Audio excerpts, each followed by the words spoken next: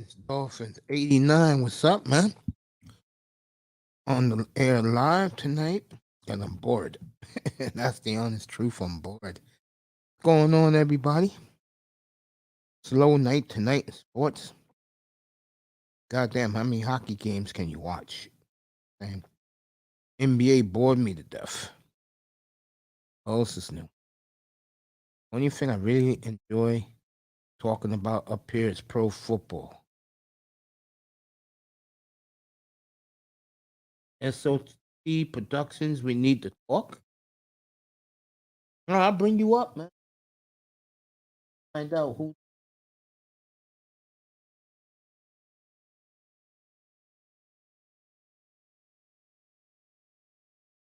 I don't know what this is about.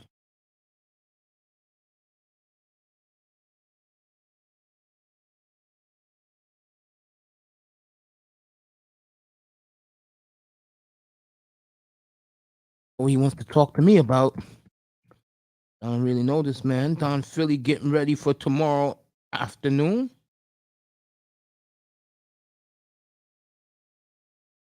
Letting you in on my show. Hey, we're gonna talk about it in a minute, man. Let me say hello to my family who dropped by and say what's up to me. Don Philly, want to come up and talk about your game tomorrow? You can. That's no problem with me. SOT. I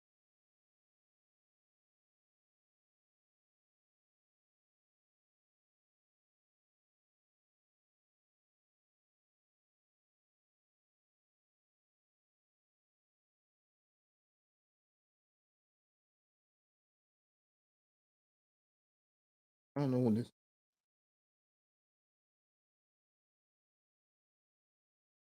Me, so Philly in the building.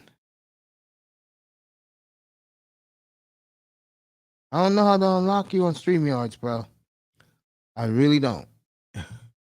That's something I have to learn. I don't even know I blocked you. I don't even know you. Don't know anyone. Get in trouble. You know how these guys are.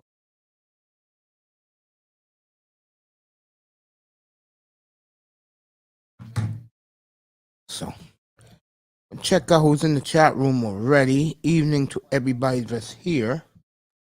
Jake Money's in the building. SOT Productions is in the building. I don't know who you are. SOT Productions. I never had you up here before. I don't know who you are, bro. Okay. Before I let everybody up here, let me find out one thing. Very important. I have to do it. Or if why I do this for recreation and for seriousness too. That is, I give today's scores. You want to know how much of a boring life I live? You know what I was doing all day? When I play MLB The Show, and my nephew and my mom together, I found out, chipped in for Christmas and my birthday, bought me a PS5. So I play MLB The Show on that show. And the great Raven Knight recommended some games for me to play. And all day today, I've been looking at who I'm going to pick, who I'm going to draft, and MLB The Show when I play the season. All right, let's do this. The finals today. Philly beat Denver, and Embiid had a monster game against Jokic. Brooklyn beat the Knicks. Brooklyn's hanging in there. The scores right now, Houston's leading Detroit 80-78. Chicago's leading Orlando 95-81. Clippers winning in Atlanta 63-60. Minnesota holding themselves accountable against Sacramento. Sacramento's a real good team, folks. Up by 10. Pelicans and Wizards. The Pelicans are not going to be the same until the man comes back, okay? Hopefully he lose some damn weight. Phoenix up by 10 against San Antonio. We all know what San Antonio is doing. And the Lakers up early on the Celtics 12-9. Mavericks and Jazz will tip in 10 minutes. Raptors and the Trailblazers late tonight out in Portland. I just want to see Embiid's line so we talk about it real quick, and then we're getting right to the bringing people up here. All right, Embiid today. One game. I don't care. Here we go. Game I care about. I don't care about. All right. Stat line. Embiid had 47. Jokic had 24. Yeah, complete domination by Embiid. 18 rebounds. Harden had 13 assists. Jokic had 9 assists. Total domination by Embiid, proving, letting people know that he's still in the MVP race. Bad loss for the Nuggets. All right, let's get to it. Iman Perry's in the building. Miami's here. I guess he was in Third Ward's building. Shake Money's here. And of course, Kane's Dolphins 89 is here. So my boredom said, you know what? Hey, even Brownie's here. What's up, baby girl? My girl, Brownie Ellie's in the building. Look at that. Yeah. Let's get up here, fellas. Let's go. I'm gonna say hello to Brownie in the chat. I already said hello to Don Philly. His big game tomorrow. Philadelphia wins tomorrow, folks. They're 2 weeks away to win their second Super Bowl in 5 years. So that's what's at stake tomorrow. Let's go, everybody. Talk about whatever you want. Miami's in the building. Good to see him. He was, I guess, him and Ellie was in Third Ward's room with Topaz and Brandon L. Kenny Conjo and that good group of people. Shout out to their platform. Ellie was supposed to be on tonight. I was looking forward to that a little bit. She would have been on tonight. I'm not putting it all on her. I would probably be still watching her right now. I'm serious. I was looking forward to that tonight. Because I can talk about obesity. Trust me. There's one guy, one human being who could talk about being obese is me, Brownie. Trust me on that. Beautiful Brownie Ellie's in the building. Let's go, everybody. Time to get up here. Talk some sports and chill. Say hello to Brownie Ellie. Love this beautiful young lady. Trust me. I do. Shame, guys. Admiring beauty.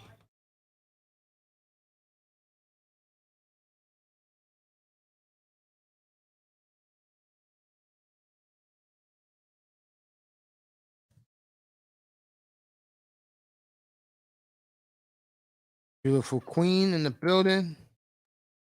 Saying hello to her.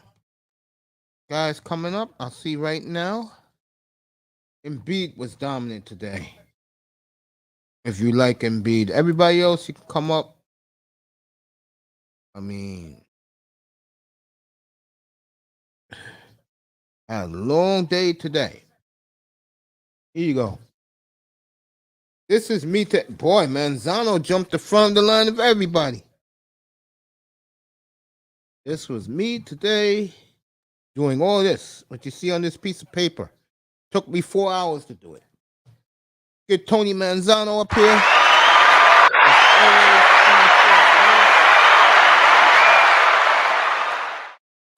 We'll get Tony back up here in a second. He dropped off for a second. Get Tony back in here. Good to have Tony in here. Good to have all you guys in here. So, and go subscribe to Brownie Ellie. I think Sexy Red's playing Halo tonight because she was advertising that tonight that she was going to be playing video games. In a couple of weeks, I'll start doing it live, probably on a Saturday night, unless we're going to do boxing or MMA. We'll do WrestleMania up here in 6 weeks. I know Mr. Miami's going to love that.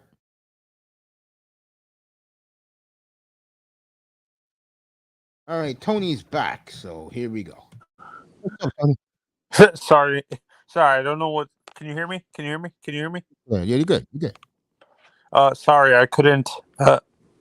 I couldn't. There was something wrong earlier. I tried to jump on and it wasn't. You weren't loading for some reason.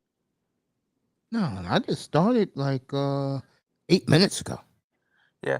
So I was bored, so I said I might as well come up here and do this for a while, since I won't be back up here till tomorrow afternoon at 2:30. So I said, let me kill a couple of hours. Yeah. I don't know what it is. I feel like can you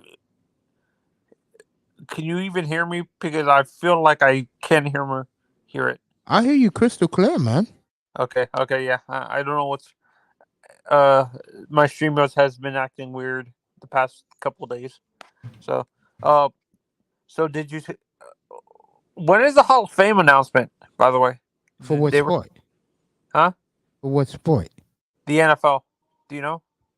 NFL does this in 2 weeks. 2 weeks from tonight, matter of fact. They do it on a Saturday night. Are they? Am I? Am I thinking of the wrong sport? It is hockey in the middle of like in June, Hockey's in September. or am I thinking of basketball that does that in June? Basketball's in September. Also, those two are at the beginning of the season for base. Like, Hockey and basketball, yeah. yeah. So did you see any uh did who do you have winning these games, Mace? Oh, tomorrow? Yeah. I got the Bengals and I got the Niners tomorrow, but anybody can win these games. Mahomes looks so much better. I'm happy to see that. Honestly, I have for me, Mhm. uh I have both games going into overtime, but I I can have see the that. 49ers and Chiefs. Okay. Can you see that happening, Mace? The Yeah, game's going yeah. into over. I could see the Andy Reid Bowl, Philly and Kansas City. I could see Kansas City against the Niners, a rematch from 3 years ago. I can see Cincinnati for the third time and a third generation of Bengals and Niner fans. Round three, can the Bengals finally win their first one over the team that's beaten them twice in the Super Bowl? And I could see Burrow versus the Eagle defense. Oh no, what I'm asking, can you see both conference championships going to overtime? I don't know about that. What's How up, about Shake? hey Shake, what up? What's good? Can you hear me? Yeah, we hear you Yeah, crystal clear, man. All right, that's what's up. yeah. Can you see both games, like I said, going into overtime tomorrow? Talking to Shake. you, Shake. Can you see over? Anything's a possibility, especially in the playoffs. Yeah. I don't know what it is. The only game I can remember in the Super Bowl that went to overtime was that was 3 years ago or something, Mace. I That can't was remember. 6 years ago, man. That was Bengals, Patriots and Falcons. Oh yeah, because the Falcons blew that lead, right? Yep, 28-3 lead midway through the third. I feel bad for I feel kind of feel bad for Matt Ryan, kind of, that he's gonna be labeled as a loser and stuff like that, when it wasn't his fault that the defense blew that lead. hmm It wasn't his fault too that his offense was calling passing plays instead of running plays to try to milk the clock. Oh yeah, Shanahan. Yeah. And this is where I'm worried about with McDaniel. He has that same attitude. Like, hmm he wants to be the smartest guy in the room, and he doesn't want to listen to anybody. Is there any updates yet on the whole Fangio situation, or are we waiting till after the Super Bowl? I haven't heard anything. No, the only thing the latest I heard was that the Panthers are trying to make him the highest paid. Coordinator? Defense hmm defensive coordinator. Yeah, which I researched that yesterday, and I saw that Todd Bowles at the time was the highest paid defensive coordinator at $3 million a year. So they don't make that much money, man. Yeah, coordinators in college make more than pro coaches for some reason. I don't know why that is. Like, you would think pro coaches, being that there's would be paid more.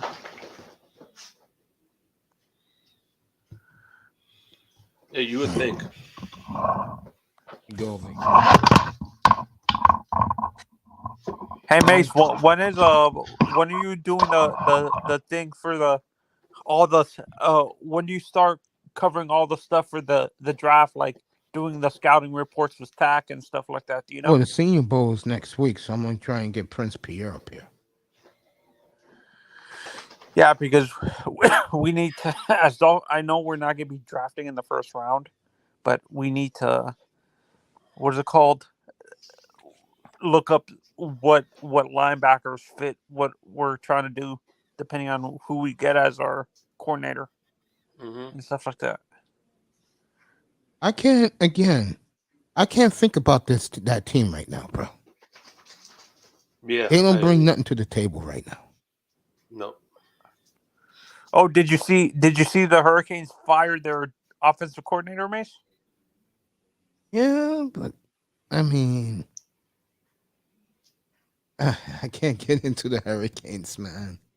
You're disappointed, or did you expect them to have a losing season this year with a first-year head coach?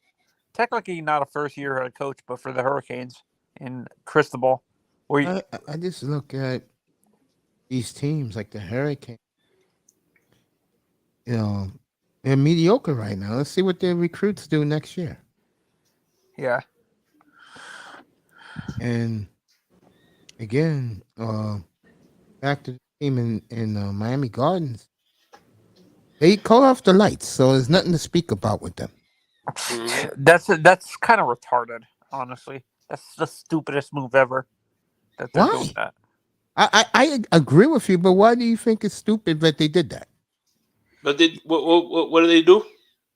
Catering to a portion of the dumb. What did the Dolphins do? They shut everything down, bro. And the main reason why they did that is because of all the criticism they took when Tua got the concussions.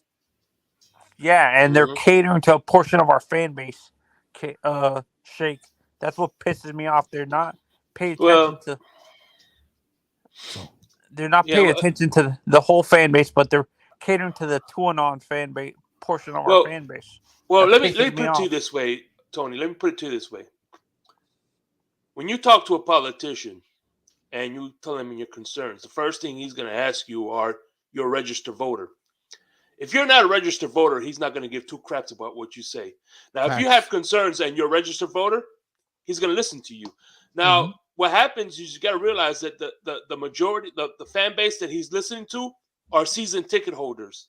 That's who he cares about, not us, because we don't own season tickets. Now, if you have season tickets, he's more likely to listen to what you have to say than not. You know what I'm saying? And they let him know what they feel. And as long as number one will be ready September the 10th, they're happy and they're gone. Well, yeah, I understand what you guys are saying, but that's kind of stupid. That's business, though. Yeah. What's up, Canes? Hey, What's going on, Canes? What's up, fellas? Yeah, man. It's stupid because basically the Dolphins gave the inquiring minds and the media and the fans you guys speak a little louder, family. That's you, Canes? Huh? Okay, you good. Canes good. Everybody's good. Basically, this link is trash, bro. Which league is trash? Royal Rumble? It's trash. Oh, I'm not watching that, man. That's Mr. Miami. No wonder I he's am. not up here. I wonder why Raven's not in the room tonight. But Royal Rumble tonight? I'm usually. I thought pay-per-views were Saturday Sundays. and Sunday.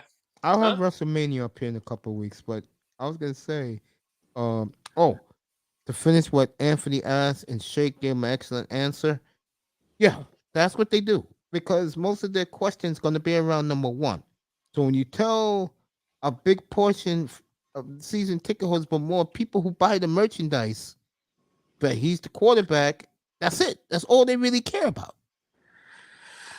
Yeah, this is what honestly, and they this is why I don't trust that front office anymore. They're That's kind of like if that this kid gets injured, like his parents said he's still in concussion protocol and stuff like that, and then they say he's perfectly healthy. Who's lying? The mother, the parents, or the front office? The parents, because they want that big contract. They're letting you know that They off lied. the bat. They want that to get that. bag. Yeah, they want to get that $300 million deal because that's like 20 people in that family, and they're all rich for life. But if he doesn't get it, and teams are gonna start signing him when he leaves Miami, teams gonna start signing him for what he makes now. That's gonna make it an easy household for the Tungaloovers, bro. No, so you think they're lying that he's in concussion protocol? No, he's in concussion protocol. That's real. For Okay. a month. He's been a month already. Yeah, that's real, Tony.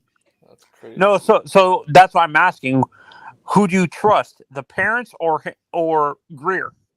Greer, because I just said it to you. I just saw it a minute ago. The parent says he's not retiring. What did that tell you in English? They care more about the money than their kids. Exactly. They want that big Joe Burrow contract. What He's Joe not going to Burrow's get about that. to get. They don't know that though. Mm-hmm. Let's be honest. What competent GM is going to give him that money? Nobody except probably Chris Greer if he plays all the games this year. That dumbass will do it. Yeah, I don't think, honestly, I don't think Tua plays more than like 8 or 10 games this season. Me and Shake said this last week. All I know is they better get a damn good backup, and we're not talking about some piece of shit like Colt McCoy. They better go get a good one. Or like that guy with the long neck. This is what I'm saying. Get Gardner Minshew. They better go get a good backup. Or But like I said, or Carson Wentz maybe. If it's Skyler, give him all the first team boy. snaps. Yeah, exactly. Give him all the first team snaps. And people don't realize there's two types of fifth-year options. You have the fifth-year option where you just give them the fifth year, and then there's fifth-year option where you add 5 years or 4 years to the end of the fifth-year option. So I like think an they're going to give him the first year. They're going to give him the fifth-year option, but no extension. Like Joe Burrow, he's going to get the fifth-year option, but he's going to get a 4-year extension to go with that fifth-year option. I get the feeling so him and Herbert are going to get the fifth-year option with a 4-year extension on top of it. Yeah, correct. I get the feeling the Dolphins are not going to give Tua the extension. What's up, Canes? Go ahead, bro. They won't give him extension, but I think they're going to. I say anything. No, you want to say something about this? What's going on? You're up here. About what? We're talking about Tua, and Zano asked the question: who's lying? His parents or the organization? I say his parents because they want that big payday. I don't trust either one of them. Okay. All I would say with this: last 2 years, Chris Greer has done a great job. You cannot deny that. Yeah. There's a couple of picks that I can say he made a mistake on, Austin Jackson and Igmanogany. But that was 3 years ago, Manzano. I said from the day he got three ones from the Niners for the third pick, he's turned those 3 ones into who's 17? A Waddle, a Tyreek Hill, and Chubb. That's a great job. Yeah. Can I say something more? Yeah, go ahead. The reason why I don't trust either one of them, yes, is because it's not up to them if he plays or not. It's up to the Dolphins. And because to me, it seems like they're gonna. It seems to me they're doing like the Heat did with Chris Bosh to make sure he doesn't die on the field. All right, let me ask you a question, Kane. Yeah. May 15th. Does Tua get?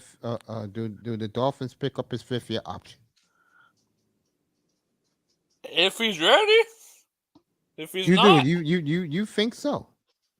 I said, if he's ready. If. Oh, he'll be ready. He'll be ready September the 10th. What about you, Shake? You see them picking up his 5th-year option or no? I see them picking up the 5th year, but I don't think they're going to give him an extension. I think it's just going to be the 5th-year option. I What don't about you, see either. Tony? I don't see either. To be honest, I agree with Tony. I don't see it. I think the Dolphins will just play it by ear, and if he plays well, they'll let him go, and Well, they don't have to have that burden no more. They got till March. March 10th is the deadline, so they have until then to figure that out. but this is No, where I say May I don't 15th. trust the franchise. They're gonna do something May 15th. stupid. They're gonna do something stupid and pick up that option, even though this kid is injury prone. And I think they don't because, the main reason I think they don't because there's a more of a chance he's gonna get pushed, hit, and hit his head on the turf, and it's gonna happen again.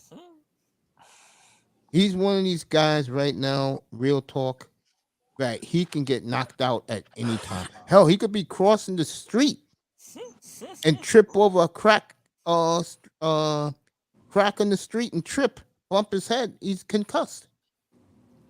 Yeah, this is what I don't get is like, a guy like that should know eventually that he needs to. I can't remember who said this. It was a former player. He said he should know by now when he should retire from football because you don't know. This kid needs to protect himself. Well, Tony, he's gonna have 8 months. He's gonna have 7 months to walk around like a normal human being before he gets hit. He better. Wait, who's a player that retired recently that you said made a smart decision, Mace, because he was protecting his health? There was a football player that What's you up, said Nicer? made, huh? I said, "What's up to Nicer?" What's up, Nicer? What football player?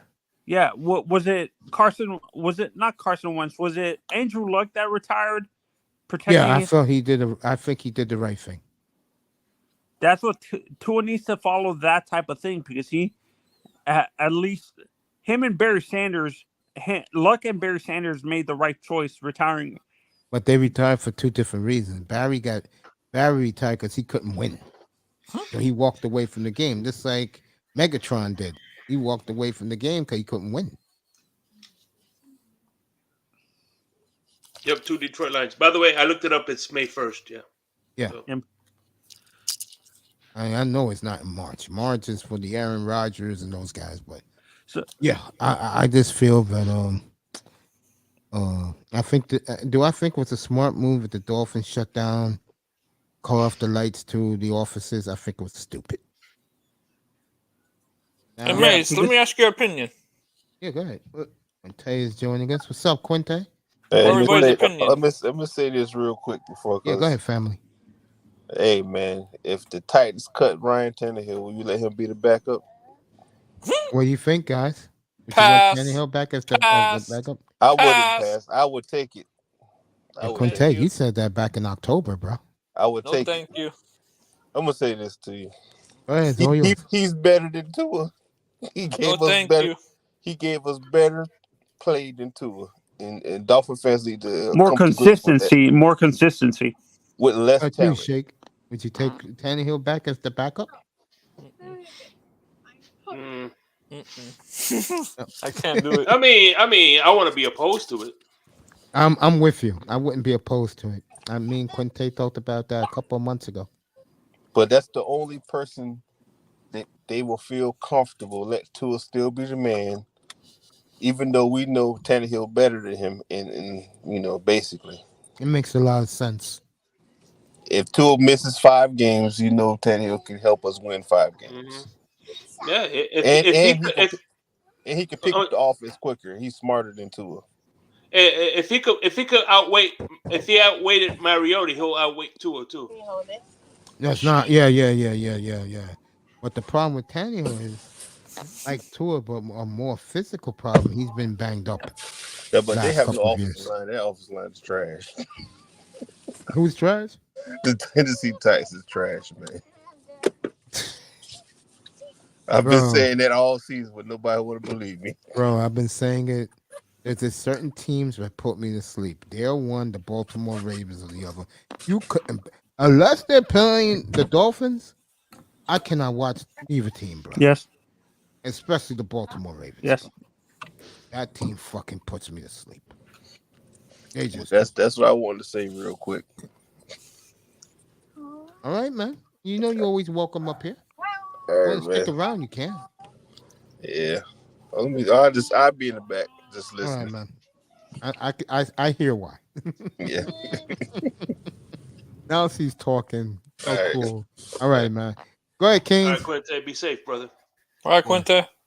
Guys, What daughter happened? with him. I said, go ahead, talk, man. The floor is yours. My question is, Yes, sir. for all of you guys, do you Shake, think? nice background, by the way. Yeah, Go Shake, ahead, man. nice background. Oh, thanks. Yeah, man, looks cool. Do you think go the ahead. Dolphins will give him a physical before they sign him to that 5th year? No, all right. I'm gonna let Shake answer because Shake thinks they'll give him the 5th year. I'm gonna let Shake answer it. Then I'm gonna say something. Go ahead, Shake. He wants to know Yeah, like I what the said, Dolphins give him. I think they're gonna give him the 5th year, but without the extension because I'm saying with a physical. I'm saying he has to pass it. You mean in the neurological test for the head? That's Yeah. what I'm asking. Big. Yeah. I mean, don't think. obviously a physical is goes without saying. You know what I mean? Yeah. Oh, with this organization, you can't put that, bro. That's true. But no, I think, like I said, I think they're gonna give him the 5th year option. Like I said, but again, it's like, for instance, like I said before, Joe Burrow, they're gonna give him a 5th year option, but they're also gonna give him an extension as well. Just like what they with Patrick Mahomes, they gave Patrick Mahomes a 5th year option, but a 10-year extension, a 9-year extension. It was a 10-year contract because of the 5th year was in there. Oh, so the 5th year was the 10th year technically. Yes. For Mahomes. Mm-hmm. Okay, but it was actually a 9-year extension. Yeah.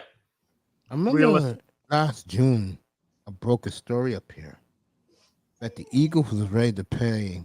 And Zano was up here when I broke this. When I told everybody the Eagles was willing to pay Jalen Hurts $200 million, and it caused an uproar. Damn. And come on up, Dan. And I don't think. And now, he is going to.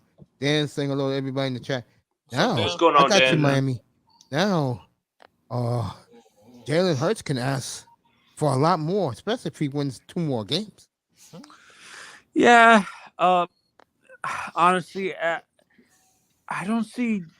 I don't think Jalen Mr. Miami is a $200,000 quarterback though. $200 million. $200 million quarterback. What's up, Listen, everybody? How man. y'all doing? We're good, man. We're At good. the max, maybe $150 million, but $200 million. That's Mahomes and Rodgers money. I don't think Jalen Hurts. No, that's not Mahomes and Rodgers. Mahomes is $500 million, bro. Real talk. Yo, No. Dan, get up here. Let's go Buffalo. Let's go, Dan. Get up here. Link is in the chat.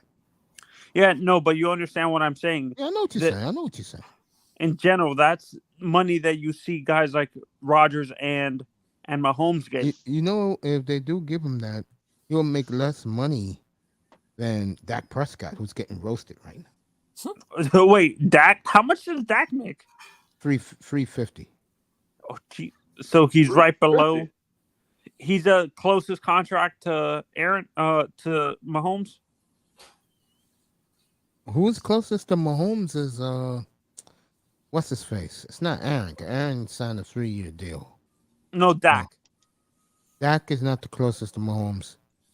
I forgot who's the closest to Mahomes. Well, I'll tell you right now, Burrow will be there. Oh, Josh Allen? Josh is up there, yeah. He's up there.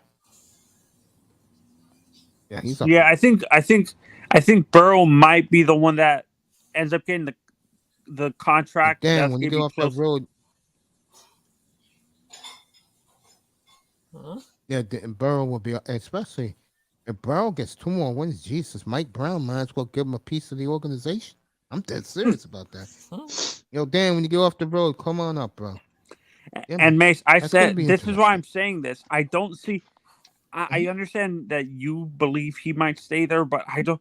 Knowing the idiotic, this is why I'm saying I don't. He might want to win, and I don't think he's gonna win with the Chargers. That's why I'm saying a guy like Herbert leaves the Chargers because he feels he might not win with them. Yeah, I know about that, Dan. Dan said that um this is what Josh Allen makes. $258. I think it's a 6-year, 7-year deal. Yeah, I know that he makes 43 a year. I think. Yeah, Josh Allen's overrated. Hey, well, everybody, he's been getting tattooed, man, My since opinion. Thursday. It's cool. He's been getting tattooed since Thursday, bro. No, because the last 5 years, man. 3 years. 3 years. He gets into the playoffs. Choke. I wish Dan would come up here tonight, because I don't want to diss Buffalo without him up here to defend the Bills, but this is what I've been saying last couple of days. Bills. Josh Allen's gonna be like 6 years. I knew that. Yeah, 6 years, Dan. Thank you. Yeah, I think let's Buffalo. hope Josh doesn't become a guy like a lot of people say that Joe Burrow might become, and I can't remember who said this, but this was an analyst, Mace. He said that he feels Joe might end up becoming a guy like Jim Kelly, where he makes it to a Super Bowl, but he loses it all the time. I don't see Joe Burrow losing it this year. If they win tomorrow, they ain't losing to the NFC. Yeah, they ain't losing. Yeah. Well, Too much firepower. People need to remember that Elway was 0-3 before he won his last 2. Before Terrell Davis showed up. That was a fact. Well, let me say this about Buffalo. I think Buffalo's a team right now, guys, that is very wounded. If you heard their GM Brandon Beane is giving nothing but backhanded compliments to the Bengals the other day. Everything he said was true, but I think sometimes just take the loss and just fix your team. I mean, what he said about the Bengals. I mean, when you struggle versus 7th-round quarterback, I mean, what the hell were you expecting? I think Buffalo is in transition, bro, and that's too bad because they had it. For 3 years, they had it, and they didn't get there. Come on up, that boy. We'll talk about your Bengals. The link is in the chat. Come on up. And Buffalo still up for the Super Bowl. And I'm not gonna pile on the Bills. That boy, what's up? That boy. What's up, that boy? Money. Yeah, come on up, bro. It's your time, bro. We're celebrating the Bengals stripes. Like Minnesota, 0-4 in the Super Bowl. Now, let me say this for that boy. I don't think you heard this. Patrick Mahomes is looking better and better by the day. I saw him yesterday running around a little bit, but he looked good. He doesn't look as banged up as he did on Sunday. So, I hope he comes out there. I hope he plays valiantly. But again, to me, why I don't pick the Chiefs is that defense to me is ridiculous. Hey, by the way, how's the weather in New York now? It's gonna be beautiful here, and it's gonna be beautiful in Philly tomorrow for the 3:00 kickoff for the game. Should be like 53 in Philly. Nice day here. It's gonna be 52. So that's what's up. Yeah, it's gonna be good. The weather. I don't know what the weather is gonna be in Kansas City, because that's Middle America. But here in the Northeast, the weather will, and in the Midwest where that boy is, well, I don't know. Matter of fact, let me check it out right now. The weather in Kansas City. Find out what we're talking. But Philly, the weather is going to be beautiful football weather. The weather won't be a factor in Philadelphia. Let's go Eagles. Mr. 305, how you doing, my brother? What's up, brother? How you doing? You know. Most popular 305 is the most popular guy I've been around. Just sitting back chilling. Everybody loves Did I let him up? You got to trademark that laugh, Mr. Miami. Up that boy. What's up, that boy? What's good? What's Up good? that What's boy. going on? Chilling, my brother. I'm going gonna on have with that that boy? boy up here 2 weeks from tonight. I know he wants to watch it by himself if the Bengals win tomorrow. But this time, normally do, I'm just gonna leave that boy alone. Let him watch that because I tell you right now, if they pull it off in 2 weeks, that boy's not gonna talk to me. He's gonna say that, and he's gonna go, "Unc, we did it," and he's gonna go outside and party with everybody else in that city. No doubt. So, No doubt. doing?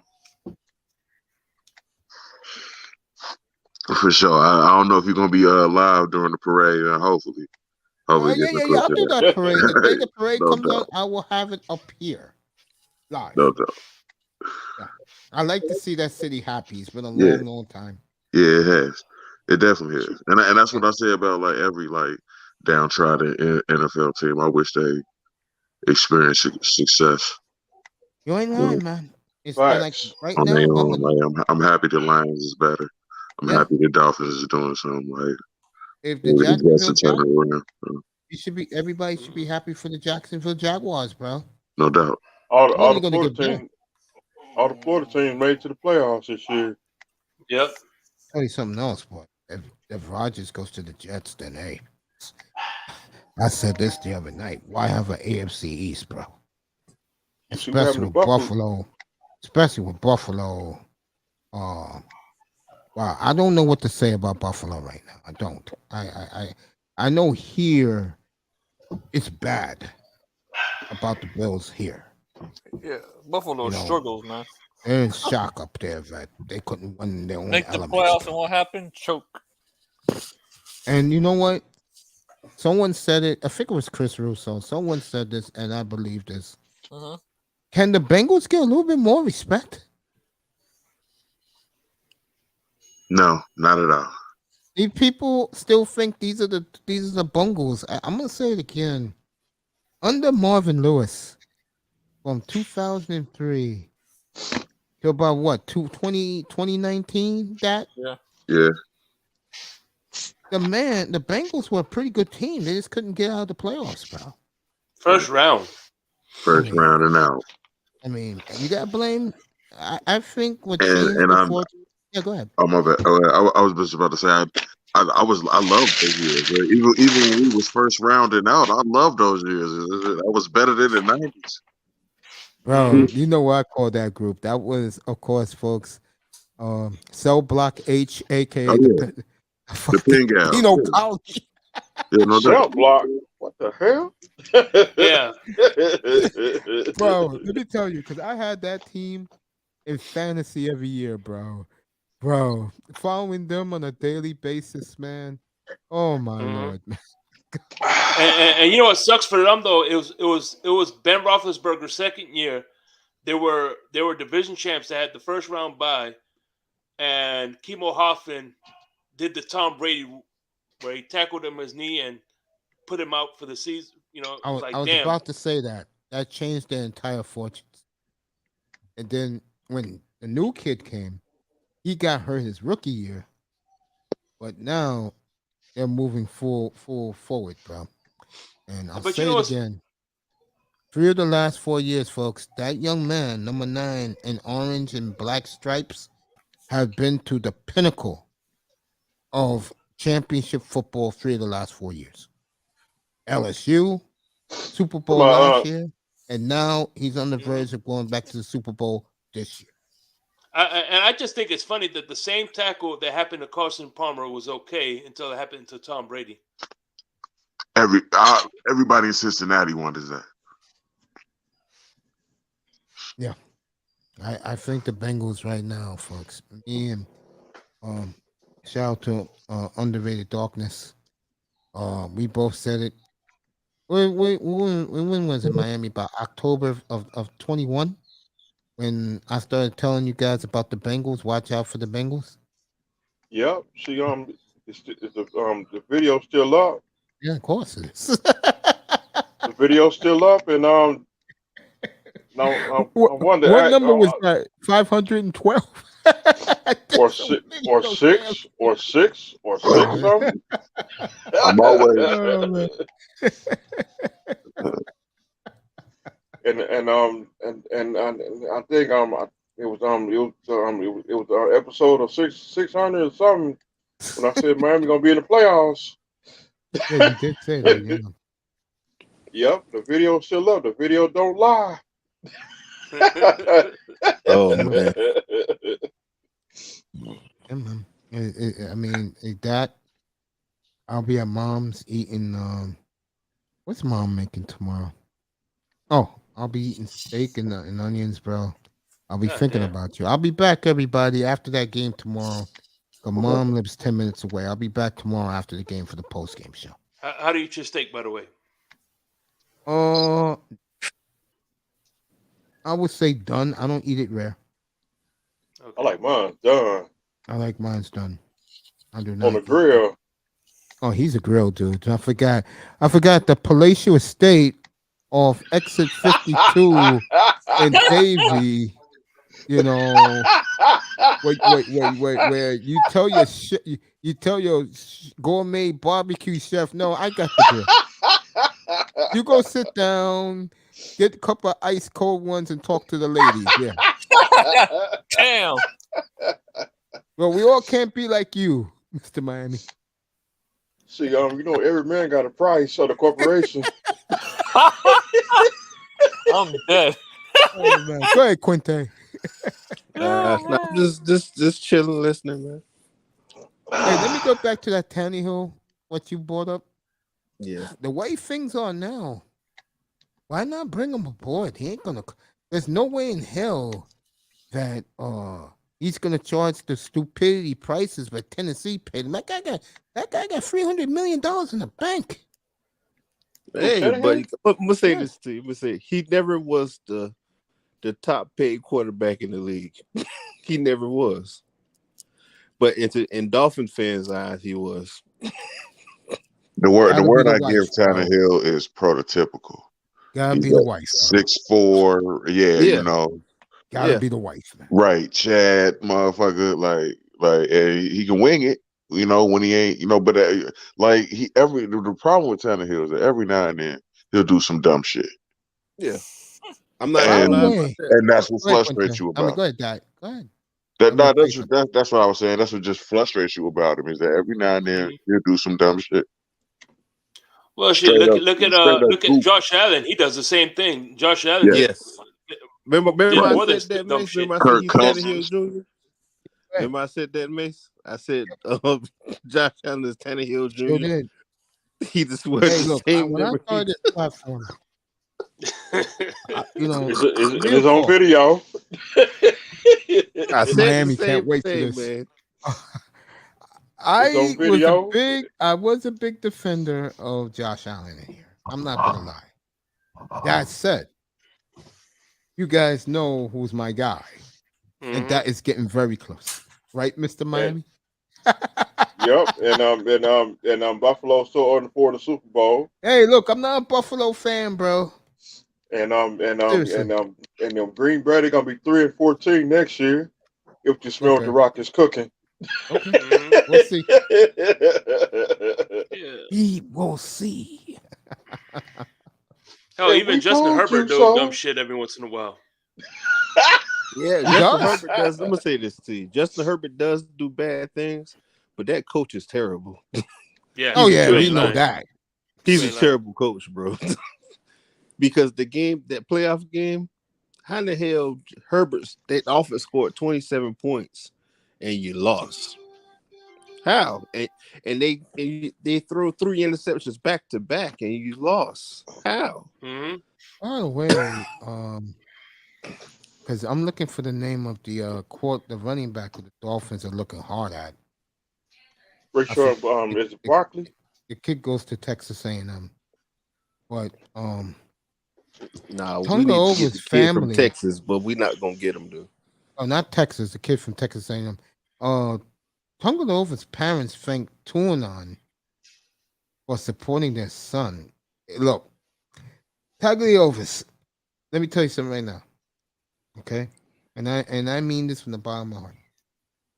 Maybe if the coaching staff would have stuck to him being a game manager, something that he does very, very well, by the way. He would never been concussed. No, I'm It's gonna say Real talk. the reason why he got concussed, Mace, is Mm-hmm. the reason why he got hurt in college. He tries to do too much sometimes, I totally Yeah. agree.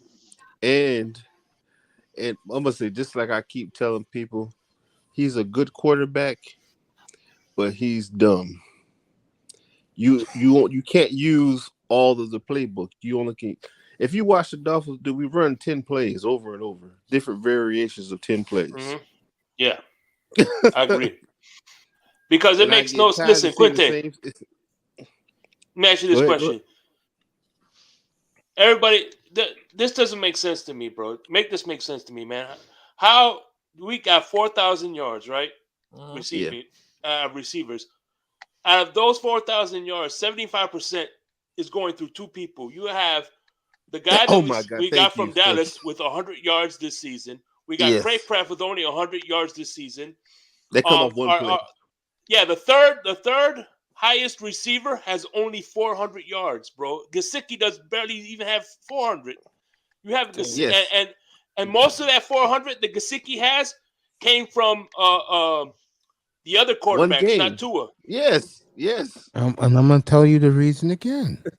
Because that organization from the top wants to prove to the world that their quarterback is better than the one that wears number 10 in San Diego. He's not. But bro, you can't tell Mr. But Ross I'm gonna and say this. Just like I told, because the guy at my job last year, Mhm. he was down on. He's an Eagles fan. He was down on Hurts. I said, man, you got nothing to worry about. Hurts gonna work his way through it. He's gonna be good next year. Watch. And I was trying to explain to him, if the Dolphins draft Hurts in that draft instead of Tua, Brian Flores will still be our coach.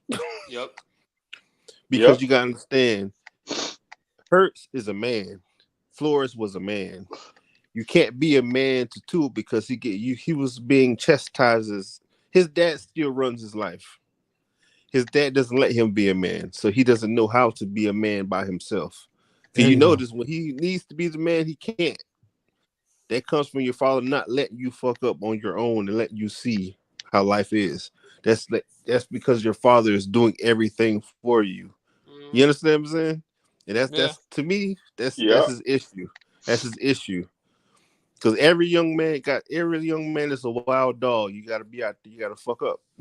And he didn't get a chance to fuck up in a sense. You understand what I'm saying? The younger brother might be better than him. But he go to Maryland. So I'm going And to Maryland. he doesn't get no hype. He don't get no hype. You know that, right? The reason why he doesn't, because he doesn't play in big games. But it doesn't matter. But his younger brother plays very well. If you watch him play, he has some games inconsistent, but he doesn't have the talent Tua had at Alabama. So you can't. It's going to be better for him, though. It's going to be better for him because he's going to be able to adapt faster. Yes, that's what I'm talking about. Draft his brother with one of your 6th rounders. Oh, now his brother going back to college. Oh, okay. Going back me personally, I would draft a kid from Florida with a 3rd round pick. Oh, AR-15. Yeah, because he's a weapon, and I think he has the talent, but he just needs to put it out there on the field. I don't think he had a good quarterback coach. Because Florida, after Chris Leak, I don't know what happened to Florida. The quarterback coaching is piss poor, man. I'm not a Florida State fan, but I respect Florida. Trust me, I'm a Gator fan, and they have good coaching. The thing about what Anthony Richardson is, he needs to put touch on the ball. That's his problem. He does that. He only got one strength, and that's hard. That's Cam Newton. That's that Cam Newton shit. Straight bullets over and over. That's what happened to Cam Newton. Remember when I said that, man? He never learned how to play the quarterback position. I've been saying it, man, about Cam Newton. 2020, instead of going to New England, he should have went to Andy Reid, swallowed his pride, learned how to play the quarterback position for a year. He'd still be playing right now. Again, He wanted to be Superman, and that's why he's doing podcasts. Remember He fell off so But quick, he, though, man. but he got, but you gotta understand. He know who's gonna be the same way. Josh Allen. I'll throw in one more. Lamar Jackson. Hey, but Quinte, I could see AR-15 being drafted to the Giants. No, Say again? he's Huh? not I going to could Giants. see him being drafted to the Giants. I could see Dayball saying, Giants, "Hey, bro. Giants about to Nah. give I'm gonna say Daniel. this to you. I'm gonna say this: the Giants should be stupid if they don't get the better version of Josh Allen resigned.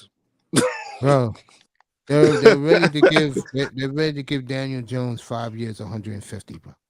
Nah. I heard Giants fans say they don't want him back. That's the Giant fans. That's not ownership. Dang. Yeah. Yo, I had to that's the argue with the fans. Giants. I said, dude, he's the reason y'all made it to the fucking playoffs. I think the Right. Giants. Honestly, I think the Giants are crazy giving him an extension like that. I think they're out of their minds, bro. But the Nah, Giants, Mace, yeah, the man is good. He has no wide receivers. they're gonna give him some this year. Giants said they're gonna spend money on receivers. Send Aaron Rodgers up there. They already said they're not trading him in the conference. It's Raiders, Tennessee, Jets. Those are the free candidates. I hope he doesn't go to Tennessee. He's gonna waste his time.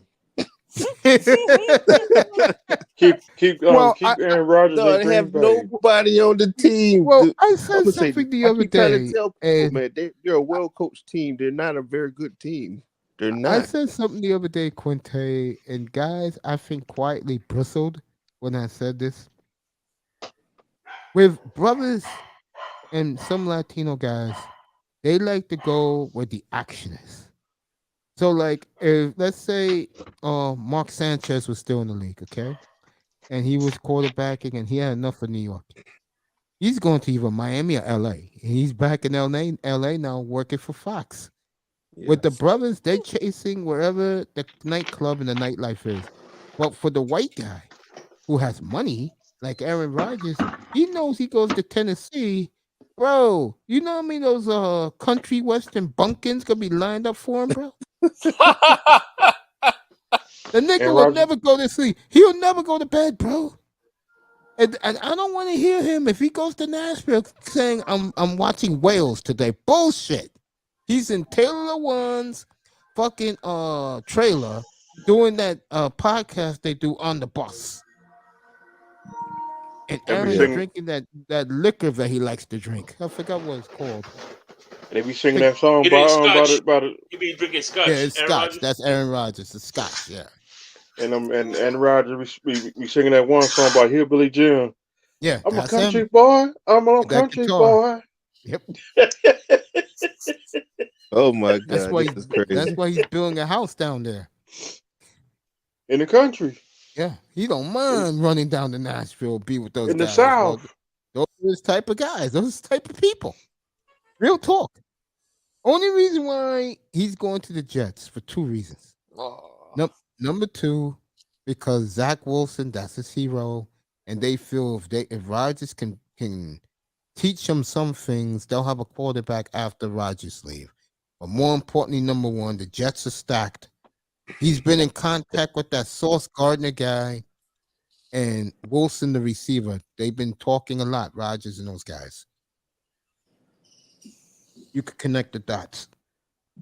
And that's why they brought in Nathaniel Hackett. That shit would be funny if Rodgers decides to stay in Green Bay and Nathaniel Hackett's a fucking lame coach, bro. Well, you must say Daniel Hackett still can help out the Zach quarterback. Wilson? Yeah. Okay. Yeah, Because Milf most Wilson, of the time right? when you draft a young when you draft a young quarterback, you want to establish offensive coordinator that can develop a quarterback somewhat. You want on your team, you want a veteran receiver somewhere. I don't care if he's a starter or a backup. You need a veteran tight end and a veteran offensive lineman on the team that can help develop the quarterback and tell him what to look for on the offense, what to look for on the defense. That's the problem with the Dolphins. That's been our problem since 1990. When we drafted what you call Webb it? and Sims, Yeah, 92, 1990. 1990. That been our Yeah. problem since 1990. We drafted one, and he was very good, but his injuries become of him. Right. All right. We paid for Brandon Howard, but he couldn't stay on the field. Now we got Brandon Howard 2.0. He only I said it, plays. bro. He's talking facts, bro. I said that We in my got Brandon rehab bet Howard this morning. 2.0, and he's this what I don't like about. I like him, but I don't like him at the same time. It's like Tua? not. I'm not gonna get on that tour shit because Yeah, I'm the same way, man. I I don't want to talk about that shit. You go ain't ahead. It's gonna all talk yours. I'll about be it. back in a minute. You guys But can keep it. take the offensive lineman. It's like when we had Brandon Albert.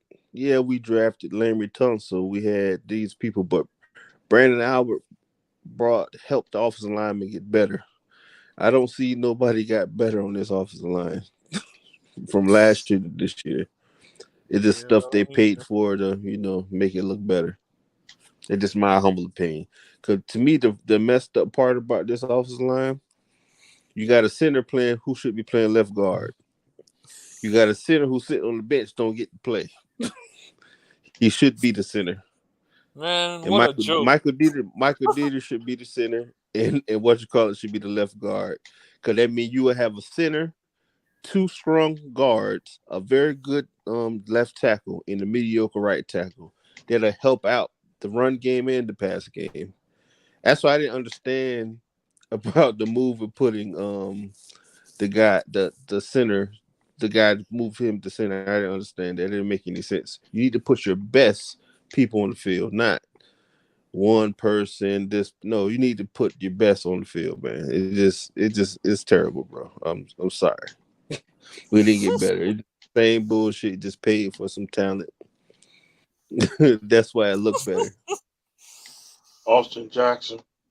I'm gonna say this to you, but our young players, like people like take Noah for example, Right. and take Cater Kohu. I said this to me a couple of days ago. Cater Kohu and Noah, they're the same fucking player. It's just that Cater gets more grist because he's an undrafted rookie free agent. Right. And don't you know that? And Cater's older than Noah. Yeah. That's And pretty Noah sad. doesn't. You know that, right? He's Yeah. older than Noah. Yeah. And Noah won a game for us. And this man don't barely gets to play. He won a game for him by himself. And he doesn't get to play. He might fuck up. This is what I noticed about this team. I don't think he just don't what's his name? The white guy who took the defensive coordinator job. I almost want to remember his damn name. Josh Boyer. Josh Josh Boyer. Boyer. I don't think he don't. I think he doesn't like Noah because when Noah makes a mistake, he takes him out the game. Katie Cole get burnt 3 or 4 times in the game. They keep his ass in the game. Nothing happens. Same thing with Xavier Howard. Yes. How you expect somebody to get better if they get? He understand if they don't get burnt a couple times. That's what happens. Because I'm gonna say, you know why Nick Needham got better? Nick Needham was getting his ass molested. He was getting That's how old. he got better. Am I right or wrong? He got molested right. his rookie year. You're right. That's I how you get remember better. who was that guy that got hurt? He was a wide receiver. This was during the Gacy era. Oh, Tony Lippett. Tony Lippett. I remember when he first came into the game, they were torching him left and right, bro. Then he got better. Then he got injured. Yep. That's what messed up his career. He was getting like 2-3 interceptions in one game. Yeah, yeah. But he played him and what X get interceptions because he played receiver. People don't remember that, but he was a receiver. Just like Noah was a receiver. Noah can catch the ball. It's just like I feel as though because he's always there. He got that Byron Jones problem. He doesn't turn for the ball. He's always in very good coverage, but he doesn't turn for the ball. But Byron Jones got the knack of putting his hand in different places to knock the pass out, and Noah doesn't have that yet. You understand how he's going to get it if he doesn't play? But Austin Jackson, that's a different story. Austin Jackson played good, well in his rookie season. Then he got hurt. This year he played a decent game. That first game he got hurt. Then he came back. He played like trash. Then he got hurt. I feel as though Austin Jackson it's a nutrition thing, and those soft tissue injuries he need to change. He need to change his diet or something like that. Because to me it don't make any sense. I'm getting tired of seeing a lot of offensive linemen. They always hurt with little nagging injuries like an ankle or some bullshit like that. Come on, tape that shit up and get back on the field. Because how you expect to get that money that what's his name got, and you not on the field? You got drafted to be this person. But also they need to stop moving his position from everywhere on the offensive line. Let him stick with one position. Let him learn and make mistakes. And that's another issue too with this team. They don't let people play at one position and learn that position and stick at that position. Because when Dieter got drafted by the Dolphins, he should have played center. That was his best position in college. Even though he could play any position on the offensive line, let him play center, let him fuck up, let him struggle, and that's how you get better. Let the man learn. Yeah, that's one of the issues. That's why we don't have camaraderie on the offensive line. Take the Cowboys. The Cowboys will struggle for a couple games because they got all the young guys out there offensive line. Next thing you know, them boys busting up 50-yard runs, and everybody forgot about them 4 or 5 games they struggled. You understand what I'm saying? Yeah, because they have camaraderie on the line. That's the issue, and plus, and I feel as though it's not the coaching is not that great on the offensive line coaching. And you know, sorry, Quincy, pissed me off, and I'm starting to agree with you because I remember there was a 5-game stretch where we only gave up 2 sacks, right? Yes. And we were having great chemistry, and all of a sudden, these motherfuckers just put in Austin Jackson, fucked up the whole thing. Yes, that's the thing. You can't mess up the chemistry because if you let me say this to you. You don't have to have 5 all-pro offensive linemen. You might need 1 or 2, and everybody else is solid, and they work together. Everything's gonna be okay.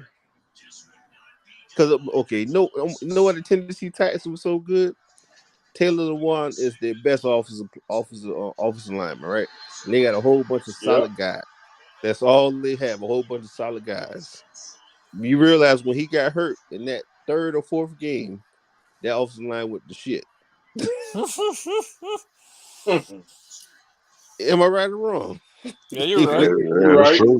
Yeah. It went to shit. So it's more because he made the offensive lineman better. I'm gonna say this to you. I remember when I was in high school. It's always football players that make you believe you could do things. You understand what I'm saying? Because when I was in high school, it was a kid named Damian Wright. Damian Wright can make you feel like you're a superstar. Because he was a very good athlete, very good. But he'll make you feel like you can do any fucking thing. I'm just being honest. Some people got it and some people don't. Yes, you know what I'm saying? So that's what I want out of a quarterback. That's what I want out of a top receiver. That's what I want out of the middle line, because the positions where you're supposed to inspire people is like middle linebacker, free safety, your best pass rusher, your best offensive lineman, your best receiver, and your quarterback. Those are the people you need to be leaders on your team. But on this team, you want Tua to be the leader. I'm sorry for you. It ain't gonna happen because Tua is the type of he's new generation. You gotta coddle them. You gotta tell them they're great all the time. Even when they lose, you need to give them a trophy. Yep. That's You not gotta baby him. Why is someone's television's on the background when we're doing a platform? So I think somebody watching wrestling. Oh, you watching? What's happening so far? Go ahead, give us a report. Oh, I don't watch wrestling. No, that's probably me. I'm watching Madden. I was playing Madden. Oh, guys, I love you guys. but it And just we need to because okay. Reason why I always bring up Tannehill on the as a Dolphin fan because we're treating because back in the day we had the same issue. You had guys who believed in Tannehill just like people believe in Tua, right? But then the people who believed in Tannehill, some of us realized the whole team sucked, but people want to blame him. But on this go around, Tua has a good team, and he ain't doing shit with it. That's facts, bro. And you know what? I know a lot of people a lot of the Dolphin fans and media tried to do the excuses when what happened in Green Bay Christmas Day, but bro, what happened 3 weeks before that? I mean, Buffalo, he Yes, played good. I give it to him for Buffalo. The yeah, Chargers had 6 defensive players out, the big guns, and in San yes, Francisco, uh, after Tua threw that bomb, the defense tightened up, and it was the Brock Purdy show, bro. yep. So there's and, no excuses for him. and you know, I find it funny when under Brian Flores last year, the only game Oh, he collapsed TD was talking was about. Tennessee. You Yep. know what I mean? I hope that boy's there because we will continue to talk about that championship game tomorrow. Because, like I said about the Dolphins, bro, when they announced 3 weeks ago that Tua was coming back in September, that was it for me. And they shut their shit down. No, I think they're lying, Mace. I'm just being 100 with you. They I don't don't want to care. hurt his. I think they don't want to hurt his little feelings. shame, I'm shame, gonna shame. say this to you. Remember when we played the Chargers, right? No, Yeah, that Sunday night game. the 49ers. That's when he started Okay. really playing really bad. It's something that came out that somebody asked Jimmy Garoppolo. Oh, I thought they were serious trading for you to go to the Dolphins. He said, yeah, they were really trying to get me to go to the Dolphins. And after that game, he played like real garbage. Yeah, His he got feelings his feelings hurt. his They feelings was want hurt. him over me. This But and then Tua got to I made understand. somebody realize. Remember when Tannehill was here and Joe Philbin was our coach, right? Yeah. Joe Philbin wanted Derek Carr, right? No, yeah, Sure did. Derek Carr. Yeah, Derek Carr. Yeah, he did. Yeah. And he said, I'm gonna Philbin, draft him. man, what a joke. And he said, I'm gonna He's draft him. He terrible. wanted to draft, and then he said he gonna bench Tannehill. And what Tannehill came out throw for 350, 3 touchdowns in that new At that game 38. with England. Yeah. I It's mean, the I know pissing he me. really got to be going like what the fuck right now because Yeah. they traded his best wide receiver to Philly, and years after he leaves Miami, they get 2 top wide receivers. That hurts. That hurts. And the only reason Miami did it was to make the quarterback they have now try to look as good and better than the guys who was picked ahead of him, which is a joke. It's not okay. This is what you base a quarterback on. Winning time. He can play like shit the whole game, but in winning time he played great. It's only once or twice this year to have played well in winning time. That's it. One or twice. The first one was that the Baltimore game, but they was playing. People don't realize both of their corners was hurt. Both of their corners had hamstring problems, like Xavier Howard. When you have a Right. hamstring problem, you can't run those quick slants, those deep routes. You get tired, you get tight. That's why they was getting open consistently in that game, right? Right. Then you go to they take the Lions game. The Lions have a whole bunch of young players. Their defense is not too great. They have some good pieces. I might add, they have some good pieces on their defense. They just need to add to it. But only reason why he had all them yards and it looked so great, but we almost lost that game. But people forget that shit. We could have lost. but we won because he played well when it. You understand? He didn't get bailed out by the defense because in the Pittsburgh game, he got bailed out by the defense. Yeah, and I just get tired of that, man. He played good in the 3 or 4 games, and people want to anoint him as the king, and I just can't because I don't see no difference how he played from last year. Only thing difference I'm saying he doing, those passes he missed last year, he's hitting them. That's about it. But when yes. But and at the same time, when the games get messy and they take away your first, because everybody knows he's a one read quarterback, first read. Because when he looks off the safety, that's what he does. That's his thing.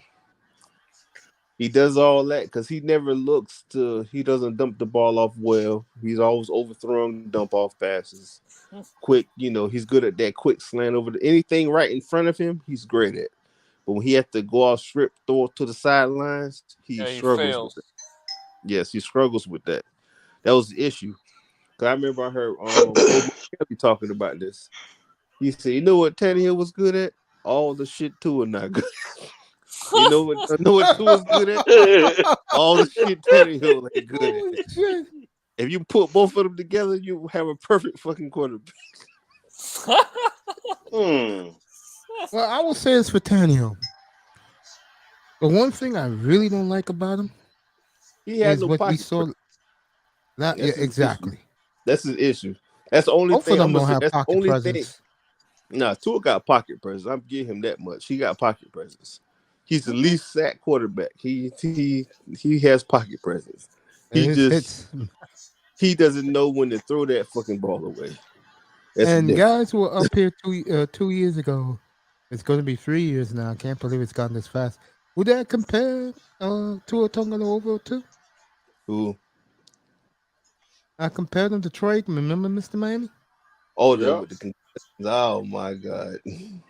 I didn't know he was going to get the concussions before the numbers. At least Aikman got the chips before the concussions. Damn, she getting dominated. Steve Young. Yeah, that's another good one. You're right. The Steve Young. That's the one I remember. There was a Monday night game. There was a Monday night game where Steve Young was knocked out on the field for like 3 to 5 minutes. He was out. Arizona. It was Arizona, 1999. He was sleeping. He was that was one of the craziest hits I've seen. Then his career was over after he took that hit. Yeah, that is true. There you go. 1, 2, boom. Troy Aikman was like that. Trent Green, same thing. That's what shortened his career. Trent Green got laid out about number 9. Trent Green got laid out about number 99 for the Houston Texans. Aikman's concussions didn't seem as hard as Steve Young. Steve Young took some hard ones, man. Yeah, that was different. That was different NFL, man. Yeah, it was. Trent Green got laid out by number 99 for the Houston Texans. And don't forget Rodney Harrison took him out too, and they were college teammates. And then some unknown guy stocking groceries named Kurt Warner, and the rest is history. Yeah. How in the hell are you struggling versus Alexa Bliss? What kind of shit is this? All right, how many of you guys are watching the wrestling? Me. I don't watch wrestling, man. You're struggling versus Alexa Bliss, man. You know, Raven be up here in an hour. and Cody Rhodes just won a Royal Rumble. What? It's over that quick? Yeah. Yeah. Royal Rumble over. Oh, it's a 7:00 start with Vince? Yeah. Yeah, that's right, because of the kiddies. Don't forget about the Roman Reigns match. Yeah, the kiddies. The Ravens should be up here anytime. Yeah, the kiddies. Acknowledge me. Because if you got more kids, you have more kids going to your game than your events than adults. You have to cater to the children. New England Patriots acknowledge me. See what Fuck the Patriots. My arch enemy. Fuck the Patriots. Hell yeah, fuck them Hey, niggas. let me ask you guys a question. Do Yeah. you think Mac Jones is a good quarterback? Oh. Take take And take it's take take your bias. I'm gonna save this for last. Go ahead. Take your biases out. Because me personally, yes, he is. I would take him over Tua any day. and you know it's funny, Quinte, if the people they're trying to make a case for Tua this year, the past up, and they say Mac Jones is bad, you're a hypocrite because number one, Yes, you got bad coaching, and yes, Devontae Parker is your best weapon. How yes. the hell are you supposed to succeed with that, bro? I will guarantee you that Belichick will finally swallow his damn pride Oh yeah, and, he got Bill O'Brien. and go get. Yeah, I was about to say that. That The was his man, offensive coordinator in college, and swallow his pride and get this boy a couple of receivers. Sexy in New Red, I England, believe, is playing Hot Wheels in New on England still ain't, Xbox. ain't gonna, in New England still ain't gonna do nothing. Nah, I'm gonna say this to you. I'm gonna be honest with you, Mister 305. You're wrong with that. You're wrong because you know why you're wrong. Long as that little cheat, little short bastard with a hoodie on, he still got. Damn. To be honest with you, he's a good coach. He gets the best. And he gets the of his best players. MK mind. I'm gonna shut up. He has the best mind control I ever seen. Telling the truth, bro. Because I'm gonna say this to you. You saw what Flores did with the defense, right? And Yeah, we all know we don't have the best talent if take away 2 or 3 players on our team. We don't have great talent besides 2 or 3 players, right? But he made the whole defense look very good with God damn, mediocre Sexy Red can talent. drive this car. Am I right or wrong, Mr. 305? Yeah, you you're right. telling the truth. Didn't they lead the league in scoring, defensive Yes. scoring too? With with Yeah, with mediocre players. Because I'm gonna say this: I always knew Christian Wilkins was one of our best players, but people always just said, "No, he's not. He's trash. He doesn't get all the." He's a fucking defensive tackle, man. He's not gonna get fit. He's not. Aaron Donald is an anomaly. Everybody knows that most defensive tackles don't get no fucking 20 sacks a season. Everybody knows that. But you know what's hard as hell to do as a defensive lineman, a defensive tackle? Have 102 tackles for the season. And he had that. Tell me the last time you heard a defensive tackle getting 102 tackles in the season. Don't rush up and tell me. Just wait. Mm-hmm. I can't remember.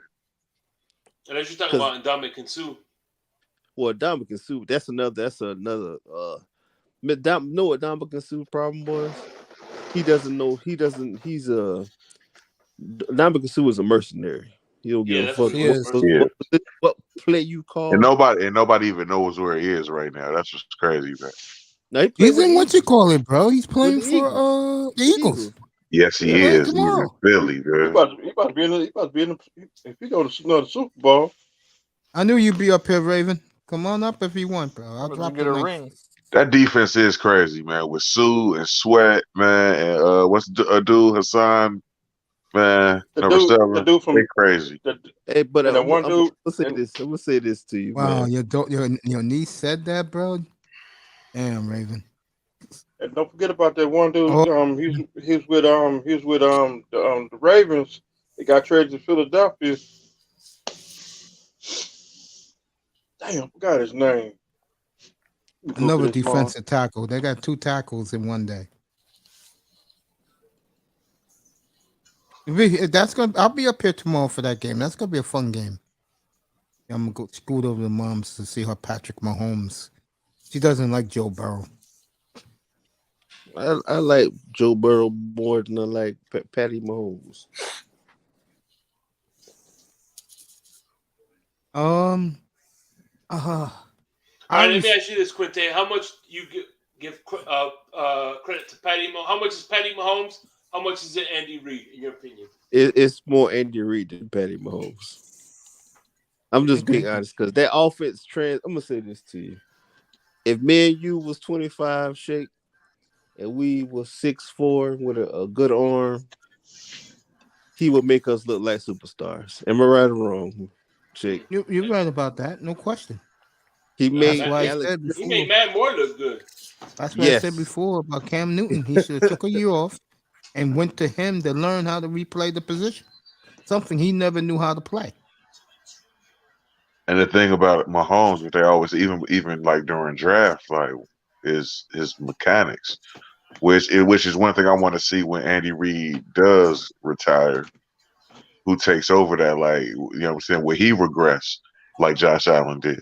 Well, let me say this about Mahomes, and I said this back at the end of 21 when Tyreek Hill left last spring to go to Miami. I remember I was talking to Mr. Miami when I came out of rehab. I was talking to Sean, and I said the one thing about Patrick Mahomes this year, you're gonna see a different Mahomes because now what Andy Reid's gonna do to him is teach him how to really play the position and not be a gunslinger anymore. Yeah. And I think he's done a phenomenal job with Patrick Mahomes, bro. He's Phenomenal trying to job. be like Donovan McNabb Yeah, as far as Burrow before goes, before he got the he's just Burrow's just the ultimate champion, bro. yeah. Don't bet against that guy, bro. Because if you want to be honest, if Joe Burrow had a solid offensive line, when they went Super Bowl, they would have won that game. You know that, right? Of course. If And he had a plus, solid, just Goodell okay. had some problems with that last year. You know that. Yeah, no doubt. That Super Bowl was great. Well, my friend, 24 hours from now, you may be back in it because the game will be over 24 hours from now. Indeed. Yeah, I'm trying to blink my eyes and the game be over. I know one thing, as they're showing pictures of the Bengals getting off the plane. That's one thing. If Kansas City loses tomorrow, I'm gonna be out my mother's house so fast, bro. I'm gonna be, Mom, I love you. I'll see you sometime next week on the Super Bowl. Right? I'll be out of my house so quick. I'll be out of my mom's house so quick. Funny. Yeah, no. No idea why little girls love doing this to guys, but hey, whatever makes her happy. Yeah, you got the niece. Me and Manzano has the nephews. Well, my nephews are grown men now, but Yeah, I got two nieces. yeah, when you have the nieces, got- I don't know how to deal with that because there's no girls in my family but one. I got nieces and nephews. It's easy, man. Trust me. It's not that hard. Just let them do what they want and have some little structure. And raise your voice every once in a while, so they won't be afraid when a man talks to them. Nephews, that wasn't a day at the beach either. I got one. I got one nephew. He just graduated from college. Oh, he's grown. He's like my nephews now. Did you pay for his education? So he paid for his own he paid for his own education to go to college. The first 2 years I had to pay for my nephew's education, bro. And he loved it. And he was getting a free ride from me. Real talk.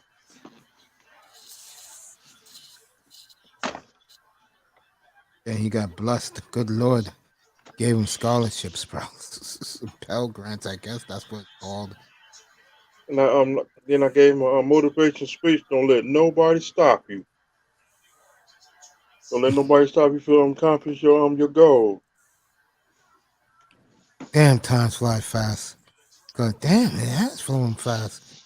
Yeah, he graduated from Full Sail in 2019. Yeah. Damn. Yeah, man. Yeah. Yeah, I know when I said that. It's a good school, man. Yeah, I was about to say, all you Florida guys say that. And Zano said it. I test, shout out to him. Hey, one thing, next time I test come up, he's got a field day with fucking Josh Allen, bro. Oh, what happened? He never liked Josh Allen. Last time he was here, That's last all. time he was here, he told his our boy Dan, the Buffalo fan up here, that Josh Allen is trash. You're gonna see it. He said to me, Miami, everybody up here. He was right. But I always told people he's Tannehill, who's not 2.0. afraid to run. That's all it is.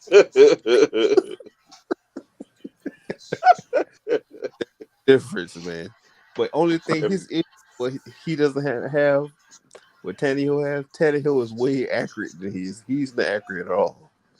I think Dorsey might get fired from the Bills. Why? It's not his fault. He was wide open receiver. He is getting the blame though. Yeah. He's getting the blame, and so is Josh Allen. Yeah, Josh Allen is Buffalo's Tua. Oh my God. Actually, And if Dorsey's going right to Miami if he leaves. All right, I want that. Bring it. Bring it. Actually, they're killing Josh Allen now. And also give us number 21 for Buffalo Bills. I don't want him. 21. No. You want Poyer? No. I'd rather keep Brandon Jones, a young player who's ascending, who's getting better every year, instead of playing an old motherfucker who don't really care. He just want the money. So every time he play old motherfucker, they just come here for the money. Yeah, I'd rather keep Eric Rowe. At least he's a better man cover. Nah, fuck Eric. Man, fuck I'll Eric. say this right now. If they sign Vic Fangio this week, but he has too many brain farts in the wrong time sometimes. If they sign Vic Fangio this week, they did their job, in my opinion, for the offseason. Yeah, I'm gonna say this to you again, Mace. We should never fire Flores. I don't give a fuck. Oh, we know that. Me and you know that. Me and you definitely agree with that. Yeah, I agree. Did I hear you say that earlier that if they would have drafted Jalen Hurts, Brian Flores would still be the coach? Is that what you said earlier? Yep. I didn't say that, but somebody said it up here. I did. Okay. I did. I definitely heard that. Because if you think about it, he's a Flores guy. And Jalen Hurts, he's a man. He was raised by a man. His dad let him be a man. You see that, right? You see the difference in the different parenting, right? You see the different parenting from Tua to Jalen Hurts. When Jalen Hurts lost his job to Tua, he didn't pout. He didn't do anything. He said, the best man got it. And guess what he did? He went to Oklahoma, almost won the Heisman, almost won the championship. That's what I can say about him is that he's outworking everybody in the league. Put on 30 pounds last off season. And I noticed that back in June. I'd say he looks like a true man now, fellas. Yeah. And take this for example. What Tua got drafted, if you hindsight 2020, he should have got drafted right there. Tua should have got drafted in the second round. I agree with that. Think about it. Miami could have taken him even when they made the trade for Green Bay to give Green Bay Jordan Love. They could have took him the last pick of the first round. We could have had Tristan Wirfs, the running back for the Colts, Jonathan Taylor, and another officer. We could have still drafted Austin Jackson. Fuck it. Yep. We still could have drafted Austin. Cesar Ruiz. Yeah, Cesar draft is a disaster. That's true. We could have had Cesar. Like I say up we here to had everybody. Our offensive line would be good. Our offensive line would be good. We have a good running back. And we still could have got Jalen Hurts in the second round. Enjoy, Raven. It's like I said before. That's why the Jets right now are around a holding pattern, because the difference between them and Miami, the Jets are in the 2020 draft, the Dolphins didn't. Yep.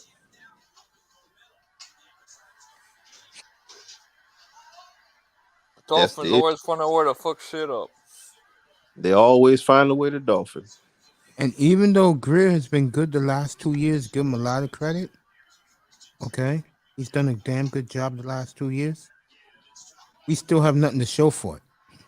And I think one of the reasons why we have nothing to show for it is something that Quinte said, and I buy it every day, all day. At least with Brian Flores, I see progress. The only shit I saw progress was the offense. So what? No, they didn't really do progress because Brian Flores scored more points than him. We know that, right? Ridiculous, bro. And it's nothing against the coach they have now. Nothing against him, but bro, I mean, He this do your job, McDaniel, and get Vic Fangio in here. He's your boy. Get him here. And we'll worry about who the hell is going to be the backup quarterback. Or as Quinte is believing, who's going to be the I new hope. quarterback. Who's gonna be I the new hope. quarterback? I hope. Because think about if you can bring Tannehill in as your Backup. second string quarterback, right? Because who else can you bring in the second? You can bring Gardner Minshew. Gardner Minshew, they're about the same age as Tua, right? He's still young Yeah. enough to have a chance to take his job. So you Yep. want somebody old enough who's not going to take his job, receiver future. He can learn something. Because think about all the stuff he's not good at. That's what the other guy's good at. I'll tell you And, something. I'm glad you said that. I'm glad you said that point. Because I can tell you right now, even though he's not polished, I could tell you something right now, something you just said. Skylar Thompson don't give a fuck about Tua, bro. yeah, yes. He's like saying, bro, this motherfucker's always getting hurt. Maybe if coach this works with me, and I know the coach likes him because he especially picked him out. Like I said, if he ends up being the backup, he gets every first team snap this summer. Yes. Every And first team snap. also you gotta look at it like this too. And anybody can understand. You see the difference with when Skylar's playing, he throws the ball to everybody. Tua's forcing the ball to two people. Make them happy. 17 and 10. Mm-hmm. Yes. And number 88 is gonna walk out of here unscathed, and someone's gonna get him as a steal in free agency. It ain't no coincidence that soon as Tua gets hurt, Skylar's in the game. Gesicki gets 2 touchdowns, and he's happy as hell. You saw that He's too, doing the Shake, gritty. right? Yep. He's happy like a mother. He's the reason why he's getting out because he knows the coach don't like him. McDaniel said it on the record, but he doesn't, do the things that the kid in San Francisco does. You see how sad that is, man. We bring in all these guys, and then go ahead. And then they say, "Oh, he doesn't fit in. He doesn't fit in." How about this? How about adjust and make him fit in? Yes. Stop getting rid of all the talent, man. Fuck. That's the tired of issue. this bullshit. Telling you right now, guys, if Fangio comes this week, you're gonna see a different Mike McDaniel next year. He's gonna pull who's our coach that this loves coaching the offense, doesn't give a damn about anything else? Oh, Adam Gase. That's gonna be Mike McDaniel. You will see. To be honest with you, man, he was giving me real bad Adam Gase vibes in that playoff game. Yeah, didn't he? He was fucking up so much. It was getting on my. It was pissing me off. Excuse my language. Sorry, man. Hey, don't let your boy hear you say Adam Gase is a good coach. Who? Bad coach. I mean, a bad coach. Oh my god. Oh, who loves Gase? I mean, TD likes Gase. DeVore loves Adam Gase. Well, what's up with my brother, man? If you see him, tell me come by. In DeVore's eyes, he looks at you going to the playoffs is a good coach. That's not true. That's not true at all. A good coach gets better every year with a trash product, and Brian Flores got better with a trash product every year. Mm-hmm. Am I right? Sure did. Yeah. Listen, Adam. This is one thing I tell people. Look, the year before Adam Gase got there, Philman got fired mid-season because he had a playoff caliber team, and they were expected to go to the playoffs that year. So they fired him, and even with Coach Campbell, they still had playoff aspirations. So at the end of the day, Gase took over a team that was playoff ready, bro. It's not like he took the team that he didn't take over the team that Brian Flores took. Thank you. I'm happy somebody said it. When you try to explain it to people, they think you speaking French or Chinese. Well, you know, you're all dealing with moronic fan base down there. No, I'm gonna say this to you. It's a lot of people. I'm telling you, bro. It's a lot of Dolphin fans. They don't care that we got better. They only care about okay. If we was the Bengals, a lot of Dolphin fans would be satisfied. Oh, hell yeah, because the quarterback is blown up. Yes. And lose every time we make it to the playoffs. They'd be satisfied with that. Yep, because the quarterback is putting up monster numbers. That's all they care about. All they care about is because the quarterback. Most of the Dolphin fans, they're not Dolphin fans. They're Alabama fans. They love Tua. That's the issue. Haynes, don't worry about it. I read what you said in the back. It's all good. All right. It's true. All they care about is their Dolphin fan been like that for years, since Marino, bro. And all they care is about the quarterback. And Big O agree with me. Now we used to be on his show every day. I said, Big O, I hate that, man. Do the Dolphins fan care? If I said this, who was the quarterback? Oh, it's Tua. I said, when Tua's rookie year, I said, Big O, if Tua threw for 37 touchdowns, 10 picks, and threw for 4,500 yards, and the Dolphins are 5-11. You know damn well the Dolphin fan and the owner is very happy. And as long as the quarterback plays good, that is the downfall of the Miami fan is right there. Yep. They only care about what the quarterback. Hell, if let's say they go out and get Garner Minshew.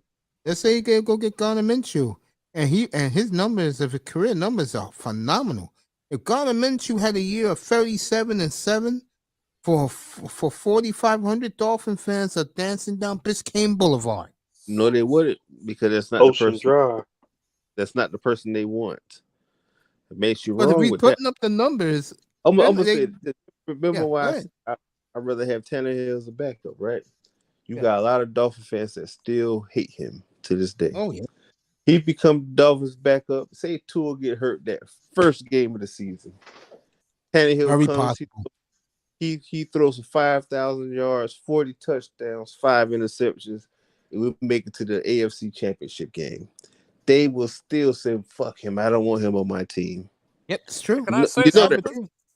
You know that, right? Yeah, it's true. Go ahead, Keynes. For that to happen, I feel like the Dolphins organization would have to swallow their pride and say, "Okay, we'll take them." No. That Dolphins, team, I'm talking about Dolphins. Yeah. If ownership, if let's say Skylar Thompson is the backup. Yes, that's another example too. And he gets all the snaps in training camp, and Tua plays. Let's say by week 5 he gets knocked out again, and then Skylar Thompson, because he worked with the first team guys, is balling. You think Stephen Ross cares? Stephen Ross gonna be so proud of that kid, and so will Chris Greer. Did you see how Chris Greer hugged them when they made the playoffs, bro? There were 2 players Chris Greer hugged. One was 94. Christian Wilkins.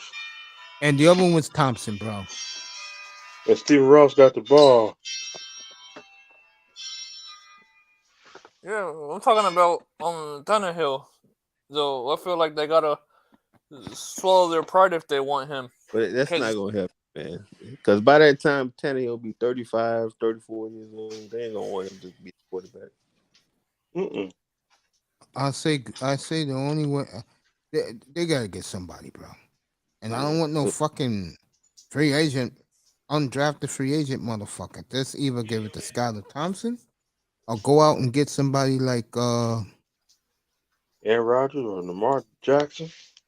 No. To me, the dark horse is Lamar Jackson. To me, in my heart, I think it's Lamar Jackson. That's the dark horse. Let me ask you this. Let me ask you this question. Would you give up the second, the 2/3, and a 1 next year for him? Hell yeah, let's do it. Yeah, I'll be right If back. you You guys can if talk you about it. I'll if be you right want to back. win the Super Bowl, Damn right, but let's do it. also, I'm gonna say this to you. Yes and no at the same time, because we don't have enough money to pay. That means we're gonna have to get rid of Christian Wilkins. We're gonna have to get rid of all our young talent on the team to get a one player and not make the rest of the team better. That's the issue. That's gonna Well, be the That's how because much that Lamar one gonna they want, can get rid of man. Byron. They might get rid of Byron Jones. Lamar gonna want big money off top. That's true. I might sell if I like Lamar, and he went to high school right down the street from me. And if he comes here and he wins the Super Bowl, man, I'm celebrating. I'm gonna be celebrating and be drunk. Yeah, Lamar man. want to get paid though. I mean, shit. I'm gonna say this to you. I'm gonna speak business. Mm-hmm. It's more so. It's not about that fake number people always see. Because okay, if you look at take Carson, what's his name? What's his Wentz. name?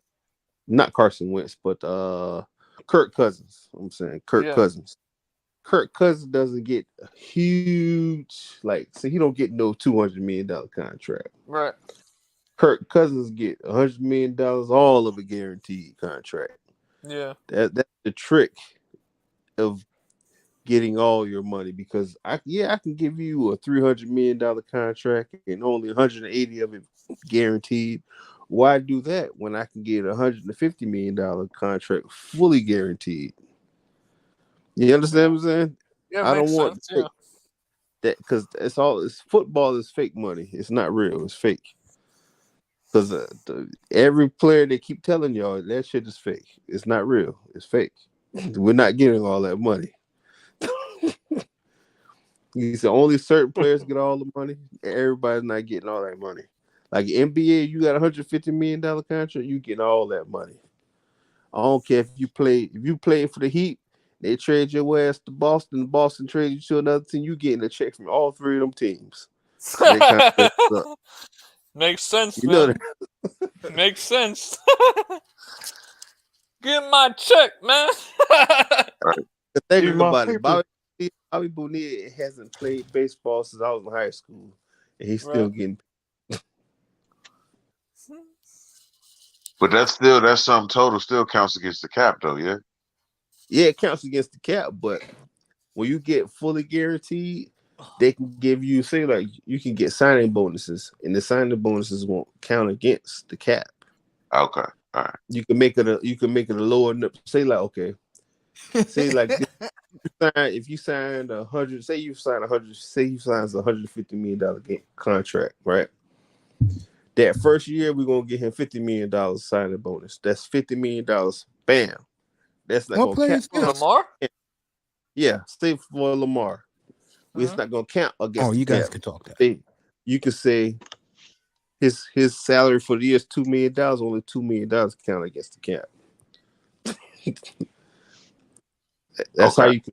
All right, And yeah. See, we just running through scenarios on. See, okay, all right, I get it now. All right, cause that that right makes there, more sense. Like, cause when you have that fake money, that's how you fuck up. You gonna be like the Saints, all right. be negative $50 million. I don't know how Green Bay doing it, man. Damn. They got riders on the books for 20, 30 mil a year. Like that's Yeah, like cause when Yeah, you I'll do, take. all you're doing is keep pushing it down, and next thing you know, you're gonna be in cap hell. I'd rather get fully guaranteed money so I know what I'm gonna get paid, not that fakeness. That fakeness is it's a trip, man. Cause it's fake money. that's It's gonna not be a real. major issue, man. In the next CBA is guaranteed contracts. Because all these players get injured, and a lot of these players are passing away, and they're still young. Who ain't really getting a footing on their career. Because for you to get a pension, you got to be in the league for 3 years. Yeah. After your third year, you guarantee your pension. So Full or partial? it's full. I believe it's full after 3 Huh. years. Full Wow. after 3. Because the average career is 1.5. Average each position has a different, because I'm gonna say this: people don't understand what sports in general. It's nothing but favoritism and politics. That's Because true. That's true, That bro. is You true. can Yeah. you can be. you can be better than some other people, but they're not gonna let you play hmm because they And want that that shit other. usually They're starts just in college. it's happening. It's happening right before our eyes. Because look at Katie, like I said before, Katie Kohu and Noah Igbenogany. They have the same, and Noah probably has better. He has better speed Mm-hmm. than Cater. Cater is slow compared to Noah. I'm not saying he's like a slow mo Joe, but he's slow compared to Noah. So you telling me Noah couldn't do the same things Cater Cole was doing if he played every game? And that's the issue. It's like it's favoritism because they like him. That's the guy they wanted to play. That's who's going to play. That's how Yeah, it works. I'll give you another one. Brandon Shaw and Austin Jackson. Yes, that's another issue. Yes, and Jones, the right guard, the left guard. They put Eichenberg back. Eichenberg. Yeah, it's nothing but favoritism, man. It's not about the person who has the best talent. It is different. Okay, it's different if you're going through training camp and you see Yeah. Austin is playing good all training camp and he Right. get hurt. Say the third or fourth game, but he played very good in those 3-4 games he played. That he got hurt. Yeah, I understand bringing him back, but if he didn't play well in those games, and somebody's playing better than him right now, he may not be better than him right now, but he's playing better than him right now. You gotta let that person play. You gotta ride it out. That's just my opinion, and that's one of the Sad but issues. true. Like That's one I'll of the issues. predict something right now. Say it again. I will say something. I will predict something right now. That kid Noah, Yeah, he will get cut the last week of exhibition. yeah, Hold on.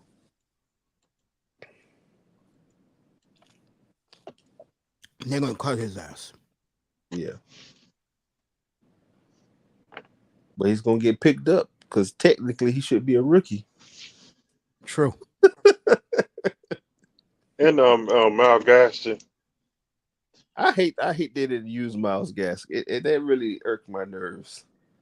It really irked my because okay, you try to use Mostert. Mostert is he can catch, but he's not a very good receiver of the football. You understand what I'm saying? He doesn't have the Yep. shake.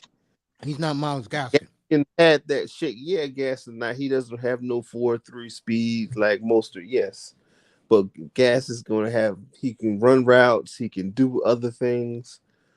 But that's another proven fact that they didn't want him to play. They just want him on the team Yep. just in case Coach don't somebody like got him.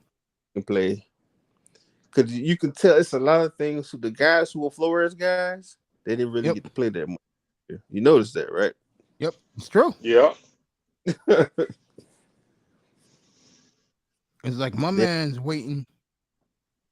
My man's waiting for him to get rid of all Flores, rest of Flores guys, and bringing in more of his 49er rejects and know what I'm saying?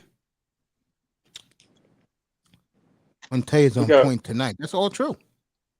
we got one more Brian Forrest on the staff. It's the linebacker coach. He'll be gone too. They be going because they're gonna okay after this year if they get Vic Fangio right Yep. they're gonna run a 4-3 right. Yep. If you want to be technical, right, Mm-hmm. Jerome Baker should be a right outside linebacker. And Mm-hmm. just being honest with you, that's his true position. Can you remember his when he was playing with Flores, no, not Flores, but what's his name? Gase, Gase. He played so well he did. in that 4-3. You understand? And plus, if we run a 4-3, that means Jalen Phillips will get more chances to pass rush consistently over and over and over and over and over. And we have enough people that play that hybrid defensive end outside linebacker position that we can rotate so many people into the game for the 4-3 to pass rush and run. You You understand what think I'm we're saying? bringing Ingram back? Huh? You think we're gonna bring Ingram back? I don't know. I don't know. He He he bring played him good. back. You could tell he wore down by the end of the year. He wore down. He was tired. You could tell because at the beginning of the season, boy, that boy was unstoppable. He He just was got clowning. he got tired. You could tell he was, that age because I think he like 33, 34 years old. So he still can play. He could be a, a package player, because that was one of the issues with the problems we had this year. Because you notice, because even TD was saying, and I was saying this at work, talking to this guy at work. Flores had packages for certain players, and he didn't really have packages. He just let people go out there because he liked them. Because it's no way in hell we were playing Buffalo. Landon Roberts should have been on the field at any point of the game. Landon Roberts should have been on the bench, warm at the bench for Baker and what's the light skinned dude with the blonde hair? Yeah, It's Van Riley. Ginkel. he Van went to Ginkel. Van huh? Ginkel, you mean? Van No, Ginkel. no, Van Ginkel, yes, but it's another dude. He played middle linebacker, but he played for LSU. All right, talking about Riley. Yeah. Riley. Riley should have been playing more. Because if you watch him, he played better than the Landon Roberts. Him and Baker played better together. Because when Baker fucks up, when the Landon Roberts in the game, because he got to look for his guy and his guy, because he knows Landon Roberts going to get beat. You understand what I'm saying? So it's like it makes the other person look bad because that person has to look out for you. And that was another issue why I didn't want to get Chubb. I wanted the linebacker to the Ravens got. Because if you had him, it would help out our defense so much better, bro. Waquan Smith, they could have had both, bro. If they would got Waquan Smith for 2 and 5, like the Ravens did, and you Yeah, got Bradley Chubb for a 1, bro, I'll be like, yo, I cannot. And you get Fonzo on it, I said, shit, yeah. bro, Thank you, bro. shit, And you all know. you had to do is you could have gave Roquan Smith a guaranteed $75 million contract. That's basically what he got. But he got a fake contract worth 100 and something million with $60 million guaranteed. And you give this guy who can't get off the line of scrimmage, who gets tired every 3 plays, and Chubb this money. I'm sorry, Mace. I that's a waste of money. Bro, you've been awesome tonight, man. I'd rather give that first round pick for that Josh Allen who played for the Jaguars Mm-hmm. because he's good and he's young, still on a rookie contract. He ain't to pay him yet. I'm just saying. Hell, I'll do you one better. We could have got Roquan Davis for cheaper. Who? Roquan. Roquan Smith. No, that's what I'm talking about. That's what I wanted. That's Yeah, what I want. and we didn't have to give up a first round for him either. But no, but Mason said we could have got both of them. Hell yeah. Because me personally, this is what I wanted. If we could have got Roquan Smith, right? If we could have got him, and I think was still on the team at the time. Robert Quinn. We could have got Robert Quinn for cheap. We could have got Robert Quinn for a fucking 7th-round pick. That would have helped us out with the pass rush for this season. Just saying. Or you could have stuck with Roquan Smith and increased Van Kegel's role. Because every time Van Geek goes on the field, he makes plays, and people need to give that man extra credit, man. Nobody, it's like nobody gives him no credit for shit. Oh, I give Van Ginkel a lot of credit, bro.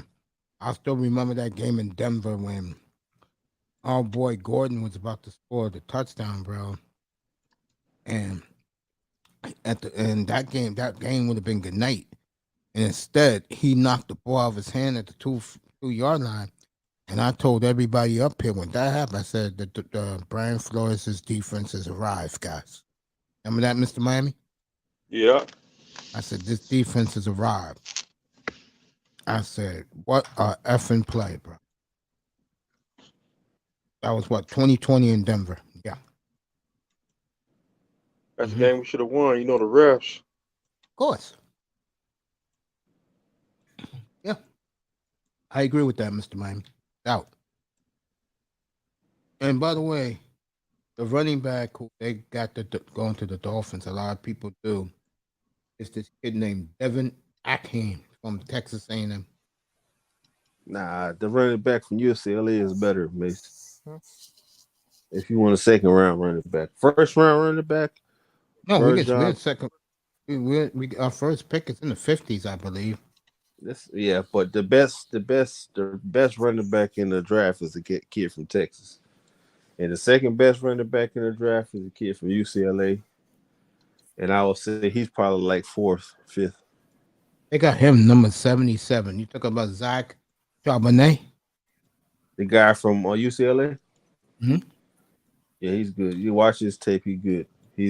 He presses the hole, he had good size, he can catch the ball, he can probably be the bell cow. Those are stuff I look for. It's not about all right, you see how Mostert runs the ball? I hate it.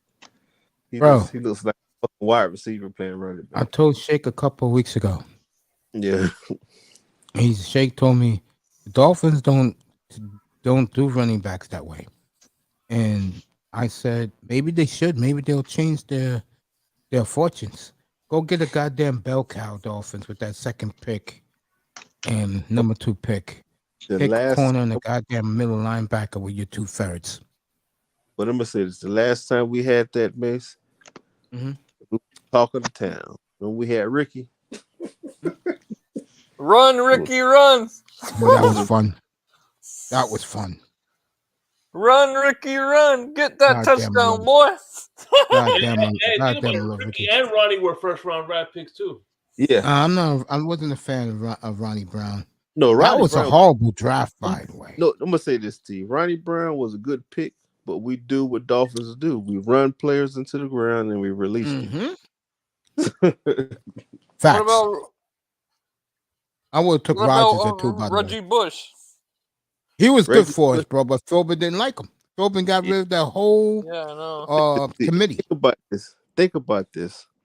When we drafted Tannehill that year after 2012, we could have had Reggie Bush, Brandon Marshall, Charles Clay, Devon Best, Brian Hartline with a rookie quarterback. And we still had what's his name? The offensive lineman slips my mind. He was our best offensive lineman in the last 20 years. We drafted. Shit.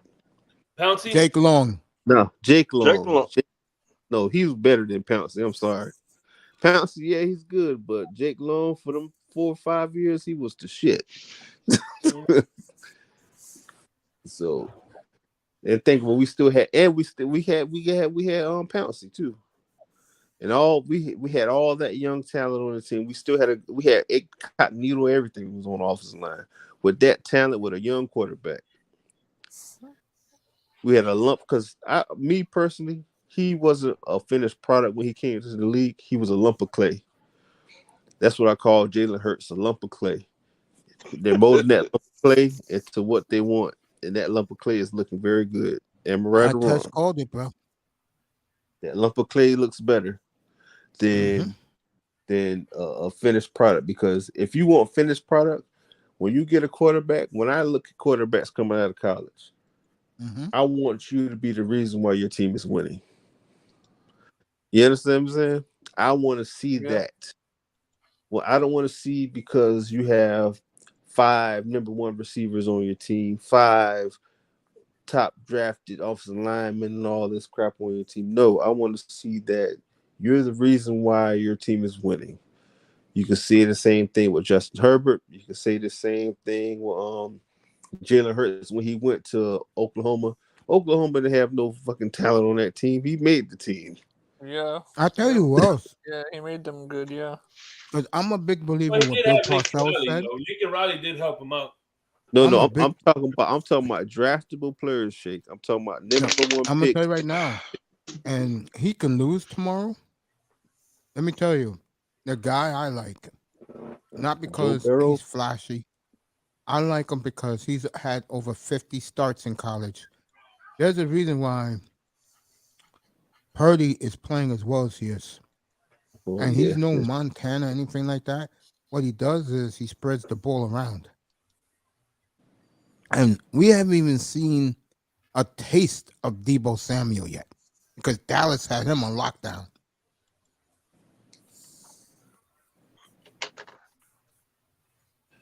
We haven't seen a taste of him yet. You know, I like quarterbacks who play a lot in college. I do agree with Bill Parcells with that philosophy. But I don't like running backs that play a lot in college. No, because they're worn out by year 3 in the Yeah. pros. Yep. That's why Tennessee did a phenomenal job with Derrick Henry, because they had DeMarco Murray ahead of him. Yeah.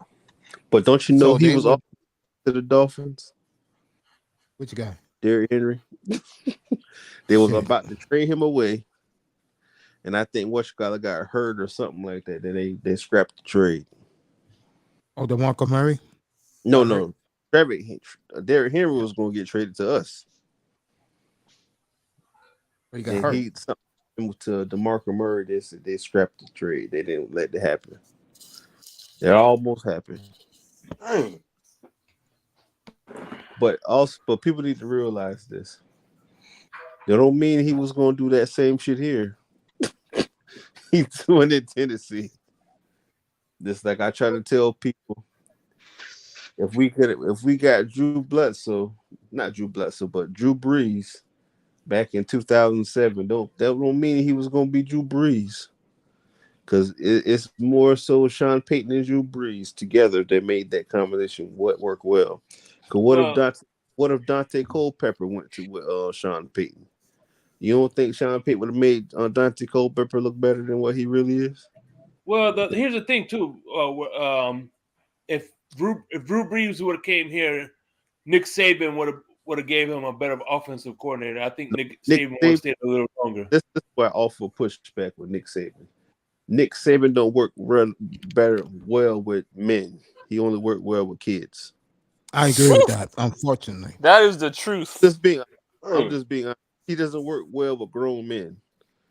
And I don't think Nick Saban, he would have fizzled out because he would have got knocked out by Zach Thomas or Jason Taylor. Because they said many times Zach Thomas was about to punch him in the shit. You don't hear Channing Crowder talk about that? Well, actually, Zach Taylor. Who's that? Jason Taylor said on numerous occasions that he loved Nick Saban. He loved Nick Saban because he made him better. He's saying that now. I'm gonna say that if one the one he hated was Bill Parcells. Well, a lot of players. He hated Dave Wannstedt. He told me that himself. To be honest with you, Bill Parcells, who messed up our organization. Wannstedt, what a joke. No, it was Bill Parcells I can't that messed stand up that guy. Who Wannstedt? Yeah, I can't stand him. That was the last time we had win the season. You know that, right? Jason Taylor can't stand. I can't stand him though, man. Hey, Quinte, he told me himself. Last time we had a winning season when Wannstedt he told me himself that he blames on Saturday Night Radio. He told me this like 6-7 years ago. He said he blames Wannstedt and Jay Fiedler why he doesn't have never got a ring. Yeah. That whole group. But could have had a ring. Could have had one. You really think they would have won with Jay Fiedler, bro? No. I'm just saying like this. If, in that time frame, say like, cause you remember this. Dan Marino had just retired. What if Dan Marino come back and play? Don't show we probably would have won 1 or 2 Super Bowls I don't know, from man. that He was on his 2000 last legs, bro. season, huh? He was on his last I leg. think he would have. I think he would have made it work. I don't care if Dan Marino throw the ball 20 times a game. He didn't really have to do much because Ricky was Ricky at that time. And I just think never about it. cared for And now think about it. Now the Dave players Wannstedt. smoke weed. Imagine if we drafted Ricky now. He can smoke his weed and play football. My God, Ricky probably get 2,000 yards every season. If Miami would have got Troy Aikman, would have been in the Super Bowl. Hell no. Nah. Troy Aikman benefit from that team around him. And you gotta remember one thing that you don't talk about. Back then, Miami's receivers were very mediocre. Yes. Hey, I didn't realize Dave Wannstedt was on the Canes for defensive coordinator. Yeah. Defensive coordinator. Everywhere Jimmy went, he went. Yeah. Well, if that's the case, then I let him slide that little bit. Little bit. No, I'm gonna say this to you. He was a good coach. He just didn't know how to. He didn't have an eye for talent like Jimmy Johnson. Jimmy Johnson has an eye for talent. He doesn't. But you gotta understand, he benefited off all the picks Jimmy picked in those years, besides a couple free agents. Right. That's what people forget.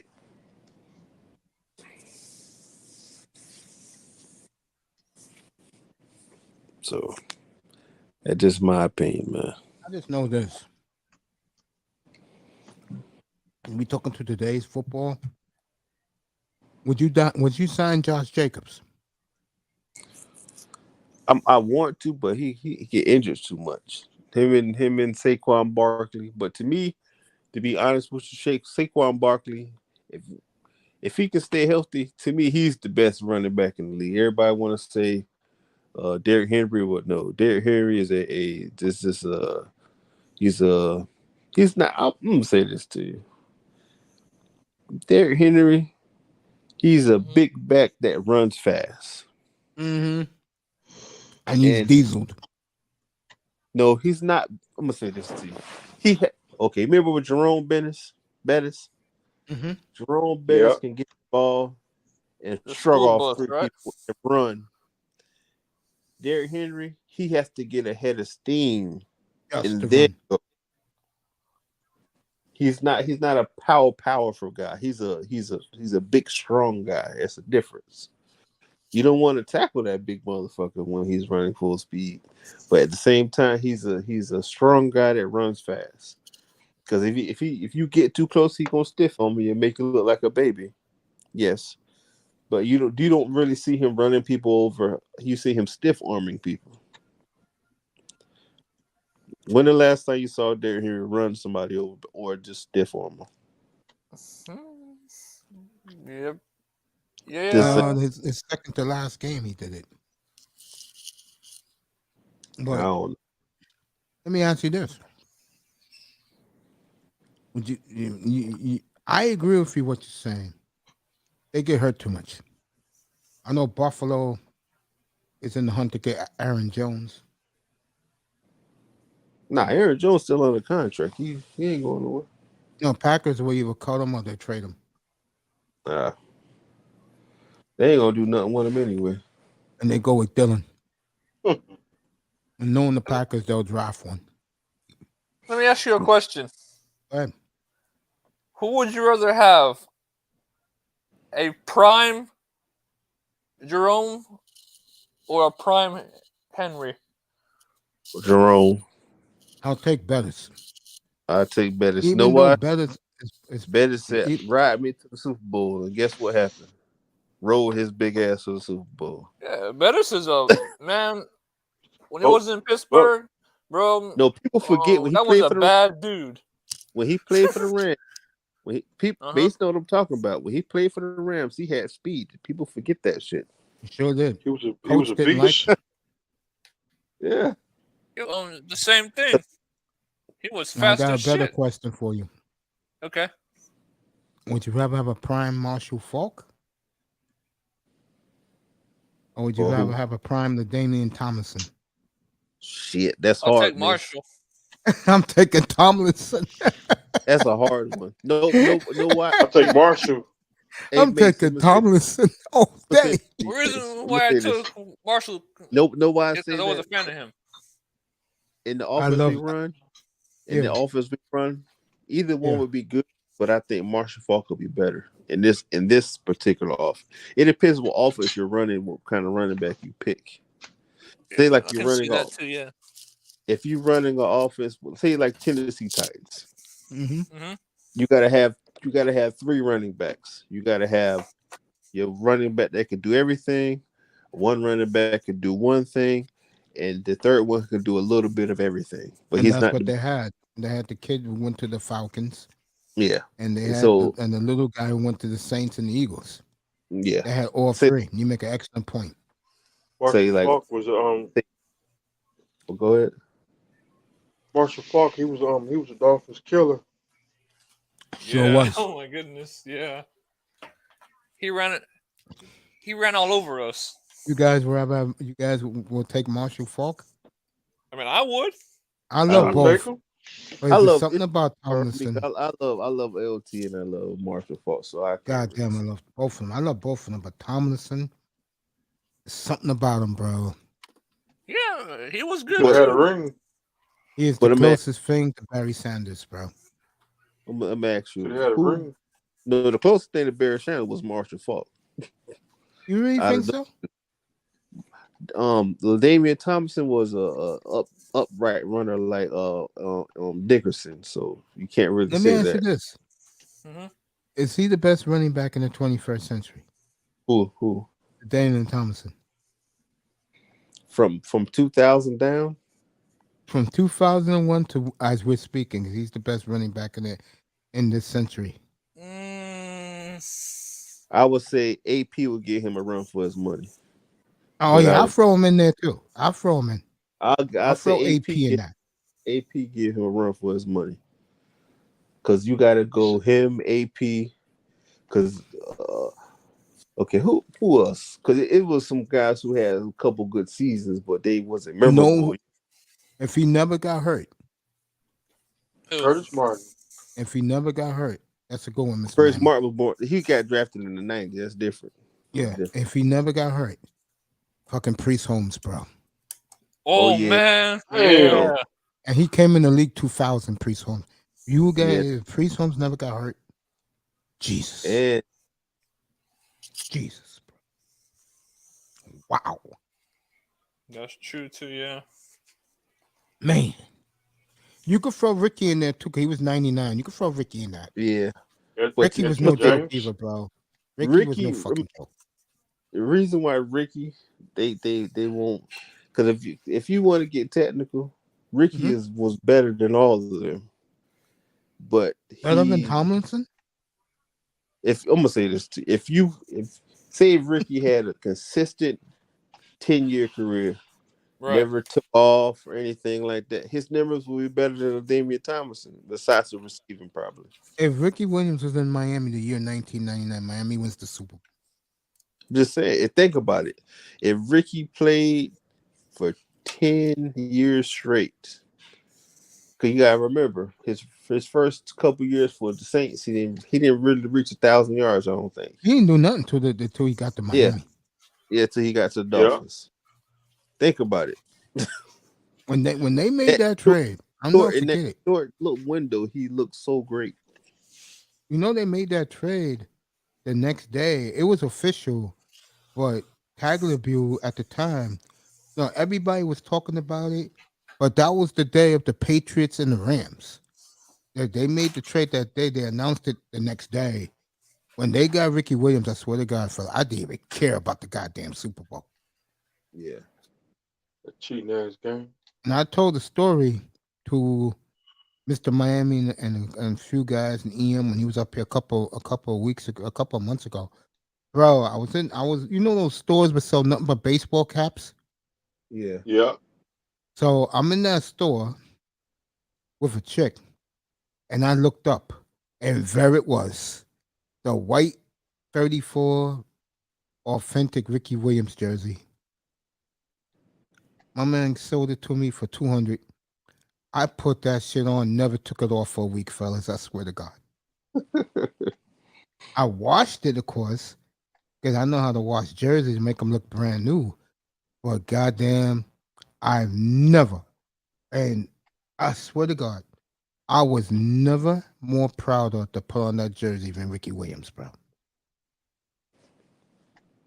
And everywhere I went, guys were like saying, damn, Ricky went to the Dolphins? I said, you wait and see, fellas. I said, 2,000 yards, easy. Guys, thought I was crazy. Got 1860 something? Yep. Like Folks 17. said, He got think about 18 it. one year, Mr. Miami. He did. I 10 think it was his years. second year in Miami. 2003. Let me Destroyed Google it. Buffalo in the snow, bro. Twice. Think about it. 10 years straight of those numbers. Shit. And he In Miami? He was one of the best running backs that know how to press the hole. Like him, LT, Adrian Peterson, what are the best. I would agree with that. And the one thing about Ricky that he doesn't get enough credit for, he was a football player. Yes. And he admitted that. He said, yo, I just love to play football. I know the intricacies of playing the game. I live and eat the game until I retire. He said let's just call it like it is. Once he started smoking that weed and started doing that holistic medicine, but Ricky always showed up for training camp. Yep. Say what you want about the man. I knew once that was running. When I saw that Ricky Williams carried the ball nearly 400 times in 2003, I said, what the fuck is he doing? Well, But Taylor, when I spoke to him a couple of times on satellite radio, that was some fascinating conversations, bro. What shocked me was there was no Dolphin fans to talk to him. I said out loud, typical. He was great. Good people, bro. And when I spoke to Tomlinson, that shit was deep. I told him the truth. I said, you do realize, brother, that the A.J. Smith and the Charger organization sabotage your career. You do know that. And he thought about it. And he thought about it. And he said, you know what, brother, you're right. They did sabotage my career. I still question to this day why they let him go. There you go. And I'm going to tell you why they let him go. And it's sad, but it's the old word that starts with an R. Now, I do love Phillip Rivers. Mm-hmm. I'm not going to lie about that. Phillip Rivers did one thing that he did not do in that championship game in New England. Phillip Rivers was playing with a torn ACL. Yeah, I remember that game. Yeah. And he played violently. The Damian Thomason sat with one of those giant wind snorkel football players wear from the 1960s and sat on the bench. And people didn't forget that, bro. And I told him, I said, bro, look. It is what it is. He was hurt. I mean, I'm not going to deny you, bro. I know that you are a fucking champion football player.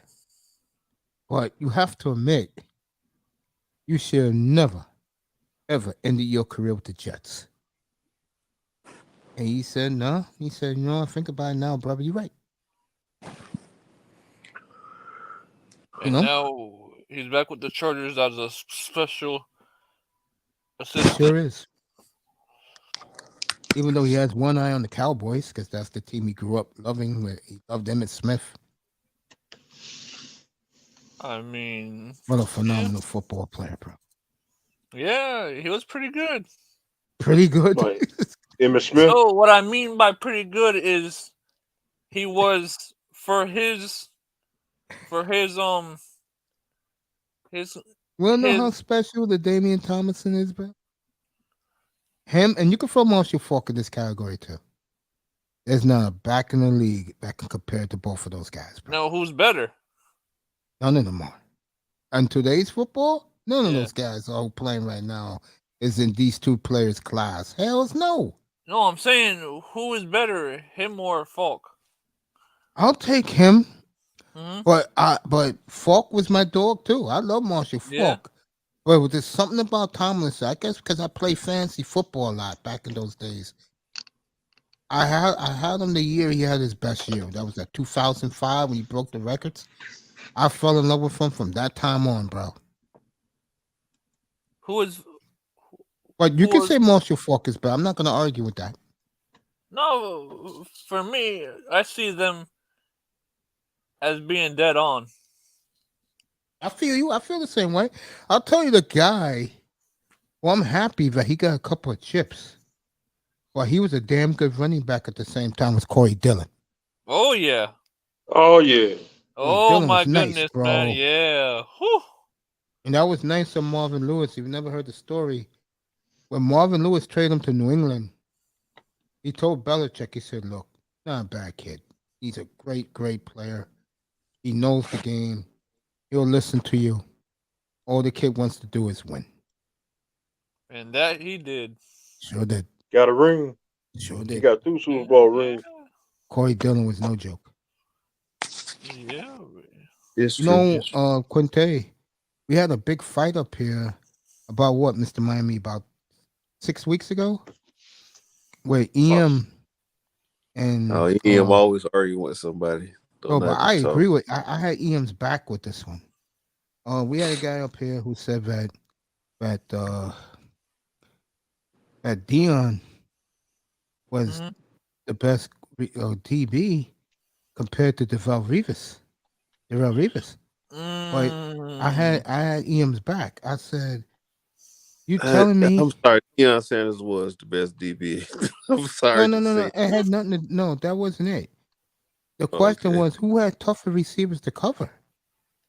And I said, hell's no, it's definitely Revis. Yeah. Let's see. Deion had I don't know about that. tougher receivers to cover. He had Jerry Rice 4 or 5 times a year. Yeah, Andre Reed. Yeah, it's a lot of receivers who was good back then. People act like they don't remember them for some reason. Well, some of them didn't win, and Jerry Rice, you could argue. All right, Darrelle Revis, he played against an old T.O., an old Randy Moss. So, come on now, dude. You telling me Randy Moss was an old man in 2007 when he broke the touchdown record? Revis had to cover him. Guess what? They were undefeated that year. So what the hell? Let me also say this. Let me name the guys that I named to support EM. You had Randy Moss. You had my boy with the Rams. He was old at the time. Go ahead. No, I'm not talking about this guy. I'm talking about Torrey Holt. Torrey Holt and Isaac Bruce were old. Torrey Holt was a 7th-year pro when Revis came in. Torrey Holt got drafted in the 90s. What's up, Lou? Torrey Holt was 99. What's up, brother Lou? Darrelle Revis was 2006. Isaac Bruce. No, I ain't talking to Isaac Bruce. I'm talking Torrey Holt. And I didn't mean to come at you that way, Mr. Miami. I'm talking about somebody who got drafted the same time he got drafted, around the same time. I'm talking from 2002 on down, or 2000 on down. I'm not talking about somebody who got drafted.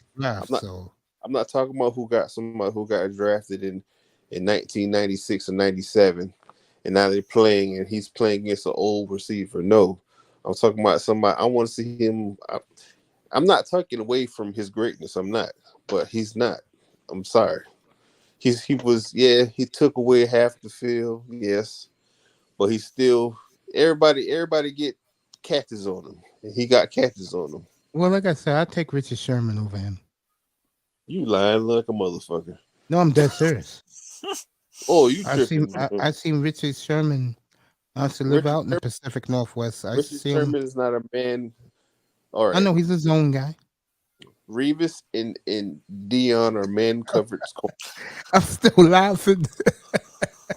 I guess Twitter first started like 10, 12 years ago. when Sherman used to call out Revis every day. Sherman need to sit his regular ass down somewhere, man. My boy though. That's my man. I never I liked like Revis, his bro. Sherman. confidence. I never I liked like his Revis, bro. huh? I never liked Revis, bro. Oh my I like God, in this city, bro, they Revis. played him out to be Dion. It I'm gonna was say ridiculous. Revis is Zach Thomas of DBs. He wasn't the biggest. He wasn't the fastest. He always know what to do. Well paid, That's I'll what. tell you that. Just being honest. He's not the biggest. He's not the strongest. He's not the. If you look at Revis, he look like he doesn't even lift a weight. He It's looks true. like he. It looks like he just. Revis is like Ben Roethlisberger. When Ben Roethlisberger Yeah, he said, just goes out there and play. All "All them he dudes did," from come from Roethlisberger Pittsburgh said, look "All I like that. did during the offseason was lift up the remote." You ever notice like every guy who comes from like Pennsylvania, Pennsylvania. they all shaped like that. They don't lift weights. They all look like that. Like they just lift up remote controls and burgers. You foul, man. I'll tell you this though. Roethlisberger, he was one. He was one tough dude, man. I'll tell Yeah, you he that. was. You know what I was gonna Yeah, say? he's the biggest R word there's the R word man in the world. I can't argue that one. When he gets this chance to go to the Hall of Fame, Yeah. he he's going and they're not gonna say anything about that. Do you Yeah. think Roethlisberger's the first ballot? Mm, If it's up to me, no, but he is because he got 2 Super Bowls. To me, he's True. not a first Because ballot. he never played for a losing team. He was a winner Never every did. year. That's true. Yep. Super Bowl winner. So That has nothing to do with the Super Bowls. I don't put Roethlisberger in the same pantheon, for example, of a quarterback like I gotta think of a quarterback that went in early. I don't put him in the same pantheon as Troy Aikman. You get what I'm saying? yeah.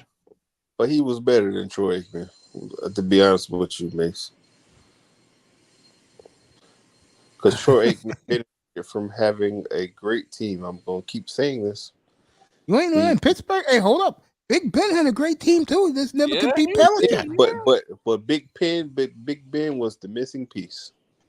That's We true. all know. That's true. He just We could all never beat Belichick. yeah. How much trouble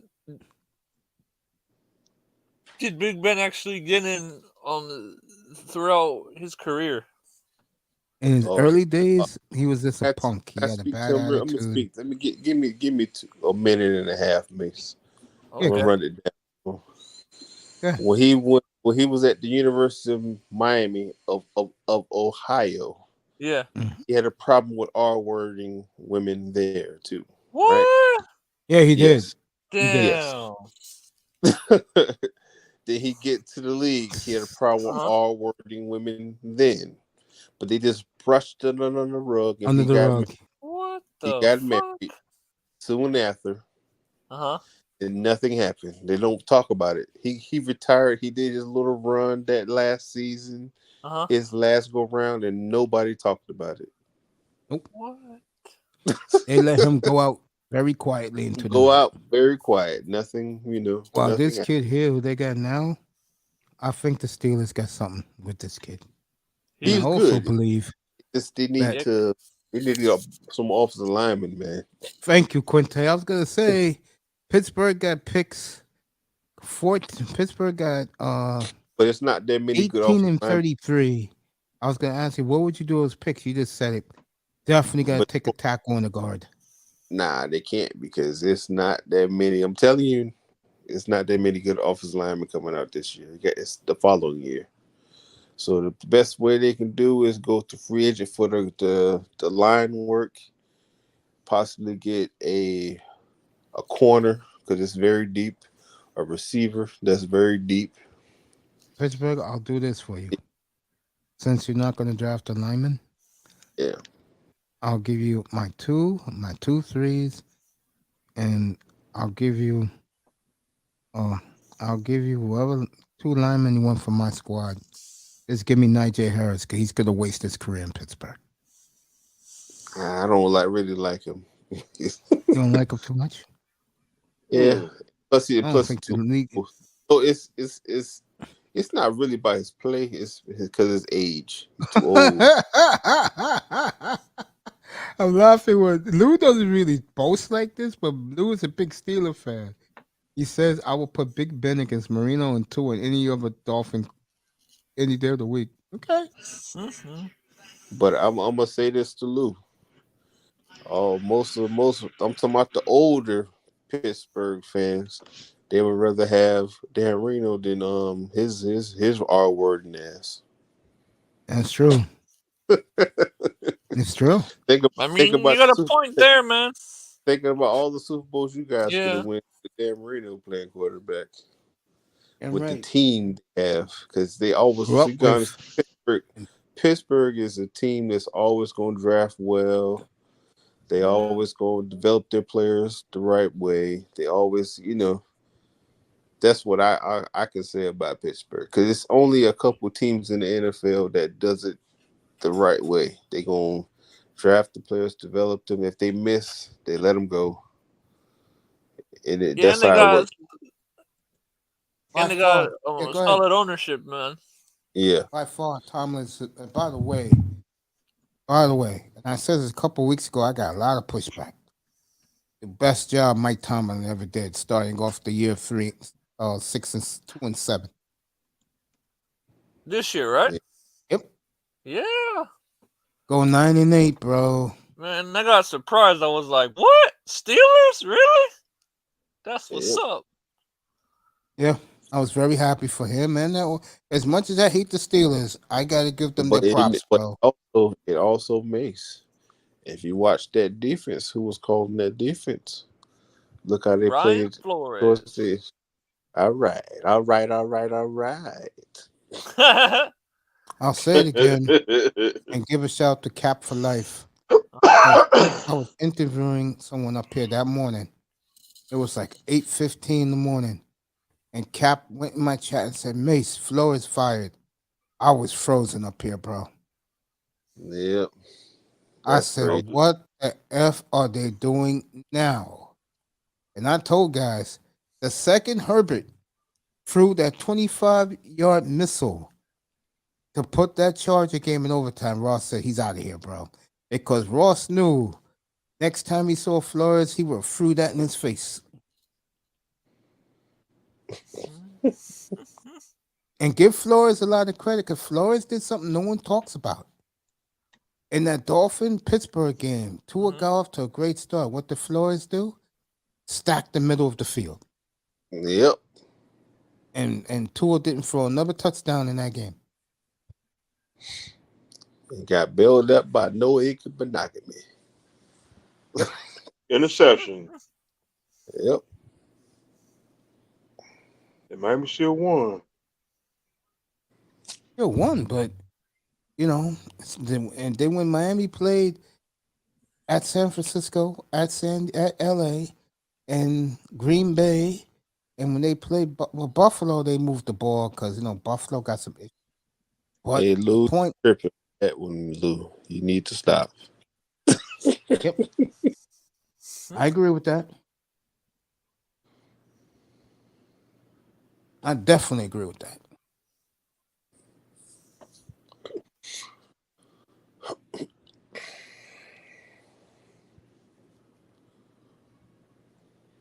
O'Donnell was the Cowgirls MVP in '94. Really, '95, Lou. With those 2 touchdowns in 2 picks in the Super Bowl and Larry Brown. Yep. But it's a lot of players. Because I remember I was arguing with somebody about that. I said, man, I don't care about somebody playing good. It's the guy at my job. He's an Eagles fan. Oh, we got 70 sacks this season. I said, yeah.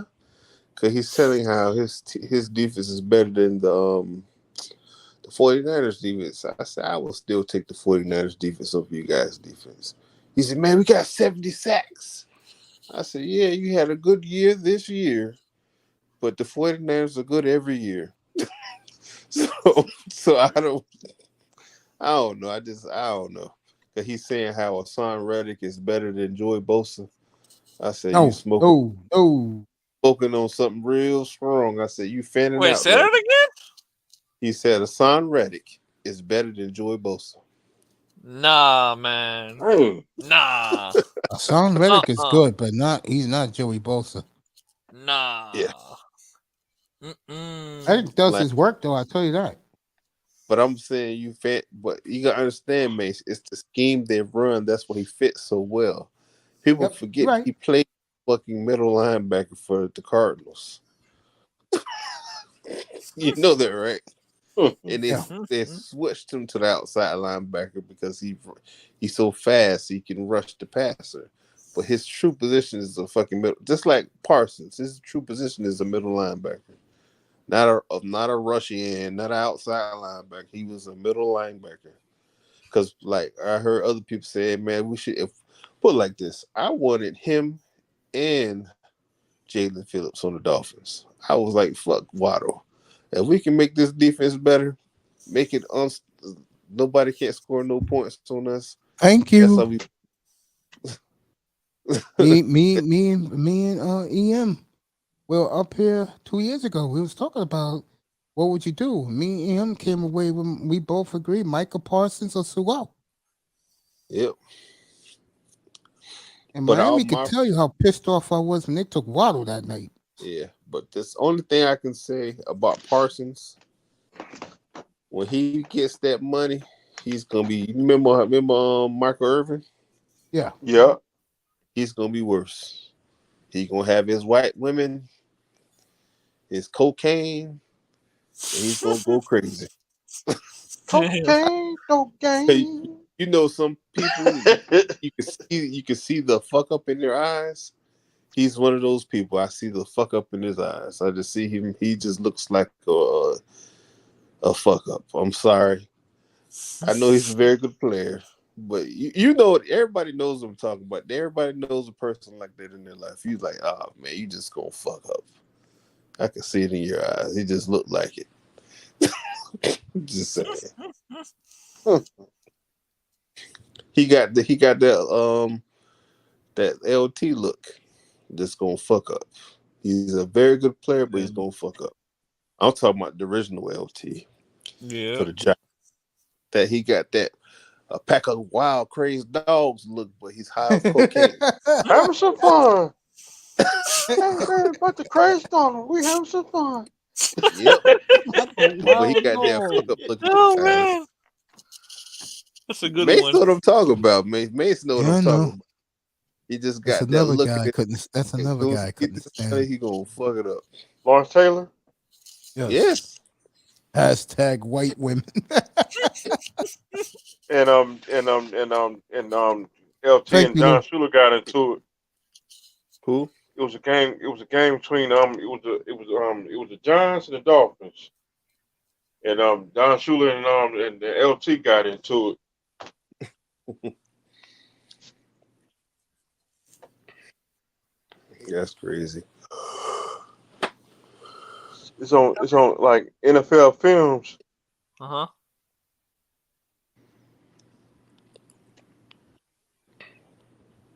I'm just chilling, fellas. You guys. I'll just say this. Uh, no. It's Oh gonna be shit! it's gonna be interesting next time we hear from this team. Next time we hear from this team, Mace, they're gonna Yes, say sir. we done signed Lamar Jackson. We done traded Tua Tagovailoa to the Detroit Lions, Green Bay. and that's what's gonna happen. It's my opinion. They're gonna trade Kristen Wilkins away for 2 first-round picks in the second. I don't know to who, but I think it might happen. Trade Byron Jones away. So I don't know. It's gonna be effed up, or they're gonna stand packed and run it back. I think they will go get a good backup, or does his name Skyler the backup? Me personally, they shouldn't get a backup because Skyler's already proven to you he is good. But to me, look, I keep saying, who else besides Skyler you can bring in and be good with this team, and You're who right. can pick up offense faster than Tua? It's Yeah, because either Tua Ryan doesn't pick up the Fitzpatrick, offense though. it's either Ryan Fitzpatrick or Ryan Tannehill, who most Dolphin fans hate. Because one thing you can't, I'm gonna say this to you. You never, because I remember TD said this. Remember when we was talking about him going playing golf on game day and all this shit, not studying the playbook and all this. He Yeah, said, that's true about the little pineapple. don't say that racist stuff, man. Come on now. We're black guys up here, man. I don't. I've been named him that 2 years ago. You become that for a long time. But he doesn't work hard. Now this year I called him. The Big Kahuna. Because he did. Oh no, Tua did play well.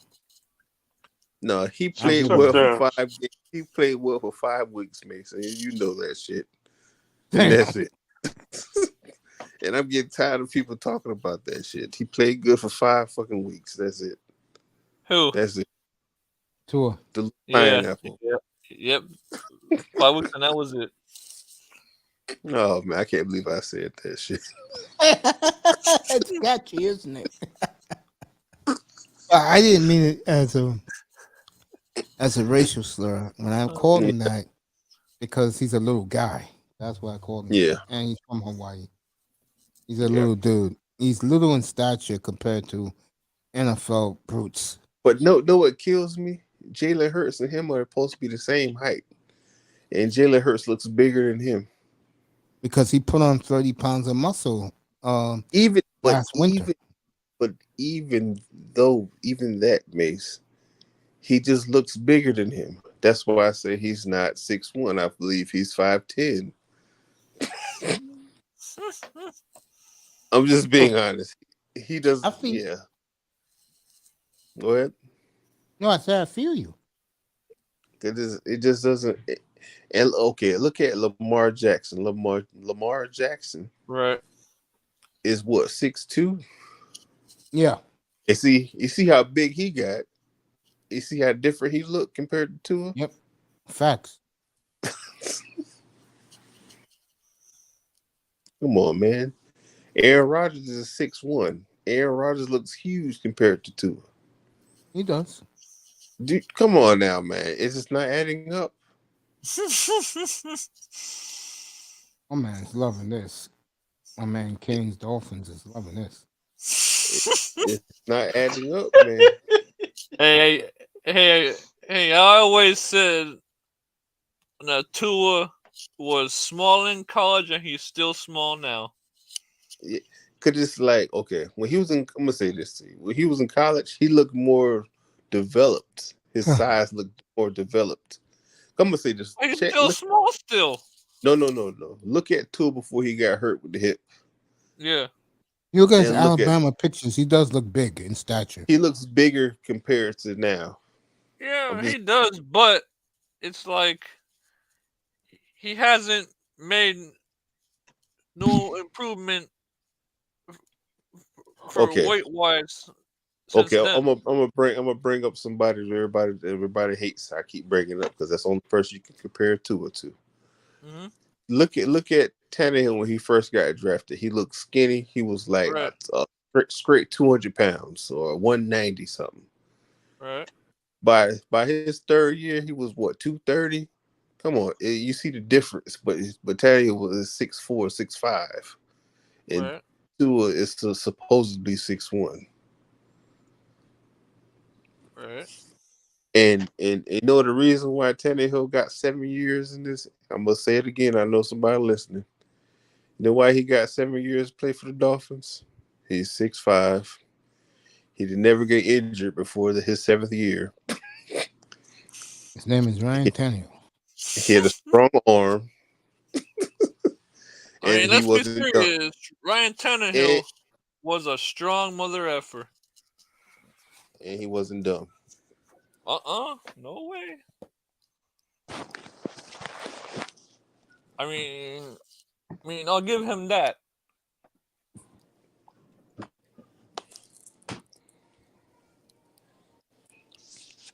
And he was hard to bring down. Unless it's Yes, he was. blindsided. Unless it Yeah. was blindsided. Yeah. He goes down like a baby deer.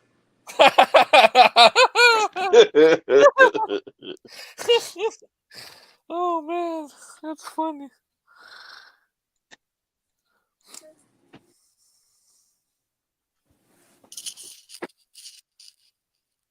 Yeah. Well, guys, I'm about to get on out of here. All right, Hey, I man. appreciate you coming by, man. All right, brother. You take All care, right. bro. Thanks for coming. All right, man. Have a good Come night, by man. brother. anytime, Quinte. Man. Appreciate you.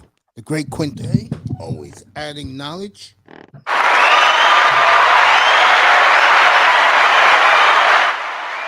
I'll take this to midnight, fellas, and I'll see you guys tomorrow, 2:30. I will be up here for the entire Eagle game. Then I'll catch an Uber, get to Mom's house in 10 minutes, just in time for the Chiefs game. How much does Uber cost up there? To get to my mom's house, Yeah. $8. $8? Damn. Not bad. Florida's expensive. Shoot. Well, the difference between you guys and us is you guys is where the action is. While we get 10 degrees up here, you got 70. Well, my area Or 60. where I Not live that at, crying. I'm 50. It's 38 degrees. It's cold, man. It was cold on Christmas Day. yeah, man, it was cold then. And plus I saw little snowflakes. Miami guys, get South Florida, dude. Or something like that. I did see Something some like that. There you go, man. I did see some snowflakes. Are you And back sure? in yeah, it was little snowflakes. This was when? This year? Christmas Day, he said. Christmas Day, because I stepped outside. I saw some little snowflakes. What? Because I stepped outside and smoked a cigar. Uh-huh. Wow. I get back. Uh-huh. I get back in the house. The next thing Tua threw another interception. I thought, oh shit! Damn it! Jalapeno, pepperquina. Goddamn these goddamn that Green Bay poison. Get them out of here. Respect South Florida, eat Texas.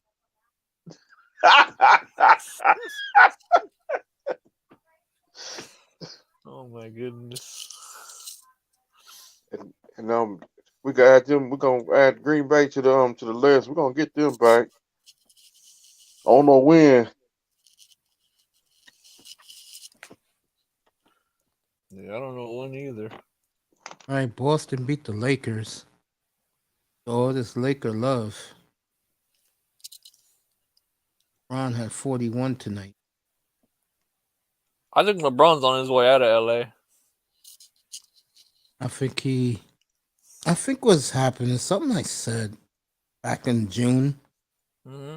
and I said this, I got a lot of pushback from these NBA losers. And I said that the new stars of the league are Jokic, Doncic, Giannis, Ja Morant, Embiid. Those are the new stars of the NBA. People are in denial about that because I've been saying this for the last 2 years. Right. James, the NBA fan has changed, Yeah, that's true. and And unfortunately, didn't we have another incident the other night with, with the fans and the player? My point is, a lot of these oh fans. yeah. It was Shannon Sharp. No, It not was that one. Shannon. There was another one with a white fan going after a black player. The point I'm making is, Mm-hmm. uh, these new fans, not only they're not afraid of the players, they want to beat the shit out of the black dudes out there on the court. What And the you also got hell? a group of fans that just don't like what they see, and they want to see a certain type of ball player that they feel comfortable with. I've been saying this for the last 2 years. Wow. And I remember I was doing the NBA up here. It was my first year of doing this. Mm-hmm. It was the year Giannis won it. And I noticed something, and it was a big story about it. The second KD went down and then Brooklyn lost that series, the ratings went up in the playoffs. That's when we got robbed in the bubble. No, the year after. And I said the reason why that happens because fans are tired. Like the old NBA fan, they like the AAU style basketball. They go play with their boys, all that. A lot of the fans who are corporate fans, remember, in any sports ticket you see, Yeah. they're from corporations. I mean, you were saying that. I think. What was it? Yesterday, I think it was. Yeah. And especially for the NBA, that Yeah. is definitely corporate. And a lot of those people go to games. They'd rather see somebody like let me name a player. They'd rather Steve see Burke. somebody like Jason Tatum uh than James Harden. Oh yeah, man. Mm-hmm. Hell, if someone gave me a ticket to go see um um either one of those guys, I said, hell yeah, sign me up.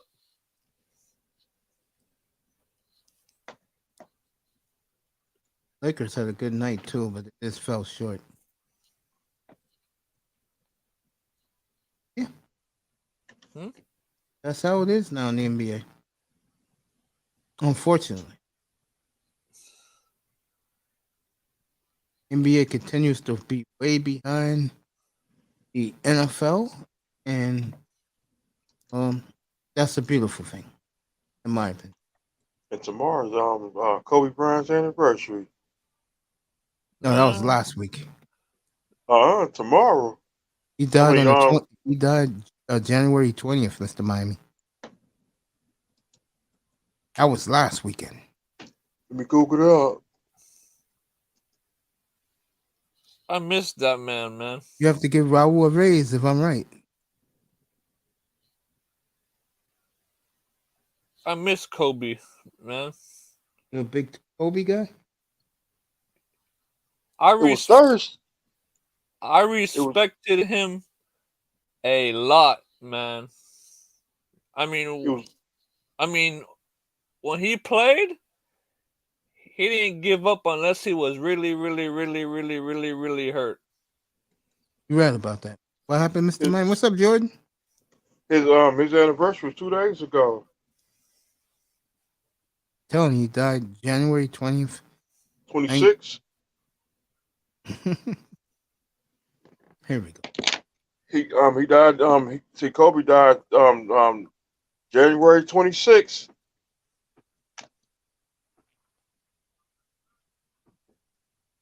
He died that morning. I was in the grocery store when it happened. Oh, excuse Then me. when I got the Yeah, took I was I wrong. took I took Yeah, my always. phone I took my phone out of my pocket. They said breaking news: Kobe Bryant got killed in a plane crash. I said, damn. I was in YouTube when that happened. I was in somebody's room and they told me that shit. I didn't believe it, bro. I was at Publix. I was at Publix because we grocery shopping that morning. Put stuff in the car. Next thing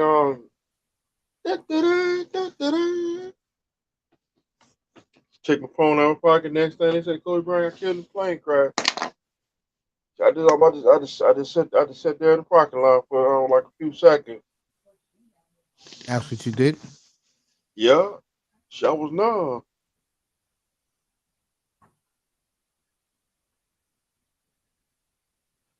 That Man, day, I remember that when he. that day, Uh huh.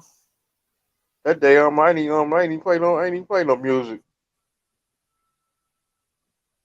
When I saw he had he had passed away, I sat down and said, "Damn." And I was stunned for about a few days. I was like, "What? He what?" And then it's like finally it set in, and I was like, man, oh man, I miss him already." it's like that with Derek Thomas Yep. and Sean Taylor. Sean, man, all I'm gonna say is with Sean Taylor, when I found out he died, I was like, damn, because he was the Kane's former Kane, and it's like it it hurts, but it's like I don't know how to explain it, man. He heard it. He heard it that day. Yeah, Cause the lady, my lady down, some lady, 'cause I used to live in Liberty City a long time ago, right. and the lady cause I was walking out the door, and the next thing, put my keys in the door, and the lady said, they killed somebody, Sean Taylor, he got gunned down, he died that morning. I said, what?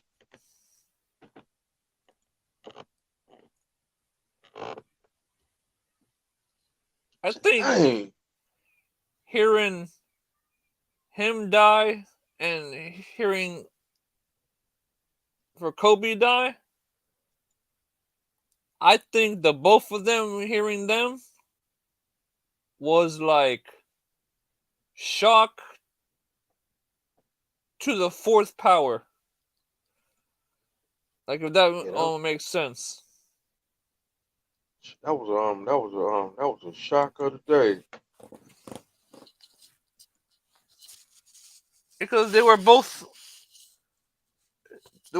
icons of their prospective sports.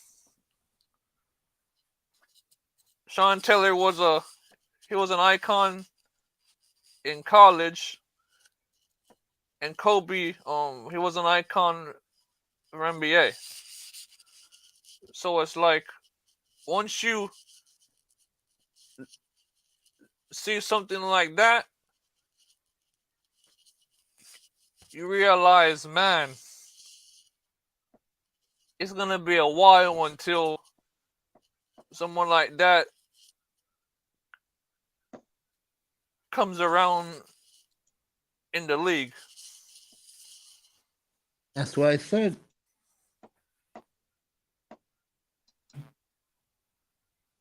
That man heard it that day. Yeah, man. Yep. Yep. What were you saying, Mace? No, so it's gonna be a long time. Yeah, man.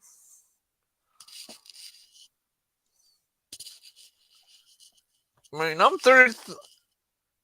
33 years old, and I must say, I have yet to see a player who can compare to Mr. Kobe and Mr. Sean Taylor, because they were one of a kind. See, Sean Taylor's the greatest Miami Hurricane, Yeah. the greatest Miami Hurricane. Yeah, man. Him and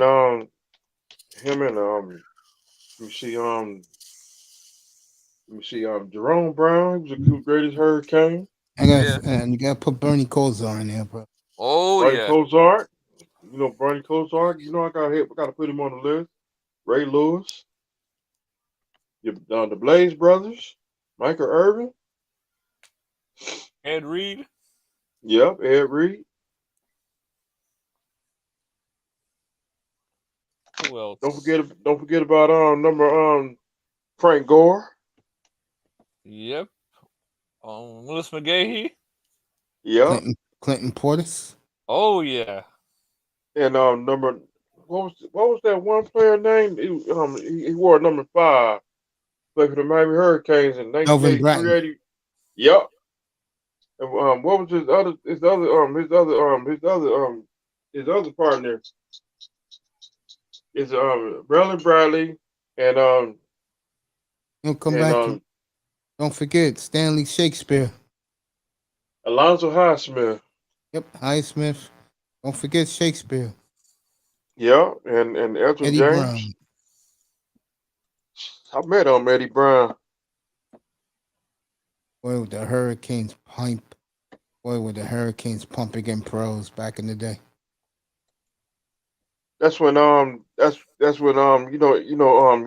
Brown.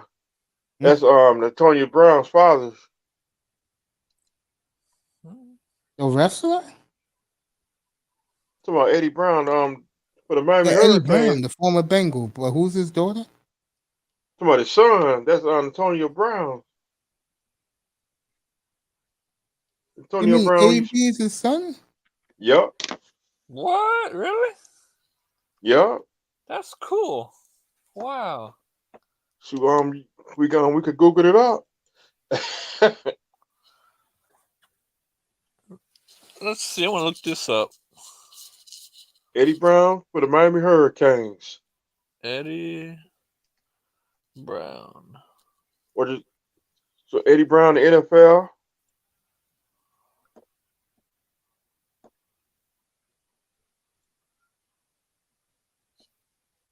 It doesn't say anything about him having kids, though.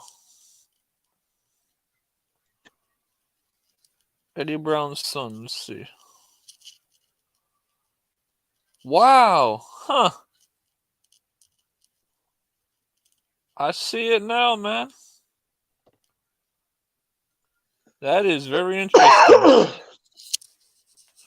Wow. Eddie Brown, he played in the Super Bowl in '88. And he won another. He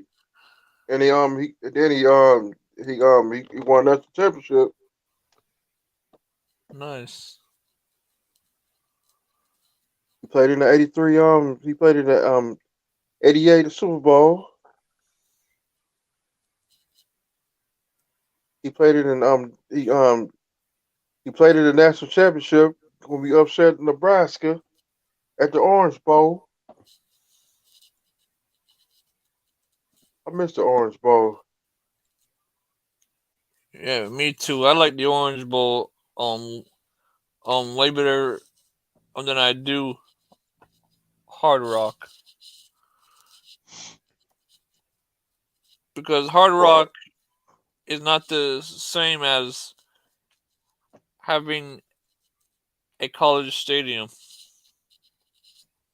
That stadium, that's when we got beat. We Miami Hurricanes lost the last game at the stadium. That's when we got beat like 58-0. Yeah, by Clemson, right? No, it was Virginia. You know, Virginia had they had what's that? Harry Long's son.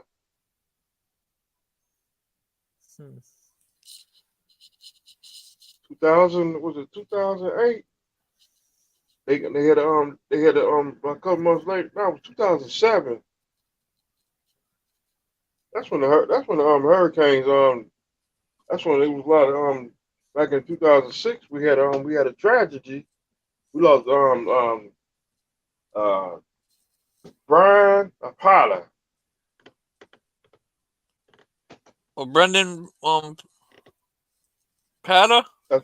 Yeah. He died November 7th, 2006. Yeah, man. That's when That was sad too, man. that's when the Hurricanes I think they lost I think they lost they lost some games, and then that's when the coach got fired. That's when we got stuck with okay, who was the coach back in Danny 2007? Diaz. Not this. I'm talking about is I think it was Al Randy Golden? Shannon. Randy Shannon. Oh, that was 2007, bro. Randy Shannon, man. Liberty City. I don't understand. I don't understand to this day why he didn't stay on defense. They should have put him on defense. Yeah, because when he became a coach, he went You're gonna straight stay on a little downhill. longer tonight. Get up Huh? here, bro. Let's stay Who's on a little that? longer tonight. Huh? We're gonna stay up here a little longer tonight. Get up here, bro. Let's go. Who? There's the link. Get up here, Ian. Let's go. Oh, EM? Oh, cool. He'll join us in a minute. What's up, EM? Yeah, What's get up, up brother? here. Yeah. I should text John. I should text Sean and say your boy is up here. He loves him. Sean does. Shout out to Big Money Sean. If the Dolphins win the Super Bowl, we bringing Mace with us. You coming? Oh, with me. Let me tell you this. Ian's gonna join us in a minute. With me, I look at it this way. Uh-huh. Oh yeah, he's gonna join us. How can I say this? Well, if Rodgers is traded, then my focus will go to Green Bay. Now that they took Rodgers' jerseys out of the jersey department in Lambeau Field.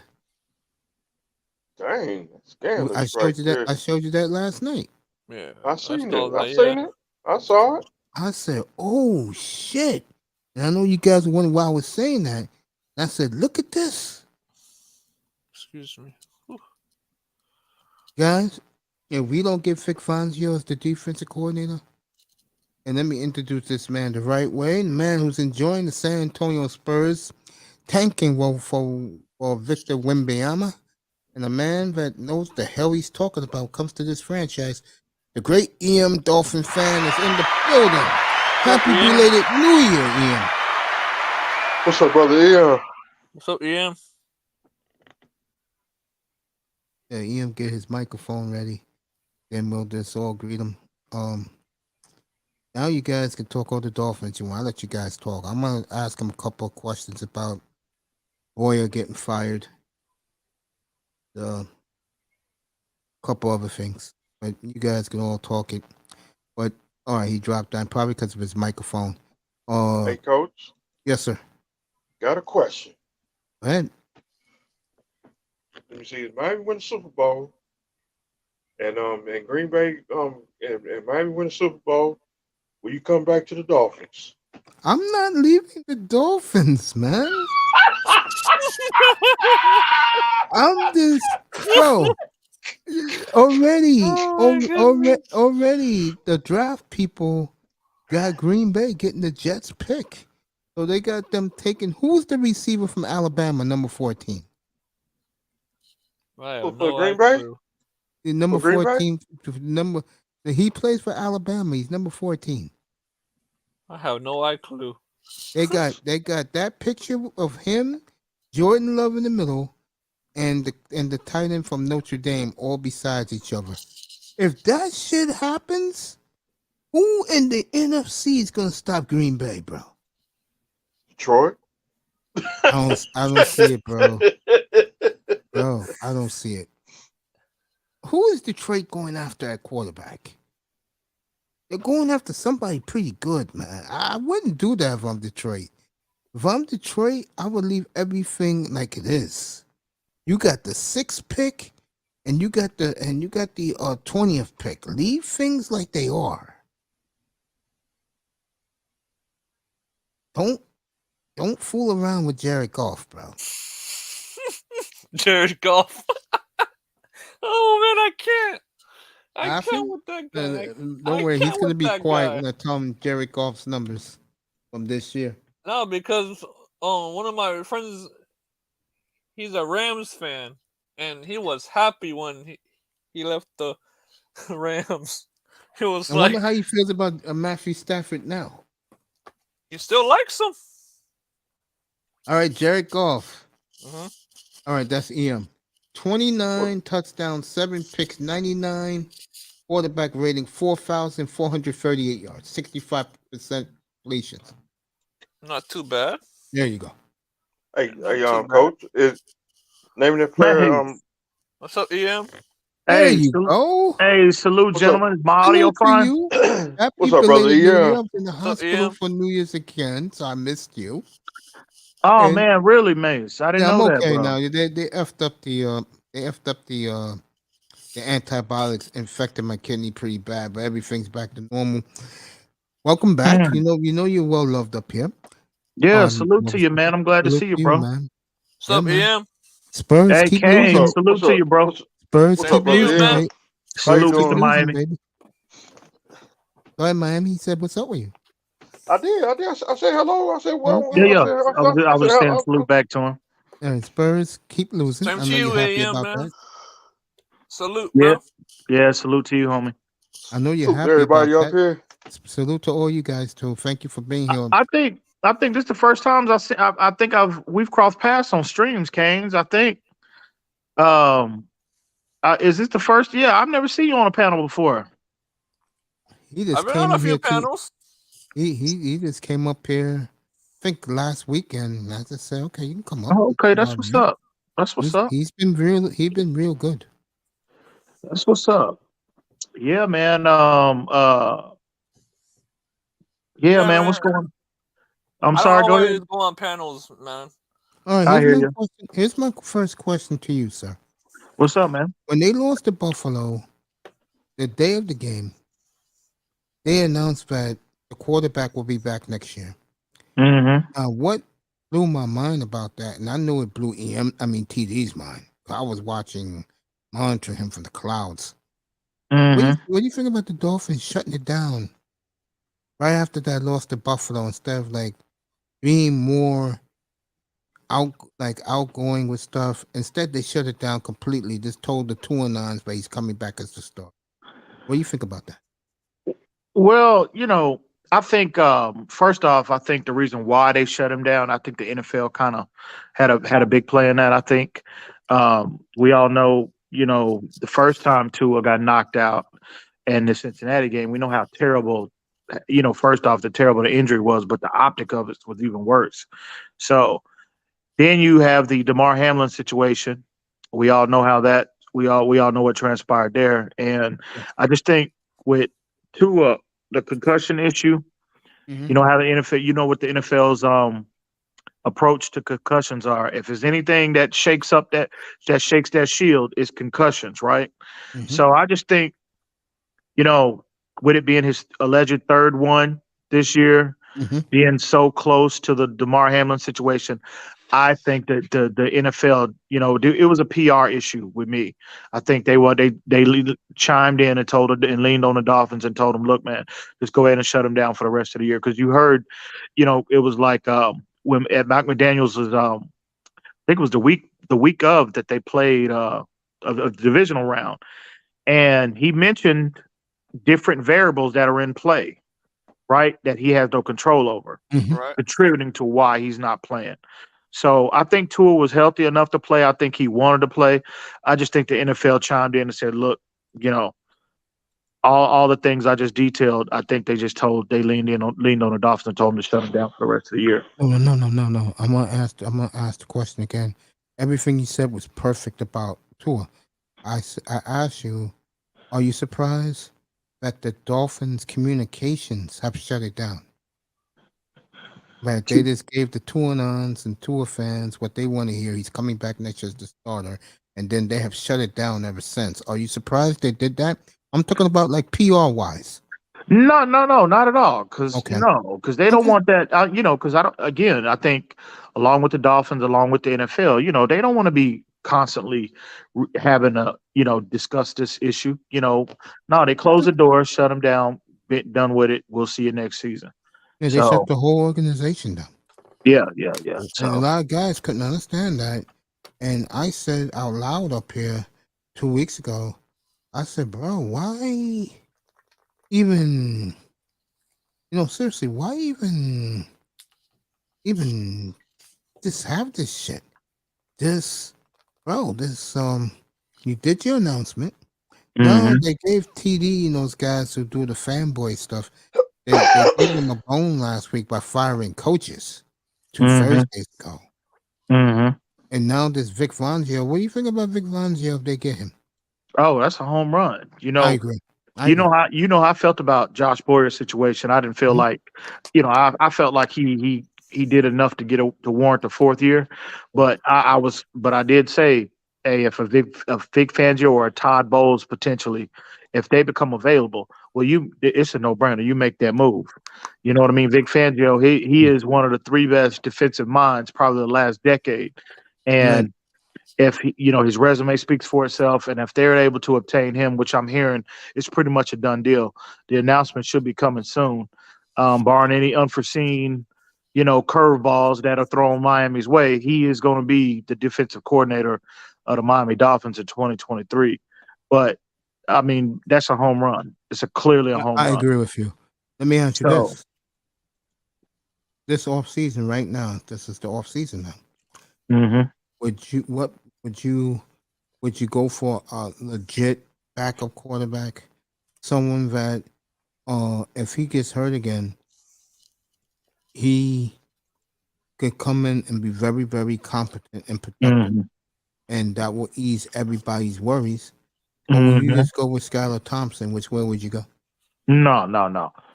You I'm you talking about got as the you backup. got it. And first off, I love Skyler. I Everybody do knows too. how I feel about Skyler, but he's clearly not ready. He needs time. He needs development. I'm not gonna bank on. And he's injury. He's had his Yeah. durability issues in college as well. He's been hurt as a pro. So you got two um, quarterbacks here, one and two guys that have issues staying healthy.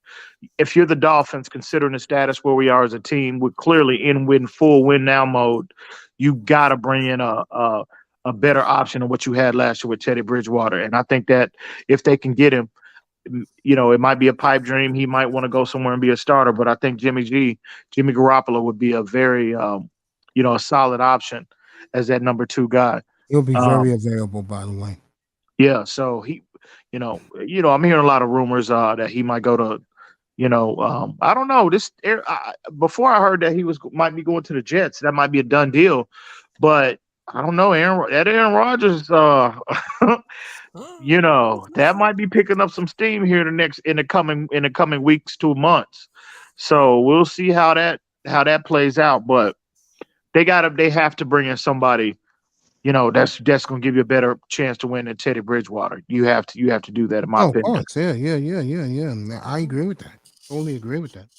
Oh, you guys can ask him anything you want, bro. I'm just gonna be chilling right here. Go ahead. Canes, What's Miami. Go good, ahead. Go. fellas? What's good? Well, let's go, fellas. It's all I'm Dolphin trying to time now. think, man. I'm trying to think. I'm trying to think. What y'all been chopping up tonight about? What's been the topic tonight? Other we than other talked than about we other talked than the about Fangio stuff. we talked about the backup quarterback situation. Mm-hmm. Shake Money was up here earlier, and we both agreed. And Quinte stole the platform, bro. So it was basically me, Quinte, Oh, Shake Quinn. Money. Yeah, Oh, Quinn was on. he left about half hour ago. He gave us 2 hours. It was Oh, great. that's what's up. I hadn't seen chopped it up with Quinn in a minute. Yeah, he agrees with me. He wants Tannehill back Oh, hell no. as the backup. Yeah, he was preaching Tannehill all night up here, right, fellas? No, Yeah. hell. Yeah. He is. Wasn't Quinn. I think Quinn was a Tannehill lover anyway. I think I think so too. so. DD. Yeah, I mean, that ain't saying much. That's not saying much. I gotta So, ask you this, because you'd be dogging my man all the time. Oh Lord. Mr. Miami knows where I'm going with this. They already JL. they've been doing it on YouTube the last 5 days, mhm. and they already got Miami taking whoever was the receiver, not Miami, excuse me, Green Bay taking the receiver from Alabama at 14 Mhm. and taking, 13, 'cause that's what the Jets are picking, and taking the tight end from Notre Dame at 15. Mhm. And the people in Green Bay are thirsting for Jordan Love to play. You really believe he couldn't do it with the new arsenal he's gonna have in Green Bay? Do I think he's gonna? Do I think what now? He's not gonna produce. No, I think what one thing in regards to that situation, Mace. What's Yeah. encouraging if you're a Green Bay fan and if you're a Jordan Love fan, That's me. I think the reason why they're more inclined to move off of Aaron Rodgers is because of what they've seen privately from Jordan Love. That's what That's they've what been I saying think. up there. I've been watching a lot of the Green Bay. Shout out to Andy Borowski. Does a great job up there. Mm-hmm. I've been watching a lot of Green Bay stuff, monitoring the situation, and I saw it that night against the Eagles when he hit Watson. And what I saw was me and Mr. Miami was talking about this last night. How the entire I'll go the race card. All the brothers on that team were so excited to see Love do. And for the first time, you saw Matt LaFleur talk to Love, pat him on the leg like, this is why we draft you for, boy. Did a hell of a job right there. And a lot of people in Green Bay are now saying they really believe up there, Matt LaFleur never coached. It was all Aaron Rodgers. Oh, really? Yeah, that's what they're saying up there. And they said Dang. when Love plays, we'll see what type of coach Matt LaFleur really is. In other words, in English, folks, he hasn't been back to the bowl since 2010. It's 2023 now. Enough. years. They're A tired of him. long time. Yeah. Tired. 10 years. Yeah, it's been a minute. They're tired of him. They want to see something new. Yeah. I don't blame them. You're gonna have Dobbs ripped Aaron Rodgers yesterday. If you did not see that, who was Who up was it? here last night who told me this? Quinte. I mean, not Quinte. Our boy, that boy, told me Dobbs destroyed Rodgers up here. I mean, on a podcast yesterday. Oh, really? Yeah, he said he never talked to him or Watson. Totally ignored us like we garbage. And let's be honest, and I was doing it every day up here, EM. Mr. Miami can vouch for this. I was making fun of Rodgers killing those receivers every day, right, Mr. Miami? Yeah. Your boy. Not my boy. Bro, that's Manzano's boy. Manzano worships the crown Aaron Rodgers. I can't go to Green Bay. I can't do it. Yeah. Yeah, I think it's that marriage has ran its course. And I think it's two things. I think the marriage has ran its course, and you saw some dip some regression there with Aaron Rodgers. Now, you could say, well, he didn't have much to work with early on in the season. It took for a while for those receivers to get caught up, and That was his fault. okay, well that's fine. But at the end of the day, you saw a decline in production. So I think that, and combined what Jordan Love, what they're seeing from him, has made them comfortable, to move off of him and make that move at this point. Because I'll be honest with you, I'm tired of hearing that Aaron Rodgers nonsense. I don't want to hear that shit this offseason, bro. And I ain't no damn Packer fan. So if I'm tired of Aaron Rodgers, how they feel. They must feel. So no, get him up out of there, bro. Get him up out of there. So that's what I would do. Wow. Yo, that's real, man. Yo, sometimes the real talk, bro. I think back in the early 80s, I'm dead serious about this because this was my boy at quarterback. I think Dolphin fans got tired of Bob Greasy back then. Because Bob Greasy was a real, let's just say Bob Greasy wasn't the nicest person to deal with back in his day. Yeah. You know, and I think Dolphin fans got tired of him. People can wear on you, bro. People, and Aaron Rodgers, they ain't been to the Super Bowl since 2010. They had, home field throughout the last 2 years? The last 4 years. 3 of the last 4 years. Yeah. Home field throughout. And you don't know. I can imagine how they feel as a fan base, I'll tell you one thing I noticed against the Rams. 3 of his last 4 games were at home. The only road game he had was in Miami. Okay, and that wasn't a warm day either. But the point I'm making is, well, I saw of him, real talk, and I said it up here. He can't handle the cold no more.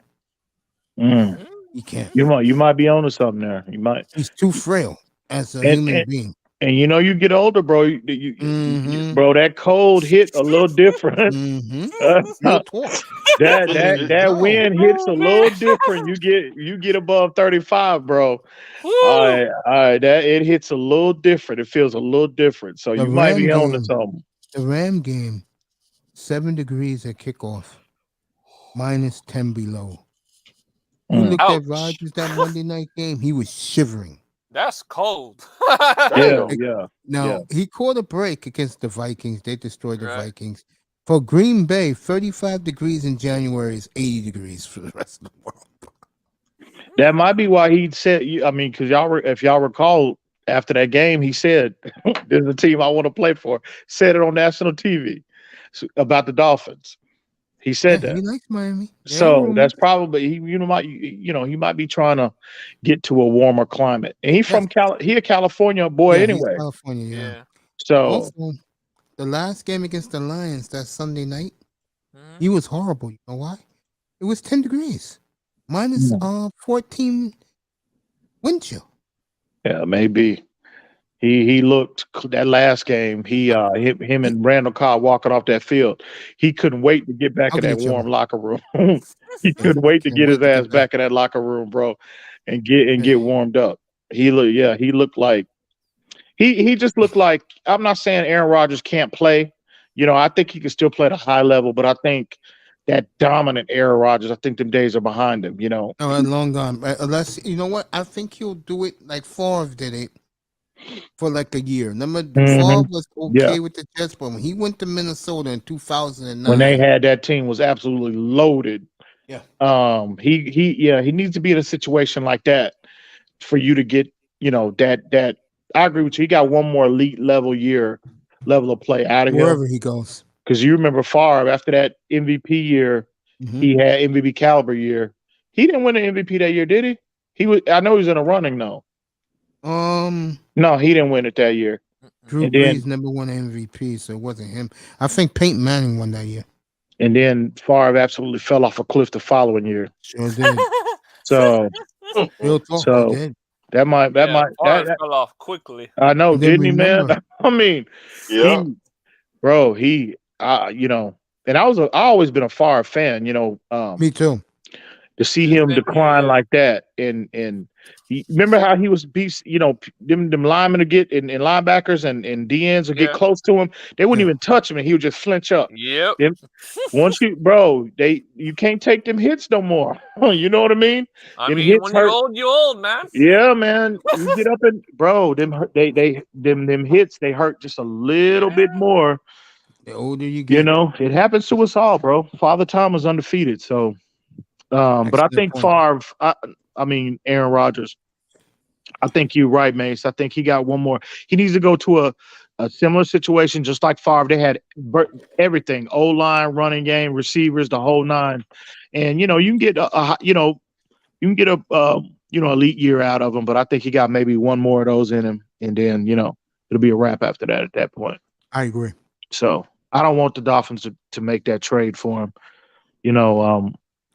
It wouldn't feel the same to me. I said this the other night. I got a lot of pushback. Let's say Brady goes to Miami. Mm-hmm. For me, if he won there, it was keeping the Super Bowl to me. Not for me. I don't give. You guys, me. I don't give a damn how we get it. I just want to be playing in that Super Bowl, and I want to win. I don't give a damn how we get it, bro. Who's quarterback, bro? For me. No, I know a lot of fans feel that way. They're like, well, like I was listening in a space, Twitter space, earlier in the week, and some people were in there. They had opinion of, they think that, they're not going, like if Brady does come here and you root for him, you're not a real Dolphin fan, and I'm like, bro, that's nonsense. I don't give a damn, bro. I don't care who's at quarterback, bro. I just want the best option. I just want the best option available. And whoever's able to deliver, I could care less who, what, when, where, why, color, race, species. It could be my dog out there quarterbacking the Miami Dolphins, bro. I don't give a damn as long as we get that win. So, but that's fine. People have their own opinion. Just I respect that. It's what it is. I agree. I'm gonna be back. Talk to our Dolphin brethren. I'll be back in a couple. Okay, cool. I just gotta take care of something real quick. We try to get that ring because we're not getting younger. No, man. I mean, and you look at look at the 49ers. My brothers are 49ers fans, and they've had an opportunity to see as adults see their team playing the Super Bowl twice, and this might be the third time. And this year was the first time that I can remember. Well, other than that, Adam Gase year in 2016, and that we had an opportunity to see our team play in the playoffs. So I'm just like, so now we got we were able to experience that. So now it's time to expand on what we saw this year. And I want deep playoff runs. I want consistent deep playoff runs, and ultimately, a Super Bowl. If we're blessed enough to get it, but. Yeah, man, it's time to expand on what we saw this year, and hopefully the Dolphins can do that next year, 2023. I hope so, because I just want that heavyweight title. Yeah, man, I know, bro. I think in thing is, I just truly feel, and I might have my Homer hat on right now, my Homer do-rag on right now, a little too tight, but I truly think we got the team to do it, bro. I think we need to, make a few. Obviously we need, we have a few, you need to tweak a few things here and there, but I just think for the most part, the foundation is here to do some special things. And, we need obviously health permitting, and, we need to tweak a few areas on our team. And if we are able to do those things, I think this team is prime and ready to make a deep run, man. I truly believe that.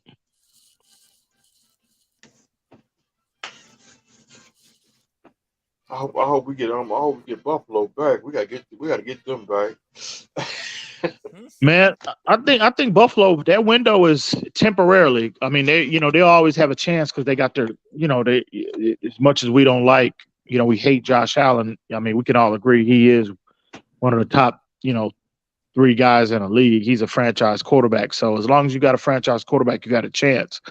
But I think in terms of that Super Bowl window, I think it's temporarily closed because they got a lot of the big decisions to make this offseason because Josh Allen's money kicks in, his big money kicks in, And man, they have salary cap issues, and that's the cost of doing business in the NFL when you're trying to go all in. They pushed their chips in the table, a couple years ago, went all in. They didn't get it done, so you have to adjust your roster and team accordingly now. But they got some big decisions to make. Tremaine Edmonds, Jordan Poyer, several other key rotational players that they have coming up that need to get paid, and they're scrambling. They're gonna be from what I'm hearing, they're gonna be scrambling trying to find money to pay them. So you lose Tremaine Edmonds, you lose Poyer, you lose other players on your team. I mean, I think that weakens that defense significantly. And if they're not going to pay, in particular, Tremaine Edmonds, if I'm Chris Greer, man, can you make it happen one more time? You know what I mean? Can you make it just one more? I need one more in you, Chris Greer, just one more. And if they can make that happen, I think the AFC East is ours next year. And it might not even be close. We gotta get it. Yeah, so yeah, man. So yeah, what's good, fellas, man? I'm sorry I missed Quinn. I didn't know Quinn was up here, man. I had just I've been having trouble sleeping at night, so I clicked on my phone and see who was all streaming late. So I didn't even know Makes was gonna be streaming this late. So when I clicked on, I saw y'all up here. That's when I hopped in. But yeah, I didn't. Cause I didn't know he was coming on today. Cause when I saw that, cause on my YouTube, if I see a number, Mace is on. Yeah. Yeah, man. So who else was up on the panel earlier? Quinn, Shake, and who? That was pretty much it. And Dolph Hurricane fan, he was up there. Oh, that's what's up. That's what's up, man. So how y'all feel about the quarterback position in Miami? Do y'all think, how do y'all feel about the Dolphins? At least for right now, they seem to be all in on Tua. What are y'all feelings and thoughts about that? I don't. For me, I don't fully trust the word. Mm-hmm. I want to hear it from Stephen Ross. Interesting. I mean, it is his football team, so that's a good point. He has the last call. That is a good point. So I just hope for the best. Yeah. I do think, I was happy with the growth, the level of growth I saw from Tua this year, but he can't stay healthy, man. I mean, he's been hurt every year going back to high school. I mean, I think it's safe to say that Tua is an injury-prone player. You got to cover yourself on that back end, especially considering you're in win now mode if you're the Dolphins. If you're in a rebuild, that's different, for the most part, because there's no really big expectations. But, bro, this roster, this team, all these players, they want to win now. You got to cover yourself if you're the Dolphins. I don't know who that is. Tom Brady ain't coming in here to be a backup if you bring him in. He wants to start. He wants to start. He was down here put his kids to private school in Miami. Mm-hmm. Yeah, I saw where somebody that was recording him. They asked him straight up, "You playing for the Dolphins?" He turned around and went the other way.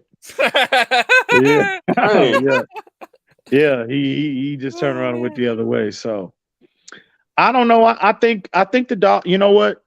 I think there was a lot. I mean, we can all agree. We all know now that there was a lot of mutual interest between the Dolphins and Tom Brady. But I don't know. I don't get that feeling now this offseason. I could be wrong, but I think Chris Greer, I think Mike McDaniel, I think they think they're gonna move forward with Tua at least for 2023 see if he can stay healthy. I don't think they're gonna pursue Tom Brady. I think that ship is sailed. And unless Stephen Ross says, "Hey, man." Yeah. Unless Stephen Ross says, "Go get it." Change his mind. Yeah. Barring anything like that, I think if Yeah. McDaniel and Greer had their way, I think, because they tripled down on Tua. They were like after the game, the next week presser, then the presser with Chris Greer and Mike, they tripled down. Now Tua's the guy. I'd be a fool to not embrace Tua as the starter and all of that. I mean, y'all listened to him when he said that, so He I has don't to get that. stay healthy though, man. That's my biggest main concern is if we don't stay healthy, we're in trouble. Oh yeah, but see, what move do you make? I mean, because if you go for an option better than if you're looking for an option better than Teddy, I mean, y- who can you target that you would say you can look at and say this guy is clearly an upgrade over Teddy? But if you do that, I mean, you bring in a more established guy. I mean, there's that threat of, and again, I'm not running away from it, but it could be some potential controversy there if you bring in a more higher end guy, and you know, if he comes here and Tua is might not be where they want him to be. All of a sudden, you got potential quarterback controversy on your hands. You know what I mean? And Yeah. so the Dolphins that's a tough decision to be in, tough position to be in. But at the end of the day, Tua has to, if he's a franchise quarterback, he has to. I mean, he has to do franchise quarterback things, and the main thing is staying healthy. You have to be able to do that. So we'll see, but the Dolphins are in a tough spot. And if you ride with Skyler next year, and if he's, if his growth is, stagnated and he's not where you think he needs to be, man, that's Yeah. a tough spot to be in, bro. Yeah, So, Skyler he definitely has potential. I agree. But it's the fact of the matter is how long will it take to get him to the point where he's fully confident. Like, hey, I can do it. I agree. I agree 100%. But we'll have to wait and see how this shakes out. But I do feel much more comfortable in regards to Tua than I did last off season. I was worried there. I'll be the first to admit. I had some legitimate concerns about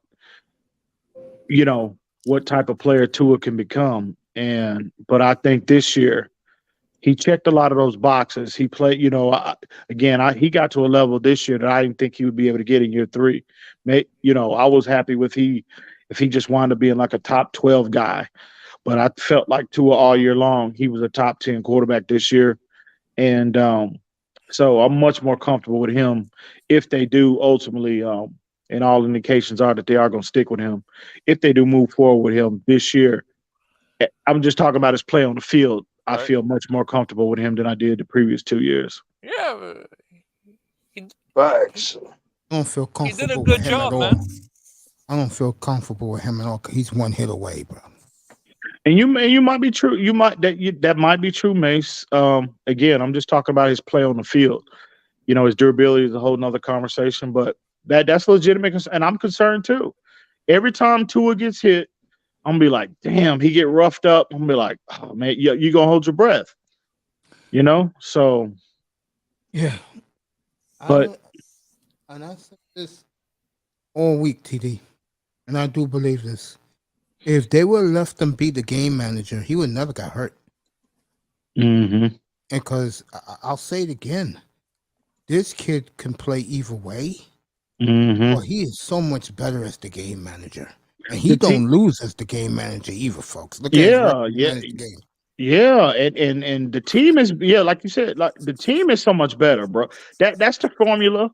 That's the formula for this team to go to achieve the goals that we all want. Super Bowl, A.F.C championship. Look at San Francisco. They're not putting too much on Brock Purdy's plate and asking him to go out there and be Tom Brady or Aaron Rodgers or Peyton Manning or Dan Marino. No, Tua. I think Tua. If we get in a shootout, I think Tua. Celtics. I think Tua. I think Tua proved that this year he can get out there and sling it with the best of them. You know what I mean? When put in that position, but you don't want to live there. You know what I mean? I think for the team, the best version of the Dolphins offensively is to have that balance. The threat of the run game, Tua, being an efficient quarterback, 20, 25, maybe 30 times a game, and you balance that off with the run game. That's the best approach for the Dolphins. And I think we could have achieved that this year. But Mike McDaniel, you know me, Mace, I've been critical of Mike McDaniel, very critical in this area. I felt like, again, he lost focus. And I felt like, his focus was misplaced in getting Tua in the MVP conversation and getting Tyreek Hill 2,000 yards. And he said that when him and Chris Greer were sitting there, and he said, I was sitting here, I was telling people for 6 months this kid can play at a high level. He telling you right there where his focus was. He wanted Tua, to show the whole world, no, I can get this kid playing at the highest level. And he did that. But I think, again, during that 5-game stretch, and then ultimately, I mean, he tried to dial it back in and implement a little more balance in the last couple weeks in the divisional round. But I think if he would have did that, going back to that San Francisco game, we had 8 rushing attempts in that game. If he would have adopted that approach at that point in time, I think that 5-game skid wouldn't have been 5 games. It'd been more like maybe 2 max. And we would have been in a much better position playoff wise. But, hopefully he learns from that this year. I'm gonna give him an opportunity to right that wrong.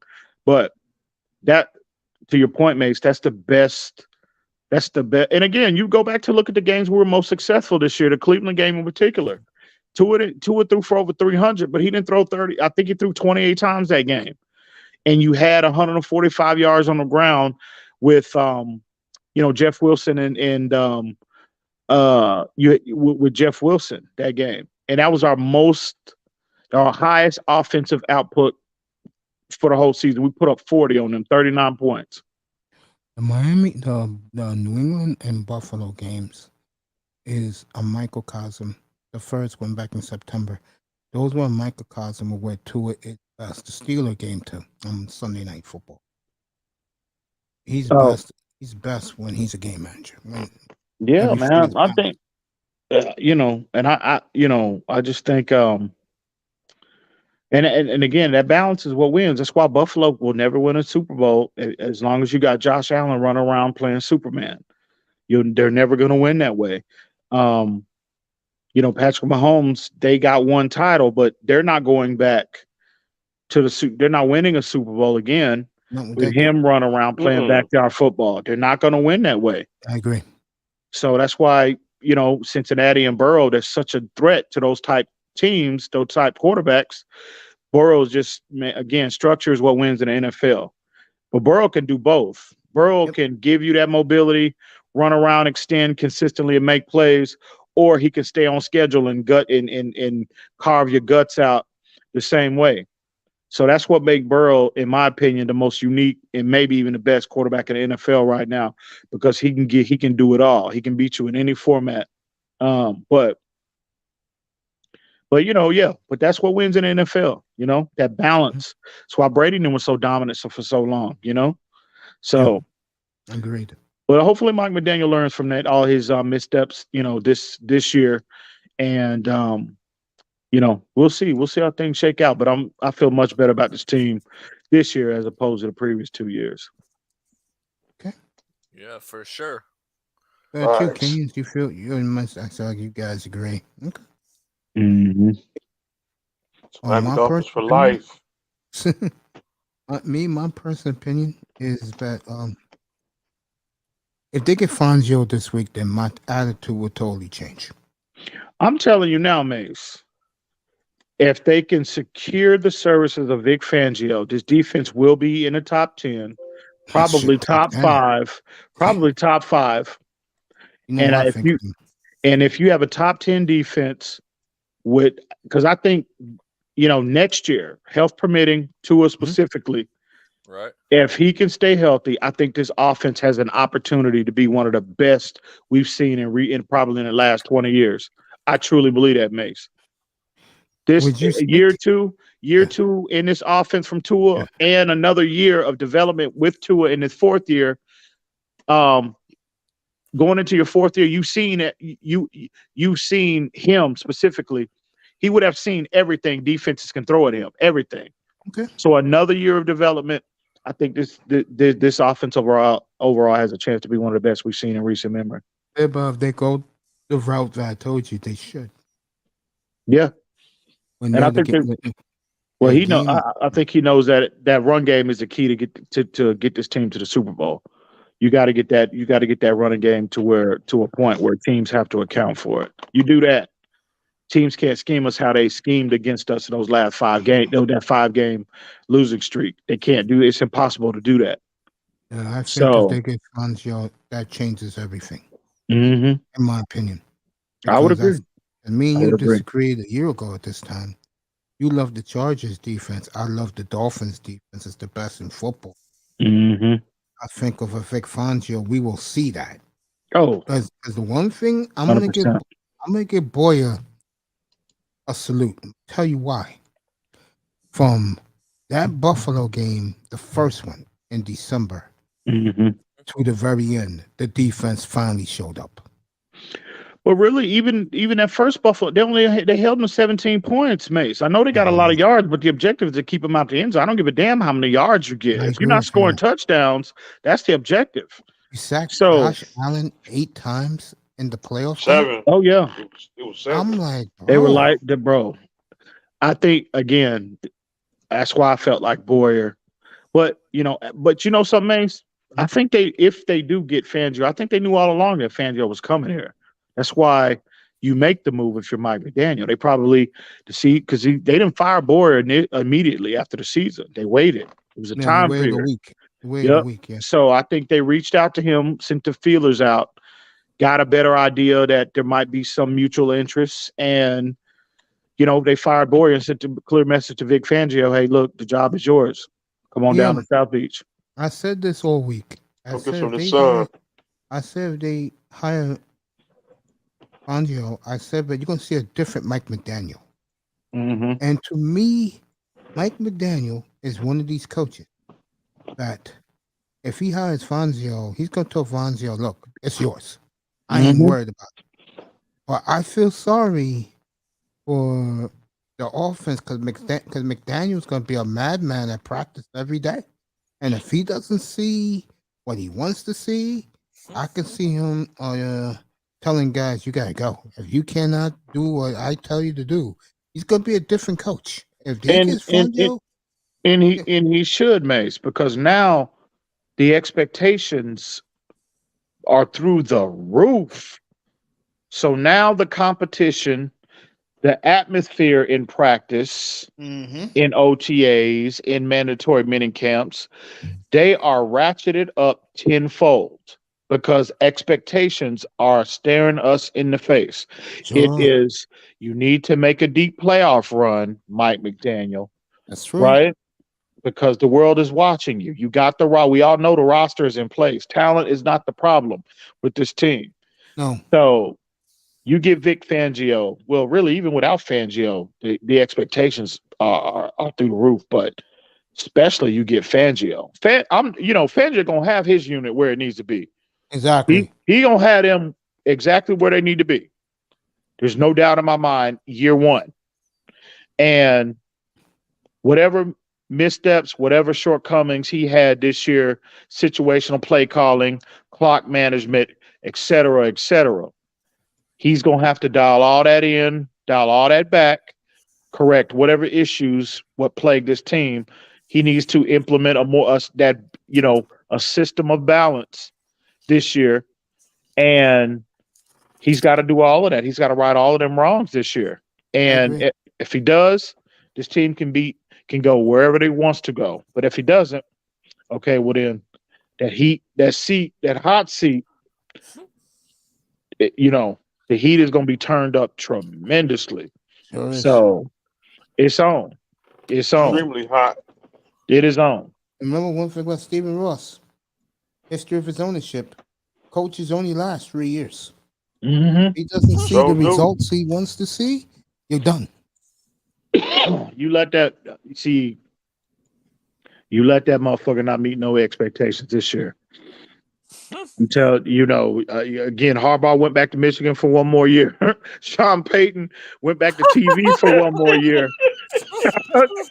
So one more year. Stephen Ross got his eye. They have their eyes on the situation in Miami. So If you let don't do good, your ass is out. yeah.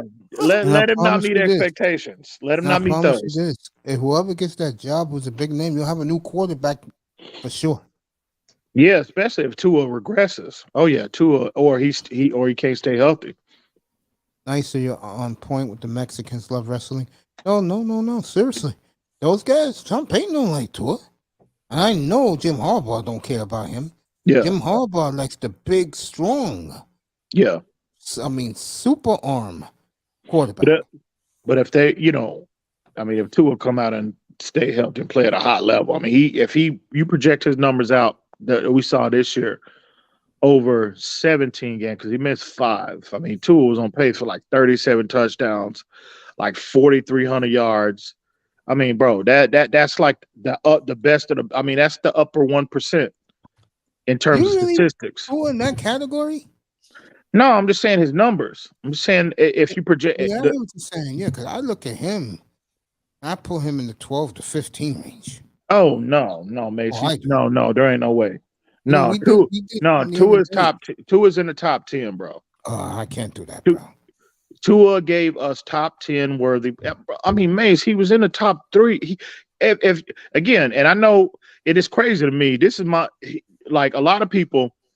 They want to. It's like the NFL uses statistics, all of these metrics, right? Analytics, statistics to gauge how well a player is playing, right? So we talk about Herbert's numbers. When you talk about him, you talk about Burrow's numbers. When you talk about him, you talk about Brady. All of these quarterbacks, we always reference and highlight their numbers because that tells you how well a player is playing or how well they're not. And for 85% of the season, and these are just the facts. These are just the facts. Nothing more, nothing less. No emotion, none of that. These are what the facts bear out. He was no less than 3 in every major statistical category that the NFL uses to gauge how well a player is playing. And I don't understand why the fan base is just sitting here and they're just discounting that. It's like I mentioned, they always, when you talk about Burrow, they always bring up his numbers. But with Tua, they're like, oh, well, anybody should do that. You got Tyreek Hill, you got Waddle. I mean, you can say that about any quarterback. Well, let me say this. If Burrow didn't have them trio wide receivers, if he didn't have Mixon, if he didn't have a legit top 5 defense, I mean, do you think Burrow would be the player that we've seen? No, it don't work that way. Well, let me add to that what you just said about. I think fans are still looking at San Francisco, at the Chargers with 6 of their best defensive players out. Mm-hmm. Buffalo, where they gave a valiant effort, but when the snow started coming down, Mike McDaniel, instead of running the football, which he was doing 99% of that night, wanted to prove that his quarterback can throw in the snow. And I think if you look at, let me throw this one at you. Okay. If you look at the 3 games, first off, it wasn't just one game. It's Tua played extremely well 3 times against that Buffalo team. Not once, 3. He played well enough to beat him in that first game. The second game, he played well. They didn't lose that game because of Tua. And then obviously, 2 games because he didn't play the third one. But if you go back and look at the second game that he played against, go back and the second game they played against Buffalo. Right. You look at his numbers. He was good that night.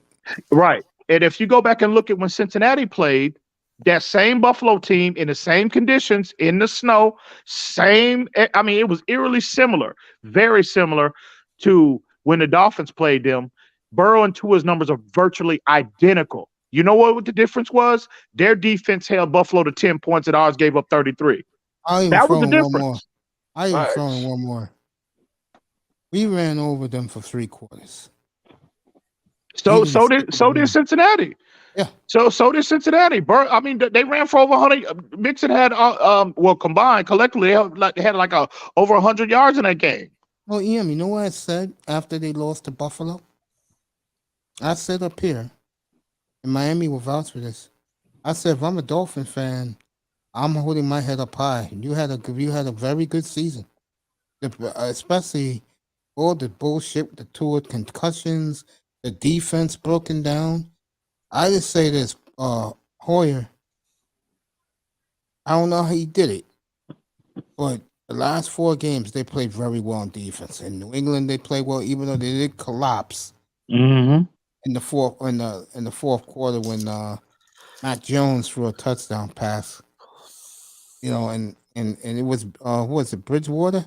Bridgewater threw that 77-yard pick when they ran back. So my point I'm saying is that when they finally got the horses healthy, and my boy from the Broncos who's with us now played like a madman against Buffalo, I was very happy for the. I mean, the defense played well at the end, but all in all, if you can get Fangio this week, then hey Hoyer, thank you for being here. But we all know that you was Brian Flores' flunky, and the brother that was in the booth was the guy helping Flores call the defense. You clearly see a drop off between Flores and Boyer. We do know who was calling the play the end of last season. That was confirmed. So that's no longer a conversation. But I just think Mason, in regards to Tua, man, I mean, I just don't understand how you're no less than 3 in every category, not 1, not 2, but every category they have, and the fan base are not appreciative of that level of play. They think like anybody's supposed to do that. I mean, bro, it don't work that way. You know how difficult it is to play at that high level? They won't say it, but I've been saying it all night up here. One hit away, and they know it. Well, listen. I'm a little more. I mean, I might be a little more optimistic. I try to be a little more optimistic than the average fan. Again, if that happens, he gets hit, he gets knocked out. Well, I'll deal with it accordingly. I'll address it accordingly. But until then, I'm gonna be optimistic. I'm going, be optimistic about what the level, the growth I saw from Tua from year 2 to year 3, and hopefully it will be even a bigger growth from year 3 to year 4. So I just don't I think the fan base, for the people that are not the biggest fans of Tua and they didn't want him in the first place and they might have wanted a different option, hey, salute. That's fine. I don't have no gripe about that. But at the end of the day, if a player, not just Tua, but any player 1 through 53 on this roster is giving you high quality, high level of play, it needs to be appreciated. You know what I mean? For me. Yeah, I'm gonna ask you an honest question. I want you two guys up here to chime in. They get a running back in the second round, like a big cowbell. Wouldn't that really ease the pressure for Tua and they can play what I said? He's better off being a game manager, run the football, hit this guy over the middle, Waddle. Take your chance with Tyreek deep. Don't you think that's better that way? Oh yeah, absolutely, Mace. That can't. The objective is any coach is to create that system of balance. You want to be in a position where you're taking as much pressure off your quarterback as possible, because when you create that balance, it just makes things easier for him. And I think you might be onto some, Mace. This might be the year the Dolphins do use that second round pick on a higher end player at that position this year. My philosophy in regards to that position, the Dolphins have a similar philosophy, but they're in a situation where they need bodies. I doubt they're going to make a big free agent splash. Although I am heard this the other day, that Saquon Barkley article that was floated around. I'm hearing the same thing. There's some conversations that's being had. Not only him, but Josh Jacobs as well, from the leading rusher last year. So Yeah, I'm hearing the same things you're hearing. So we'll Same see how that rumbling. shakes out. But the Dolphins, again, they might take a page out of what San Francisco did when they traded that capital for Christian McCaffrey, and let's see the impact that he had on that offense since he got Best there. trade of the year, bro. Gave So up the rest of their draft, this year's draft, Mike, to get Chris Mike, McCaffrey. Mike McDaniel might be in a position where he's going to do a copy and paste job of what they did in Oh, terms of the trade. yeah, Down in a he big is. time. Yeah. And that's why I said, if they get Fangio, folks, this goofy, nerd, lame Mike McDaniel, see, it's not going to be that person anymore. Mm-mm. He's going to be especially with the offense, jobs on the line. Except for the two receivers, jobs on the line. Yeah, and you bring in a guy established as Vic Fangio, coached in multiple Super Bowls. People forget. Remember back in 2000 and when the Patriots played Carolina in a Super Bowl. Years ago. When was it? You know what I'm talking about, though. 2003. Yeah, it Yeah. was in Houston. Fangio was their defensive coordinator that year. So multiple playoffs, multiple Super Bowls. Obviously, coaching in the Super Bowl. San Francisco played. When they played Baltimore. I mean, you bring in an established player. I'm sorry, coach like him. Everything goes up. All the competition goes up. Everything goes up tenfold. Just look how great the Broncos defense was this year, and they couldn't win shit. Mm-hmm. Not only hold team 16 points a game, and you won the worst teams in the league. Yeah, that offense was putrid. That offense was.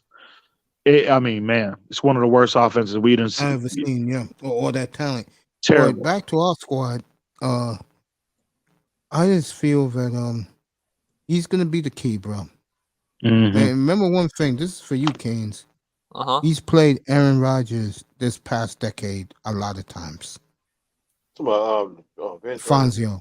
Mm-hmm. He had him. He destroyed him with San Francisco when he had Kaepernick. So did. He played him in the division when he was the Bears defensive coordinator. Yep. Mm-hmm. This guy. So I'm just saying, if we get him as our defense coordinator, that will ease just in case the Jets pull that off. Let me ask you something. Yeah. If the Eagles win the Super Bowl, right, does it change things?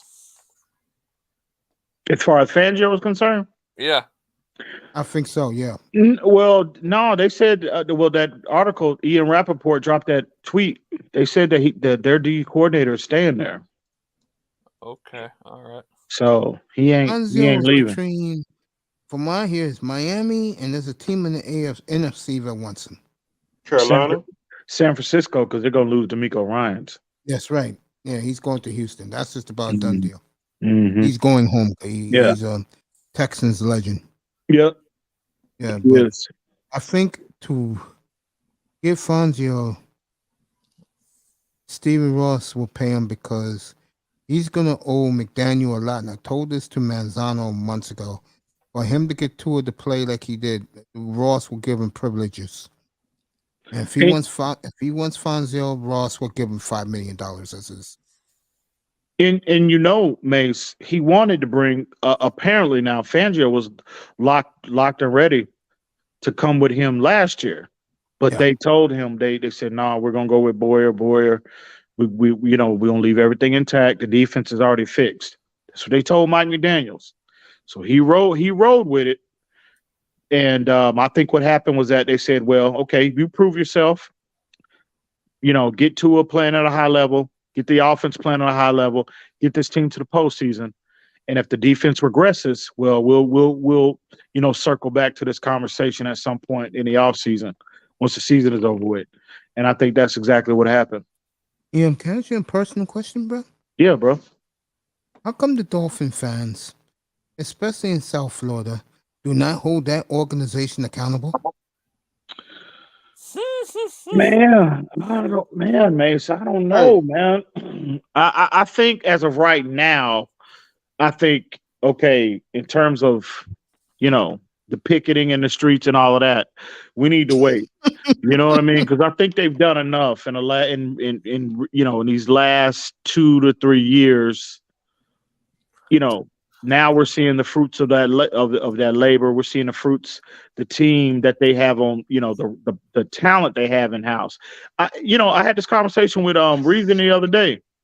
We were talking about the team, and I've been as critical of Chris Greer as anybody, Mace. You know that. Yeah, me too. And he's had a But great 2 years, bro. but when you look at this team, look at the coaches he's brought in, and if he puts the icing on the cake with Vic Fangio, you combine all of the coaching staff in addition to the talent. I mean, what more else can he do?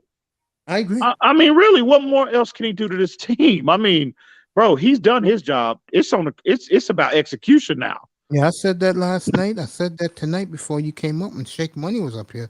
I said, bro, this man in the last 2 years, you can't criticize him. No, He's no, Teflon. sir. You From can't. the day he made that trade with the Niners, Mm-hmm. it's like everything this man does turned to gold. Mm-hmm. And I It's mean, amazing. yeah, and you look at even going back to 2019 when he had first year he had absolute power. First pick, 13th overall in that draft, Christian Wilkins, who's emerging as one of the best defensive players in the league right now. Hey, another year he had this year, bro. You know what I mean? So, I mean, he has done it. I mean, again, I don't know what else more. Again, some of the roster needs to be tweaked. I understand that. We need, I know it appears he missed on the Noah pick. He missed on the Austin Jackson pick. I understand that. But by NFL standards, if a GM is hitting on 40% of his picks, he's basically God within that organization. And if you look at Chris Greer's track record over the last since 2019, I mean, he batting a lot higher than 40%. I was listening to Big O and him and Marcel Louis Jacques, and they went over his picks from 2019. I think when they did the math, I mean, he was like at almost 60% of his picks going back to 2019. So I'll say this. Chris Greer deserves a lot of credit. I'm going to go back to 2020.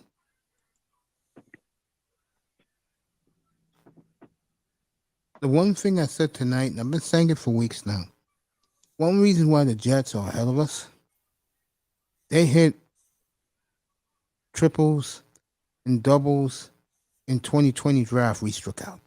Mm-hmm. Mm-hmm. Especially now that the quarterback has concussion problems. Mm-hmm. But when you look at the 21 draft, Tyreek Hill was 22. Don't even think about last year's draft. That was Tyreek Hill.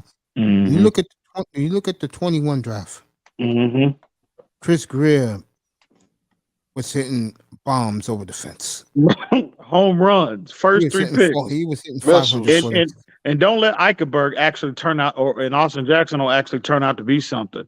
Don't let that happen. I think Eichenberg I don't know about Austin Jackson. See, I'm the exact opposite. I don't know. I ain't seen nothing from Eichenberg, but at least with Jackson, at least he's got the foundation in terms of his athletic ability to fall back on. We know the traits are there. You can't say that with Eichenberg. Eichenberg, he's showing you nothing on the field, and he's athletically, he's one of the more talented players on this O line. And let me tell you this: I think third year is the charm for Eichenberg. I'm hoping, because you heard what Greer said. They riding with they gonna ride that train till the wheels fall off. I just look at when it comes to the Dolphins with acquisitions, if you are complaining about that since 21, you're a goddamn fool. That man's done nothing wrong since that day we made that trade. And those picks turned out to be Waddle, Bradley Chubb, and Tyreek Hill. He did a great job. Mm-hmm. Yep. And I mean, look at the players. There's no way you would have got a player the caliber of Bradley Chubb at where they were going to be picking at. There was no way. Dude, who was up here? Was it Shake Money and Quinte? I agree. Shake Money, Quinte. Yeah, I told both of them. If you would have told me you could have got Raekwon Smith for a 2 and a 5, I would have got both of them and called it a fucking year. I know, bro. You could have done that, Mace. That's the crazy thing. That could have been done, bro. See, that could have been done between me up here and this is no like I'm talking shit. No, this is facts. What I'm about to come out of my mouth. This is why guys like me respect guys like him. Mhm. And the reason is because he sees similar to what I see. Yeah. But we may have a different opinion on some things, but Mhm. basically we agree. What, Ian? About 85% of the time. Yeah. Real Yeah, talk. we're saying the Real same talk. things, bro. And so is Quinte. I cannot believe that, bro. I don't know, man. This is why, EM, seriously, I'd rather be in a dungeon like I have in my room and Mhm. deal with sensible people than Mhm. deal with a bunch of morons. they Oh, my God. they make you want to jump through that goddamn camera and strangle somebody, bro. I tell you, I agree 100%. I had this guy, was it CT? That's his name? Yeah. CT. I had him a couple of weeks ago. He was up here. And he Mhm. said, yo, Mace, I agree with everything you say. I said, bro, it goes by watching, looking, and observing. Mhm. You know, if you cannot tell me again. You know, Shake Money was saying to me a couple of weeks ago, man, that the Dolphins always take these type of running backs, and I said that's why they're losers. Mhm. Go out Liquor there, store running backs. draft you a power back, and move Mhm. on. Yeah, if they can get Bijan Robinson in the second round, he probably gonna go late. He go mid to late first, kind of like Najee did. But if somehow he slides to number in that second round, oh Mace, I have woo, to trade a 2 and a 4 man. to go get him. Mm-mm. Man, I'm looking at this team, bro. I could tell you the weaknesses right now. Number one, besides running back, we need a middle linebacker that will kick ass, And, sideline to sideline, but would knock the shit out of you and I'm if you hearing go. they will be targeting one in If I free decide agency. to Free target him. agency. Oh, okay. Number two, running back is number two. Number three, can you give us a tight end similar to the kid in San Francisco? Mhm. They're hard to find, but this is a deep tight end class though Yeah, this I year. mean, and then number four, Go I get a corner mean, from. yeah, Go get get a a corner. corner. You get a corner, and then this is the most important thing I'm gonna say right now. And I want you three, if you're gonna agree with me, disagree. Do not trade your picks in 24. You have to replenish the roster. Yeah. Don't That trade your picks in 24. yeah, Facts. I think that in terms of dealing away picks, yeah, I think they're 2020, and then on top of that, 2024 is that quarterback class is absolutely loaded. You know who I like in that draft, bro. I mean, hey, let me tell you something, Ian. Back in August, I had Lauro up here. Who else do I have up here? And they was talking about the two quarterbacks, the kid from Ohio State and the kid Mhm. from USC. Alabama. Oh, okay, Alabama. And I told these guys, yo, the best quarterback I've seen is Caleb Williams. And they Mhm. all gave me pushback. Mhm. I didn't even know this kid was going to win the Heisman. Yeah. And I'm like, Arkansas. the kid from USC.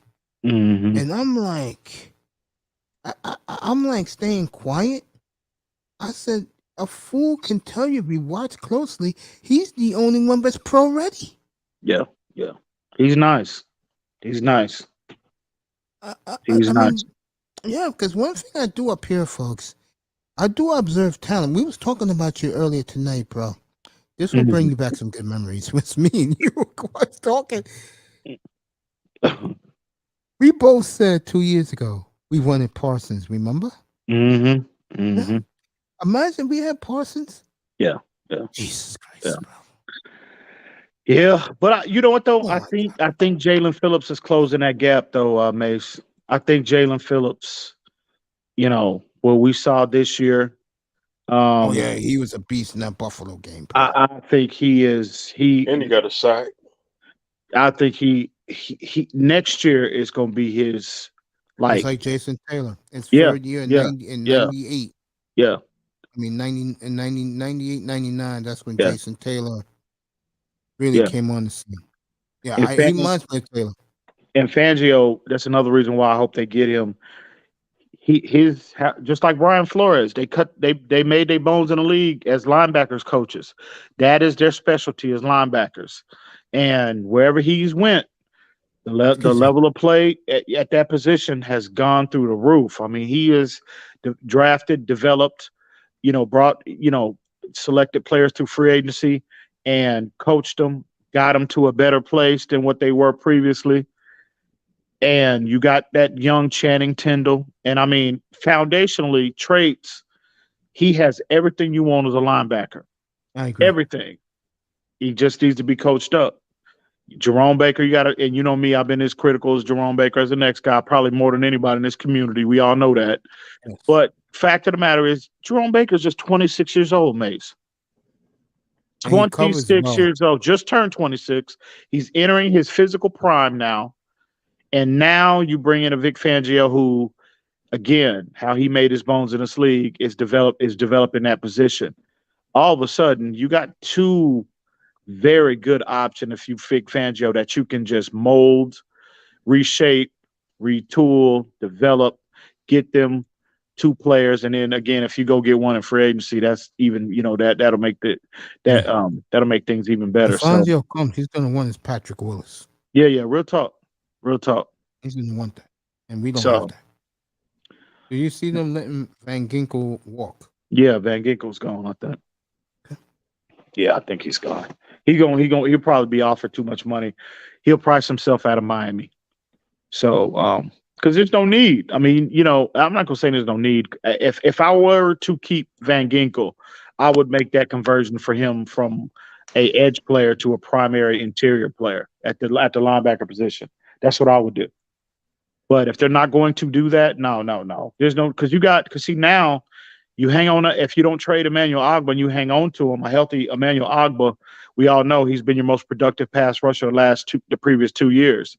So he's better. He's 2 times better than Van Ginkel, than Melvin Ingram, than all these other guys. So if you let them go and walk, you slide Emmanuel Ogbah into that rotational position that Van Ginkel has been in at the edge position, since we drafted him. So there's no need for him. So, but no, I think Van Ginkel, his days are behind him in Miami. Yeah. I mean, this is why always want you around when you come around, because you tell me things that I don't know. I just heard the other day that Van Ginkel was gonna go.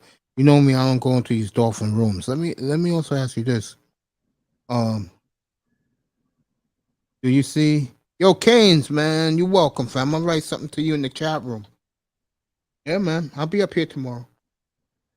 Canes was excellent today. Hey, Kane, salute to you, bro. Salute to you, man. All You've right, been great, be good, bro. man. brother Till next Kane. time.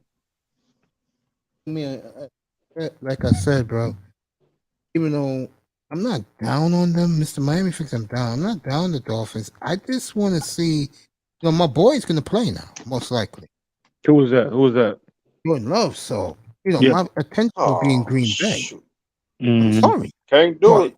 That said, let me say this. That said, you get Vic Fangio, I promise you. This is for you, Mr. Miami. I promise you. EM said it a few minutes ago. You will have I'm going to go top 3 defense in the league. Because Miami's that talented. Yeah, and I promise you this also. Ogbah will have 12 sacks next year. You heard me tell you that first. Bro, I think Interceptions too. I think in terms of sacks, Fangio gets his hands on those 3 rotational guys. Obviously, Jalen Phillips, obviously Ogbah, obviously Bradley Chubb. I think all 3 of them, we could have not be as productive as Philly's D line this year, but in terms of rankings in NFL, they can be one of those top 10, top 5 teams in terms of sacks next year. This year. Yeah. I agree with you. Now look at us, man. I'm like saying, bro, I've been saying this since I came out of rehab almost a year ago. I told Sean, like, first when I came up here, I said, they get an A+ from me in the offseason, and they got the best defense in football. And people were surprised I said that. Mm. You know, I really believe that. Mm-hmm. I think with him as our defense coordinator, that is a big burden not to worry about the defense anymore. Yeah, I agree. I agree. That's a huge burden. Yeah. Next thing I would do if I'm Coach McDaniel is I'm gonna have a long talk with Tyreek Hill Mm-hmm. because if they go the way me and you think they should go, he's gonna be a problem. Mm. Because if we're winning and we have a championship defense on the field and we're winning, we're beating teams 2014, he's gonna have to live with it. Mm-hmm. Oh yeah. But Mace, I think Tyreek next year, because he's got his monster season out of the way. He's proven that he wasn't, Mahomes did not make him. He's proven him. He didn't really have to do that, but for the mainstream media that was trying Yeah. to sell that narrative that it was all Mahomes made. No, Yeah, they don't do that no more. he clearly distinguished himself as a top 2 wide receiver in the league. So I think he got his bag. Right, he's got his All Pro. He's got his first team All Pro. He's got his Pro Bowl. He's got his all. Just a ridiculous season. He might be in a position. It's all about winning now. What else? What else is there left to Totally do? agree. And I think the best It's about way, winning. Mr. Man, may I ask you an honest question? You're here. I don't ever ignore you. I'm still Do you here. feel? Yeah, I'm gonna ask you a question. Do you believe the Dolphins are better off playing a game managing style of football, power football, or you think they're better playing like they did this year when the quarterback was healthy, putting points on the board, electricity in the air, throwing quick strikes for touchdowns? Which one would you prefer? Be honest. Like that. Like that was the question you just said. What, you want them to go game manager? Or put up more points. Oh, then he likes the way he saw. I'm the Mhm. complete opposite. I like He was because dominated. what Tua proved to me.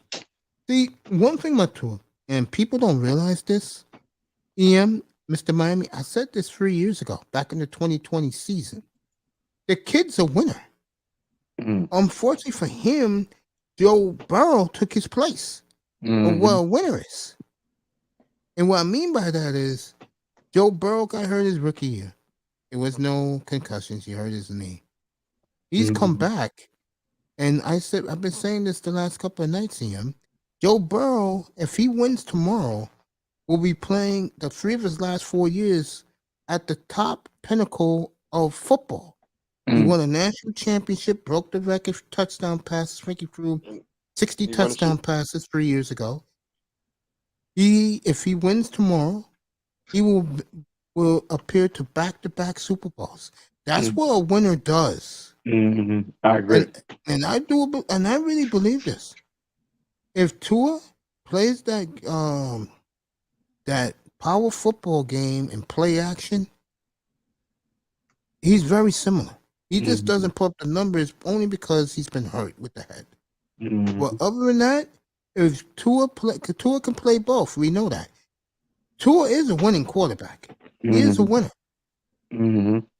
I think, I would go that power football route. Yeah.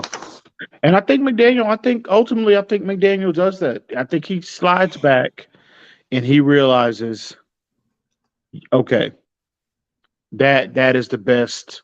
I think I think he knows it anyway, but I just think some things, the O line wasn't where it needed to be, in particular early on in the season. You look at a lot of them games that we were in, we were down early, like the Detroit game. Yeah. As soon as we get off the bus, we down 14. So you don't run the ball to get caught up, you throw it. So we were in a situation where we had to get caught up quick. Yep. And, again, that's another aspect of Tua's game that nobody ever thought. A lot of people didn't think that, well, when we get down and we get in these shootouts, can Tua bring us back? Well, I think Tua proved that. Yes, he did. Baltimore game, Detroit game. Right. So, Buffalo. So he checked a lot of them boxes. But again, I agree. I agree with you, though, Mace. For the team to be as the most productive and be the biggest threat is that system of balance, I think. I I agree totally with you agree. 100%. I've been saying that since day one when he arrived. First time I started doing this show, I told everybody, if you're gonna win, you're gonna have to play power football, Hmm. grind it out, build a championship defense. But Flores was doing before they got rid of him. Lighten up the. Who said it? Quinte said this tonight. Yeah, he was right Yep. on point. I've been saying this for years. These Dolphin fans down there, they would rather uh they would rather lose 45-41 than win. Yeah, yeah. That's how they are Yeah, down there. That's the I way they know. think down It's there. It's sad. I crazy. know. It's crazy. Omar Kelly, shout out to Omar. It's my boy. Yo, seriously, bro, you cannot. I don't know. I just don't look at the Dolphins that way. I Mhm, look at the Dolphins as a team. They're better off going back to their roots when they won 3 Super Bowls. mhm, If Tyreek wants to play the poor warfare role, fine. mhm. But I really believe they are better off playing power football Yeah, I agree. I agree. and keeps everybody fresh. And the defense, we got a great coordinator now. I mean, if we get him, and I keep forgetting, if we get him. You get Mhm. that young guy that they're talking about, yo. Good luck with that, bro. I think you talking about Sean Desai? Yeah. No, the other guy, the Anthony, whatever his name is. Come on, Oh, Chris, with that dude from the Cowboys. No, Cliff Richard I like. I saw him in Seattle. The problem with him is he will be, how can I say this? He will be a psycho as a coordinator. well, allegedly, if him and Fangio were coming as a package deal. That would be nice. Then you don't ever have to worry about the secondary. Mm-mm. Yep. I'm telling you, they're gonna have this defense right. The defense will be a top 10 unit, and that's the baseline. I agree with you. I mean, to me, the problem with this team is it's just 3 simple things. Offensive line is shaky. Um, Running game is spotty. Sometimes we have a hard time stopping the run, Mm-hmm. even though they were bad. And where did this kid 92 come from? Siler, he came from they found him. They found him on. He was on Baltimore's practice squad. What a Yep, player he is. Oh, he's a that beast. and again, Chris Greer. That's Brian Flores and Chris Greer, but Chris Greer is part of that. Another player that he found, brought in, and look at him now, top 10 defensive tackle in the league, easy. Wilkins is top 3, but I would say Siler is top 10, and practice squad guy, afterthought, afterthought. So I love Zach Siler. I'm hoping and praying that they can keep him and Krista Wilkins together because they deserve to play together until at least until their 30s. You know what I mean? I think both of them are 26, and they you got to keep that's the foundation. Especially if you're making that conversion to that 4-man line, you got to have those guys being disruptive up front. And I just pray, hope, and pray. I know Krista Wilkins ain't going nowhere. That's a given. But Siler, they got to find a way to re up him as well, and then they'll be able to do it. You know, they'll be able to do that. The Dolphins will be able to. They'll have enough money to do whatever they want to do. Don't be surprised if you see some big names get cut from this team. Who do you think? Who do you think? Well, I think the obvious one is Byron Jones. Yes, he is definitely getting cut. I just get the feeling that the Dolphins, I said this 3 years. I can't believe I've been on the air for almost 3 years now. I said this 4. back then. No, I came in 2020. I came to doing my show in Labor Day of 2020. That's when I started. That's September the right. 7th. Mm. Let me I just look at them and I'm just being honest, man. They do nothing for me right now. And it's not them. It's just that you know what you got. You know he's coming back. So that's a big albatross, and fans will stay quiet. That's why I said that for them to cut off the lights And the big reason why they did that, Ian, was because they're sensitive to criticism. They got Mhm. roasted with the tour stuff Mhm. back in September and December. The Dolphins type of organization, they shut it down. I think that was a mistake. I'm glad that they threw a bone to guys like TD and Mhm. Larry L, something they can talk about by firing the coaches. And now the Fonzio rumor is out. So that's good. That's good for them. Mhm. Mhm. Because if they would have went this whole winter and spring with nothing, but Mhm. Tua is coming back, I think some content creators will be very pissed off, bro. Because how much you going to talk about? Yeah, I I mean, agree. UTD right now. What did he say yesterday? That it's Mhm. time to break it up. Mhm. Yeah. That was his topic yesterday. I agree with him to a degree, but let's see them get Fonzio first. What was that? What TD was saying? Break up the team? Yeah, he said that this is the windows closed. Yeah, closing very quickly on them. Yeah, Uh, I just caught a second of it, but I saw the headline is the thumbnail. I said, okay, you feel that way, brother? You know, well, I disagree with that. I mean, I think I think they legitimately have a 2-year window. 2 years. The third year, you had to get to the post. The first year you had to get to the postseason. They did that, yeah, they did. right? They did Yes, that. sir. They got to the So, postseason. I mean, if the defense don't regress this year, if the defense is at the level of 2021, the second half of 2021, this team could be playing tomorrow. But the I fact do of the agree matter, with that. I but do the agree. fact, but the fact of the matter is, it didn't. The injury, Nope. we had many setbacks, unfortunate setbacks in terms of injuries to key foundational players. Hey, and it happens every year. That's the nature of football. But I Again, think legitimately, I think going into this year, they had a 3-year window.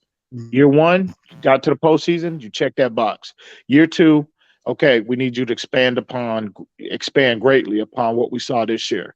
That's why you bring in a Vic Fangio. You get the defensive side of the football shored up, get that back to a top 10 unit. Let Mike McDaniel, year two of his offense, not only Tua, but the O line.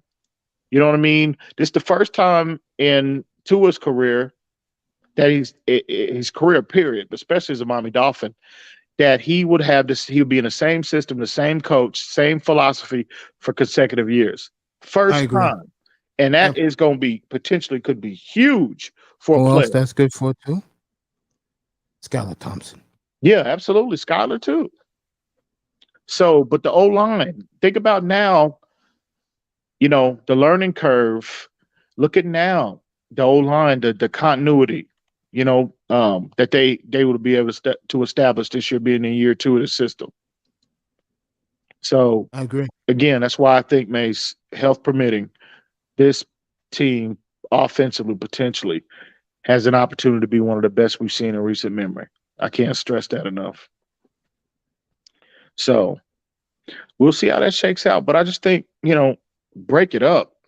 That I think that's ridiculous. You got a And well, yeah, legitimate. talk to your boy about that. That is I ain't absolutely heard ridiculous. no Check it stuff out. I'm gonna like show that. you. That ain't nothing but that's straight foolishness right there, bro. That ain't nothing but a bunch of foolishness, bro. You know what I think? And this is my honest opinion. I think the Rogers rumors to the Jets is getting to all these Dolphin Yeah, that's offense. what I was going. So what are they saying in New York, bro? Is that legit? Is that That the is word on the as street? False very rumors. no, that is real, bro. I think it's happening. I think it's happening, bro. I do too. Because I showed something late last night up here. I showed the Packer team shop. And Rogers' jersey was gone. The authentic jerseys, the $350 jerseys. Rogers was taken down. Jordan Love was put up. Right, Damn, really? Mr.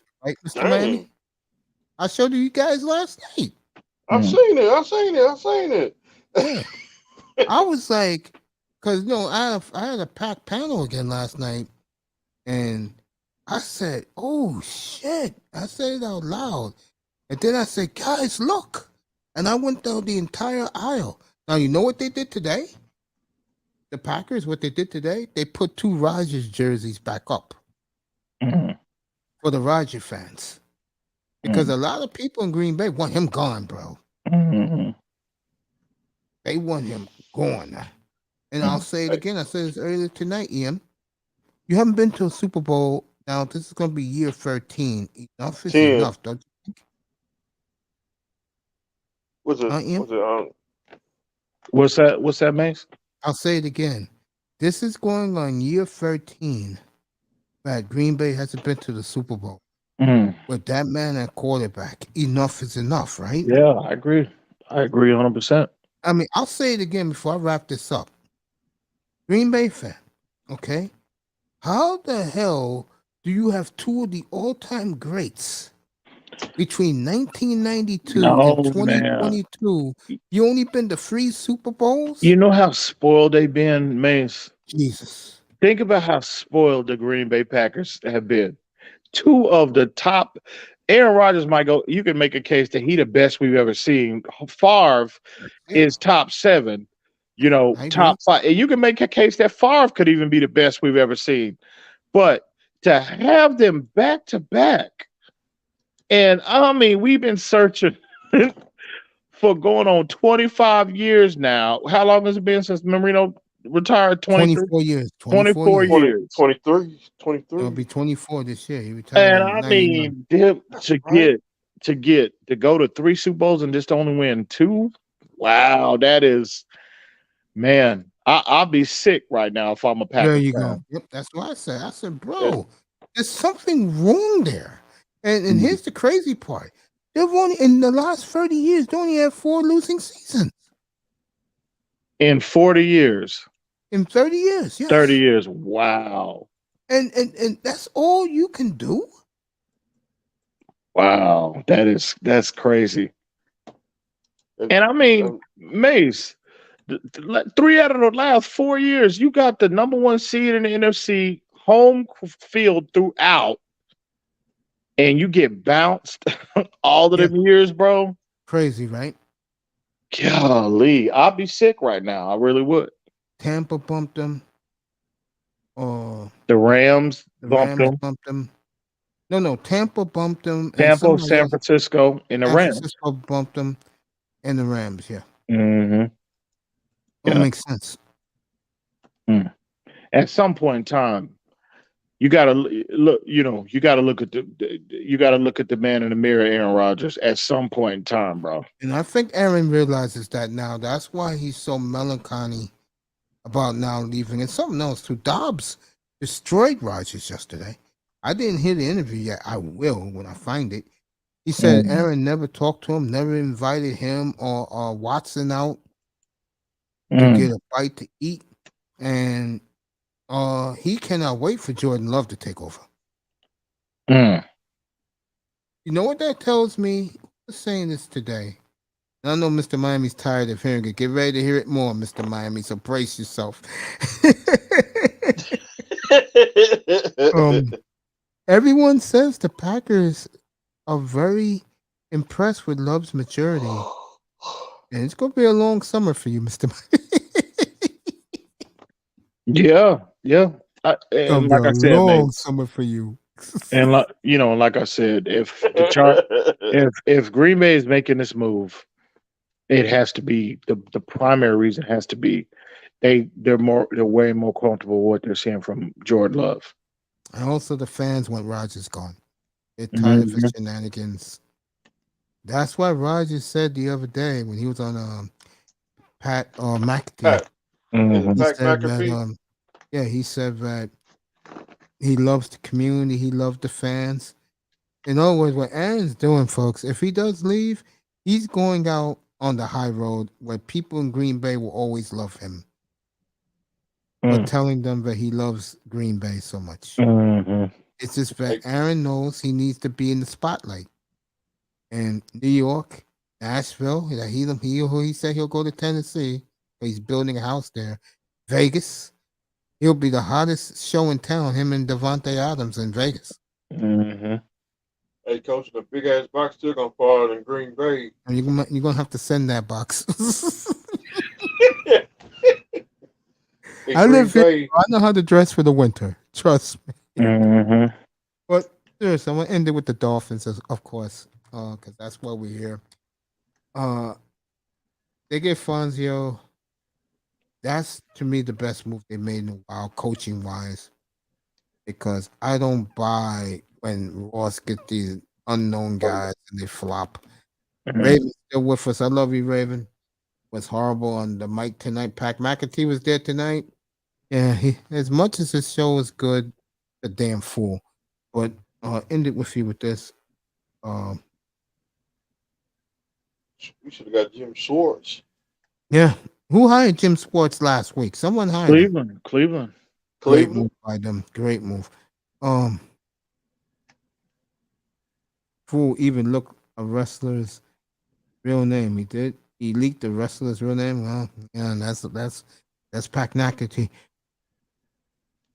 What position you feel right now will be better come 1 year from now? Like when the season's over this next year, you're like, damn, they played better than I thought. What position you think it would be? Man, that's a good question, Mace. This team still got holes, man. That's a good question. Fonzio comes, that wipes away a lot of ills. Oh yeah, I think potentially. I think if you know, it's just not. I truly believe it's Mace. Mm-hmm. I can literally point out probably. I mean, I could go quarterback. I think Tua's going to be better. I think Jalen Waddle is going to be, and you know how scary he was this year. I think Waddle is going to elevate himself either to the level of Tyreek, and he's close now, or he might even exceed. He might even wind up being a better player next year than Tyreek Hill. He might. So I can point to that position. I can point to a lot. But I think the biggest step we're going to see, and it's not one in particular position, it's a collective. And you might have figured out what direction I'm going in, and I'm talking about the O-line. Collectively, another year in Mike McDaniel's system, we talked about the continuity being established. That unit could be, and again, they graded out at like 22 this year, which is, bro, that's a major step in the right direction. 22 as a whole. And I think the O-line collectively next year has an opportunity to get to that top 10 status. I hear you, man. I hear you. Yep. I ain't letting you leave without talking about the master plan Popovich has put together. We know what that is. Ooh, did you see Mr. Sohan tonight? Jeremy Sohan tonight, 30, 14, and 8. Hair. Yeah. And you, oh my God, and you combine that with Webb and Yama. Oh man. Oh my Lord, please make that happen. Oh, please. Stick to the plan, Pop. I tell you, folks, if they get him, they win the lottery, folks. You're going to see a lot of silver and black up here, just like the good old days. Oh, Mace, I'm telling you now, because we talked about Sohan during the draft process, remember? Yeah. And I told you, he's got a lot of traits to work with. How long he is, 6'10", play all 5 positions, excellent defender out the gate. Now his offensive game is picking up steam, right? Mm-hmm. And he's that again. Pop like those players, like a Kawhi. Kawhi was similar, raw player, couldn't shoot, but he was an outstanding rebounder and defender, just like Sohan. Could Sohan be the second coming of Kawhi? He might. Oh no, he looking like it. Mace, he looking like it. I saw you second week of the year. You was in Portland. I watched that entire game. You came up here. I said, "Damn, your team is good, bro." They got some good foundation. I think, bro, they could win. They could be winning a lot more. Bro, you know the tank. You know the fixes. Of course, we know this. We know. You know the fixes. Yeah, we know the plan. Yeah. So you combine that with Victor Wembanyama, real talent. Oh, Antonio, they get him folks. They're in business. Oh, the dynasty is back. I'm telling you now. They win the lottery. 57 wins guaranteed. San Antonio I'm next telling year. you now, the dynasty is back. I'm telling you that now, bro. Dallas, So Houston, you had your Like chance. it's like if he was like the Miami Heat, we back. yeah, You're man, and making you the combine playoffs. You and got no shot. not only them two players, but look at Keldon Johnson, look at Devin Vassell. You got Blake Wesley, who I Celtics. think who's going to be an excellent pro. Malachi Branham. They got crazy foundation. The Celtics really want your center real bad. And I don't know what they waiting on. What are you waiting on, Pop? That nigga should have. Pardon my language, mates, but that nigga should have been up out. He should have been gone. Somebody offering you 2 first-round picks, get that nigga up. Get that nigga up out of here, bro. I mean, real talk. No, seriously, he's white. Celtics would do that. They don't need draft picks no Get more. him up out of there, bro. No, No, he they ain't. told He him. ain't. He ain't in. He ain't in your long-term plans. Yeah. Let him go. So And San told him. Antonio, telling you now, better days are coming. Better days are coming. 7 of the top 12 picks in this draft will be European. Just to let you guys know. I'm gonna have Tackman up here for the NBA. I'll have him up here in early June. We'll do a trial run of the draft. He said you guys got an A+ from him last year when he said he loved everything San Antonio did with those free numbers. Yeah. That's what's up. I did too. I loved everything they did draft, especially in the first round. Everything. And if San Antonio, like I said about them, to me, the best franchise since 1997 NBA, bar none. And you all know what happened in Miami Game 6, 2013. David Stern said, "Hey, Adam, you just got this job. Just do me one favor, please. Don't let them pass Mike." Yeah. And then, I'm gonna go. What if they would win 7-0 with that group? How would things be look differently? You think? With what group now? The Spurs with Duncan. If they would have beaten Miami like they should have in 2013, and we went 6-0, 6-0, 7-0, I think they would have won 3 in a row. Yeah. You're right. They would have been looked at. Oh man, they would have been. Yeah, Duncan would have been. And again, for me, Tim Duncan is one of the 3 best players I've never seen, 3 or 4. And but Duncan would definitely be because a lot, in terms of the mainstream, how they feel about San Antonio as a whole, but Tim Duncan specifically, he don't get a lot. I feel like he don't get the credit he deserves because he is the greatest power forward ever. But I think the mainstream media, when they say that about him, which is fine, which is factual, but they always leave it at that. They don't mention Duncan in the Mount Rushmore of players, right? They just say, which is ridiculous. Duncan should be on that. He's on that, in my opinion, on that Mount Rushmore. But Duncan would definitely be looked at in terms of the mainstream in a much, much different life. That happened. It's unfortunate. But hey, the real ones know. I don't give a fuck about these casuals, bro. The real ones know what time it is. Yeah, I know what time. So the real ones know what it is. Yeah, I know. So that's enough for me. Hey, Coach, Trailblazers just lost. They got blown out. I was watching that game while you guys were talking earlier. 123, came up, I was watching that game. Who beat them? Who blew them out? Toronto. So you think I'm hearing? I heard on NBA Today earlier in the week. Toronto might be in a situation where they might have a fire sale. So will Portland. They're talking. What's my boy, Josh? I forgot his last. Oh, Josh Hart to the Heat, and what's his face? Nurkic probably going to LA. So is Josh Hart balling? Is he hooping? Yeah, he's hooping. Really. Yeah.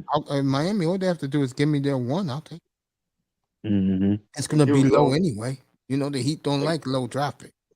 Yeah. And give us that one player. Dame Lillard. Forget it. Give me Dave Leonard. No, he getting And two, you and, guys. and Pat Riley wants Josh Hart. Pat Riley knows what to do. Mm. we, Yeah, we, San we, we, Antonio, they asking 2 first-round picks for Jakob Pertl. But Boston you will know do what it. though? Pertl's a good player though. He really Yes. is. Yeah, He folks, he ain't lying. I've seen San Antonio. They played Portland again the other night. They're this. the They know fix what is they're in. doing. The fix is in. Yeah. The fix Rockets is won, in. so they're just a game ahead of the Rockets for the number 1 pick. Mm-hmm. San Antonio. So San Antonio was ahead of them 1 game? No, the Houston is now winning again. Oh, really? Yeah, So because of They what winning John again? Wall said about them last week when he destroyed that organization. And he picked on this kid, Kevin Porter, I think his name is. mhm. I think that was classless by John Wall blasting that kid. Mhm. So who has the first pick? Right now it's Houston. And Game one ahead and a game ahead of San Antonio. oh, okay. Well, we good. Yeah. Yeah. We good. Remember, We folks. good. Remember, San Antonio tanked in '87. They got David Robinson. They tanked again in '97. They got Tim Tim Duncan. Duncan, I know, right? Man, he harsh. Pop 2-0. He soon to be 3-0 in his when he decides to tank. So we know San what the Antonio. prize is, and yeah. We right on schedule, boys. We You right on better schedule. believe it. that is harsh. we right on schedule, baby. You know what you do on the day of spring? What's that? The young stars of the team are in street clothes. Yeah. Bring up guys from your G League team. Yeah. They've been sending dude. Yeah. They've been doing that anyway. They've been bringing a lot like that dude Bass. They got that shot blocker. Yeah. Got him off the street. Damn. Now he the starting 5 now for San Antonio. Unbelievable. So yeah. He's Yeah, got some Pop punchlines tonight. Mace, Pop know what he doing, bro. Like you just said, you tank at 87. Yeah.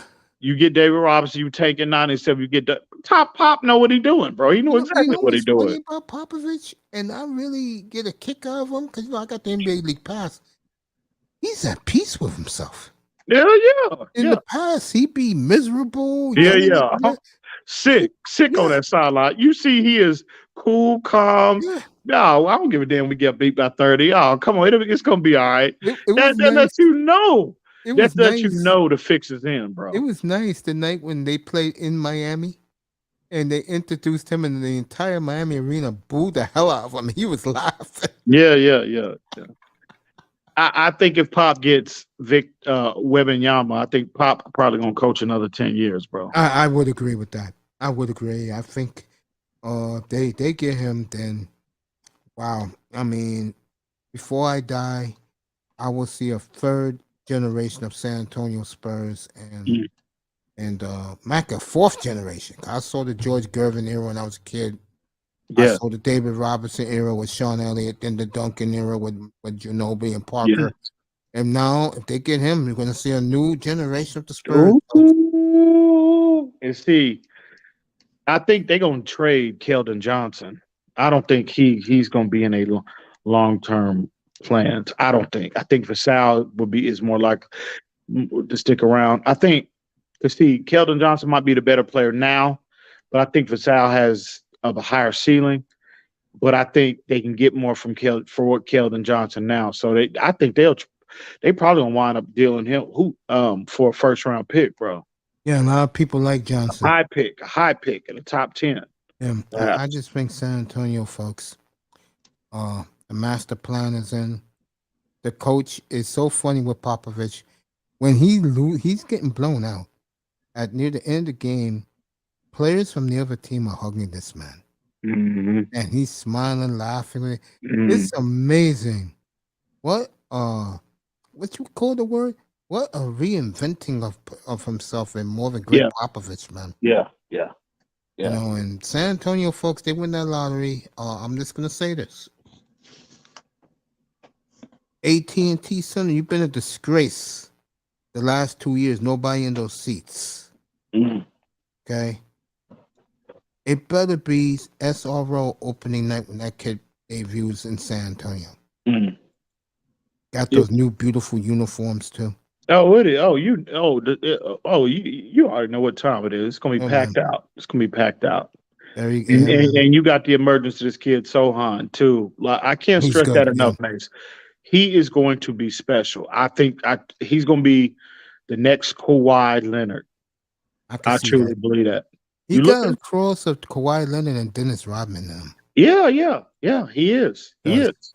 And we're gonna see a lot. If they win the lottery, folks, you're gonna see a lot of San Antonio up here. The great EM, Mr. Miami, Raven Knight. I love you, great people. 5 hours tonight. Where you gonna watch the Strong, game? baby. Where you gonna watch the game at tomorrow? Tomorrow. Oh, I'm chilling at the crib, man. I There might. you go. Well, I might have to take another trip back to Arkansas next week. But I'm just gonna chill tomorrow, man. We'll just be at the house. So. Well, I want to say this. And I mean this sincerely.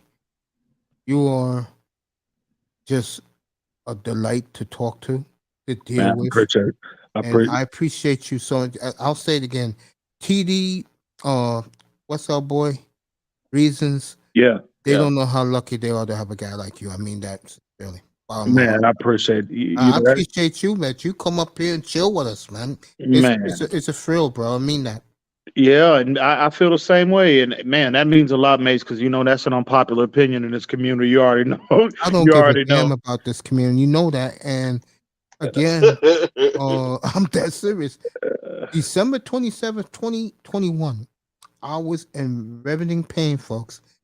I saw the Dolphins lose to Tennessee. I'm looking around YouTube who's doing. I saw TD with this great man in Insanity. And when I heard them talk that night, I said they have come to the dark side. Yeah. And I don't know, May. Tua keep playing like this. Hey, I'm gonna have to go back to the bright side, baby. I'm gonna have to go back to the other side of the fence. No, it's not this Tua. What you three did that night that made me cry in my bed. You held this effing franchise accountable. Yeah, real talk. Because the rest of these fools don't do that. I'm all about accountability, Mace. Myself too. I even hold myself accountable. I'll be the first. So I'm all about accountability, and we should all be that way as fans, players, front office, the people that's mopping up at night, that's cleaning up the restrooms at night. Everybody that's employed by that team, by that logo, we should all be in a position to hold them all accountable when it's warranted. Don't let them get away with shit. They don't get Fonzio, you blast. Yeah. You blast. Absolutely. You blast Chris Greer, but he blew it. Okay? That's what you do as a fan. You hold your team accountable. You think I'm happy that my team in the NBA got 22 wins, bro? Yeah. The way they lost tonight should have been the way should have been losing from day one. And they ain't even trying to tank, bro. They ain't even trying. They might as well tank now. I mean, you might as well. I mean, real talk. You might as well tank right now. And if we don't, I'm dead serious about to say, if you can get rid of him in 2 weeks, I'm talking about Dame Lillard, just get rid of him. Damn, Mace. That's your boy, man. Let him go somewhere where he can win. Where the rest of America would know who the hell he is. Are they talking about trading Dame though? The whispers are coming out now. He is not happy they have collapsed. Like I'm delighted, but it's too late for your sweepstakes. Well, that shit. Yeah. No, I gotta look at hopefully the seventh pick again. We got lucky this draft with the seventh pick because he's a dunking machine, man. And I will predict right now tonight at 1:55 Eastern Savings Time. Shaden Sharp will win the NBA dunk contest. I will guarantee you that, right? I will bet on that. On that note, family, it's great to have. I mean, what I just said to you, man. It is a treasure and a pleasure having you here every time you come up, man. I mean, man, that's heartfelt, Mason. It's always, hey, I feel the same way about you, man. You have a home up here. You know that. Yeah, that's great. Always greatly appreciated. Always. You already know that. So appreciate you, man. I love y'all, man. Mr. Minor, salute to you too, bro. Safe love you, brother. And I love you, man. Yeah. Till next. The Till great next time, PM, gentlemen. everybody. I'm going to bed, everybody. I'll be on 2:30 Eastern time tomorrow for the Niners Eagles. You gonna be streaming both games? No, that one. I'm going to Mom's. Mahomes is her boy, so I'm going to Mom's. Oh, okay, that's what's But up. That's what's I'm gonna up. have a post game show after the game. Mom Okay. only lives 10 minutes from me. Yeah, So that's what's I'll up. get back here quick and we'll do the post game tomorrow night. My mom is beginning to hate Joe Burrow. So. Oh yeah. Is she a KC fan? No, she's a big Mahomes fan. She Oh loves yeah. Patrick Mahomes. Real quick, did you see that the mayor of Cincinnati had that little skit on TikTok? What They the- were calling Joe Burrow to take a paternity test because they think he's Patrick Mahomes' father. Because he done beat bro. They've been trolling that Cincinnati been trolling that KC fan base too much. Like they call Arrowhead Burrowhead Stadium. Yeah. I saw that. They've yeah. been Dang. trolling the shit out of them, Mace. You know I mean, what? the mayor came out on that, bro, and on TikTok and did a skit. The mayor. No, So, I all think, right, man, honestly, y'all listen, man. Keep trolling them. Keep you know doing what? it. You know the truth. You know what I think? I'm being honest here. I love Mahomes. He's been walking better this week, Raven. I love him. Know that. I just think it's Cincinnati's time, man. I do too, Mace. I do too. I think the worst thing that happened to the A.F.C. is that boy is a championship player. He has ice in his veins. But I'm gonna say something else. Miami plays the way me and Ian wishes they play, which is power football and the championship defense, the power running game. You better watch out for Tua next year because I promise you. Mace, think about that real quick. Yeah, go ahead. I think Miami is extremely close. I do too. You look at those 5 games when they lost, all of them, they were in one drive away from taking the lead in the fourth quarter, right? And that's against San Francisco, playoff team, N.F.C. championship team, Chargers, playoff team, right? I mean, all of those games in them, Buffalo. I mean, the Dolphins are extra. This is the closest they've been in a long time. And again, I cannot overstate this enough. You tweak a few things, middle linebacker, offensive line, corner here and there. It starts with getting Vic Fangio locked up. You do that and you tweak the other areas of the roster. And I'm telling you, Miami, we could be sitting here this time next year and the Dolphins are playing in this position to play, in the AFC Championship to go to the Super Bowl. I truly believe that, Mace. Toughest schedule at home I've seen the Dolphins have in my life. At home. Mm-hmm. I seen that AFC Championship in Miami. Dallas Giants, the Lions. Who they got also? They got Kansas City and Denver coming in. These games, folks, will not be for them. But I think again, if they get Fangio, that will relieve a lot of pressure on this franchise. On the head coach too. The Think about defense it. can be taken care of. He don't have to worry. He does not have to worry about it. You can just completely focus on offense, and right. you do that. And like I said, the Dolphins are close, and you got a lot of pessimistic fans, and I get it. They jaded, There's a lot of lost hope with the Dolphins from the fans. That is true. I get it. I totally agree. I get it, but man, I think we're close, Max. I truly believe that. So we'll see. I agree with you, man. We'll see how things shake out. But yeah, I'll be back up here, Mace, and it's always a pleasure you having me up here, man. You're the best, man. I love you, man. I always appreciate everything, man. This is the Salute home, to bro. you.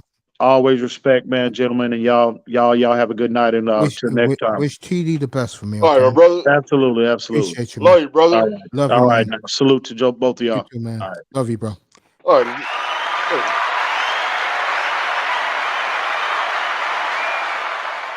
All right, folks. I'm gonna drop the link for Raven to come up for a minute or two, but we're getting ready to go off the. All right. You get a recap of Royal Rumble with him, and then I'm out for the night, and I'll be back in 12 hours, folks. something like that. It's something like that. It never ends with me. Come on up, Raven. Let's talk about Royal Rumble. As the link is there for him. And Sammy betrayed the bloodline. Hey, isn't it great that I was about to go to sleep 2 hours ago and then EM came up here, bro? Yeah. Wasn't that great? This is why I love doing this, man. I mean, people don't understand with me. I love doing this for the conversations, to listen to other people's opinion. Yeah, I'll hang on for you. This is why this is why Raven's gonna come up and join us off the air. This is why I really appreciate everybody, man.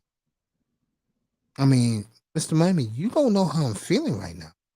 I got a electricity in my body because he came up for 2 hours, bro. Yeah. I was about to go to bed. And then I saw him in the chat. I said, get up here. Here he is. Raven Knight's here. Go ahead, Mr. Miami. You know what to do. Dang. Ladies and gentlemen. Ladies, sponsored by Lean. There you go. Ladies and gentlemen. Ladies and gentlemen. There you go. Thank you, everybody for coming. And brought to you by Lean.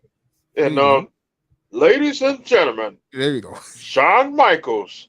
It's a new Continental Champion and the current WWE Heavyweight Champion have left the building. Repeating, Shawn Michaels have left the building. Good night, everybody. That's right. No sex, no drugs, no women for Raven Knight, for Mr. Miami. I love you. MTE, baby. See you in 12 hours. Pre-game show. And I'm gonna stream the Eagles game up here. So Eagles and 49ers tomorrow afternoon. It's gonna be a beautiful day in Philadelphia.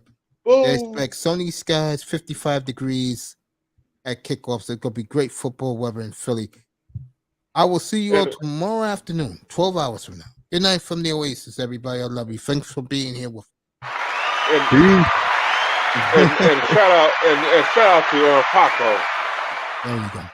And Brother Dan. Now, Raven.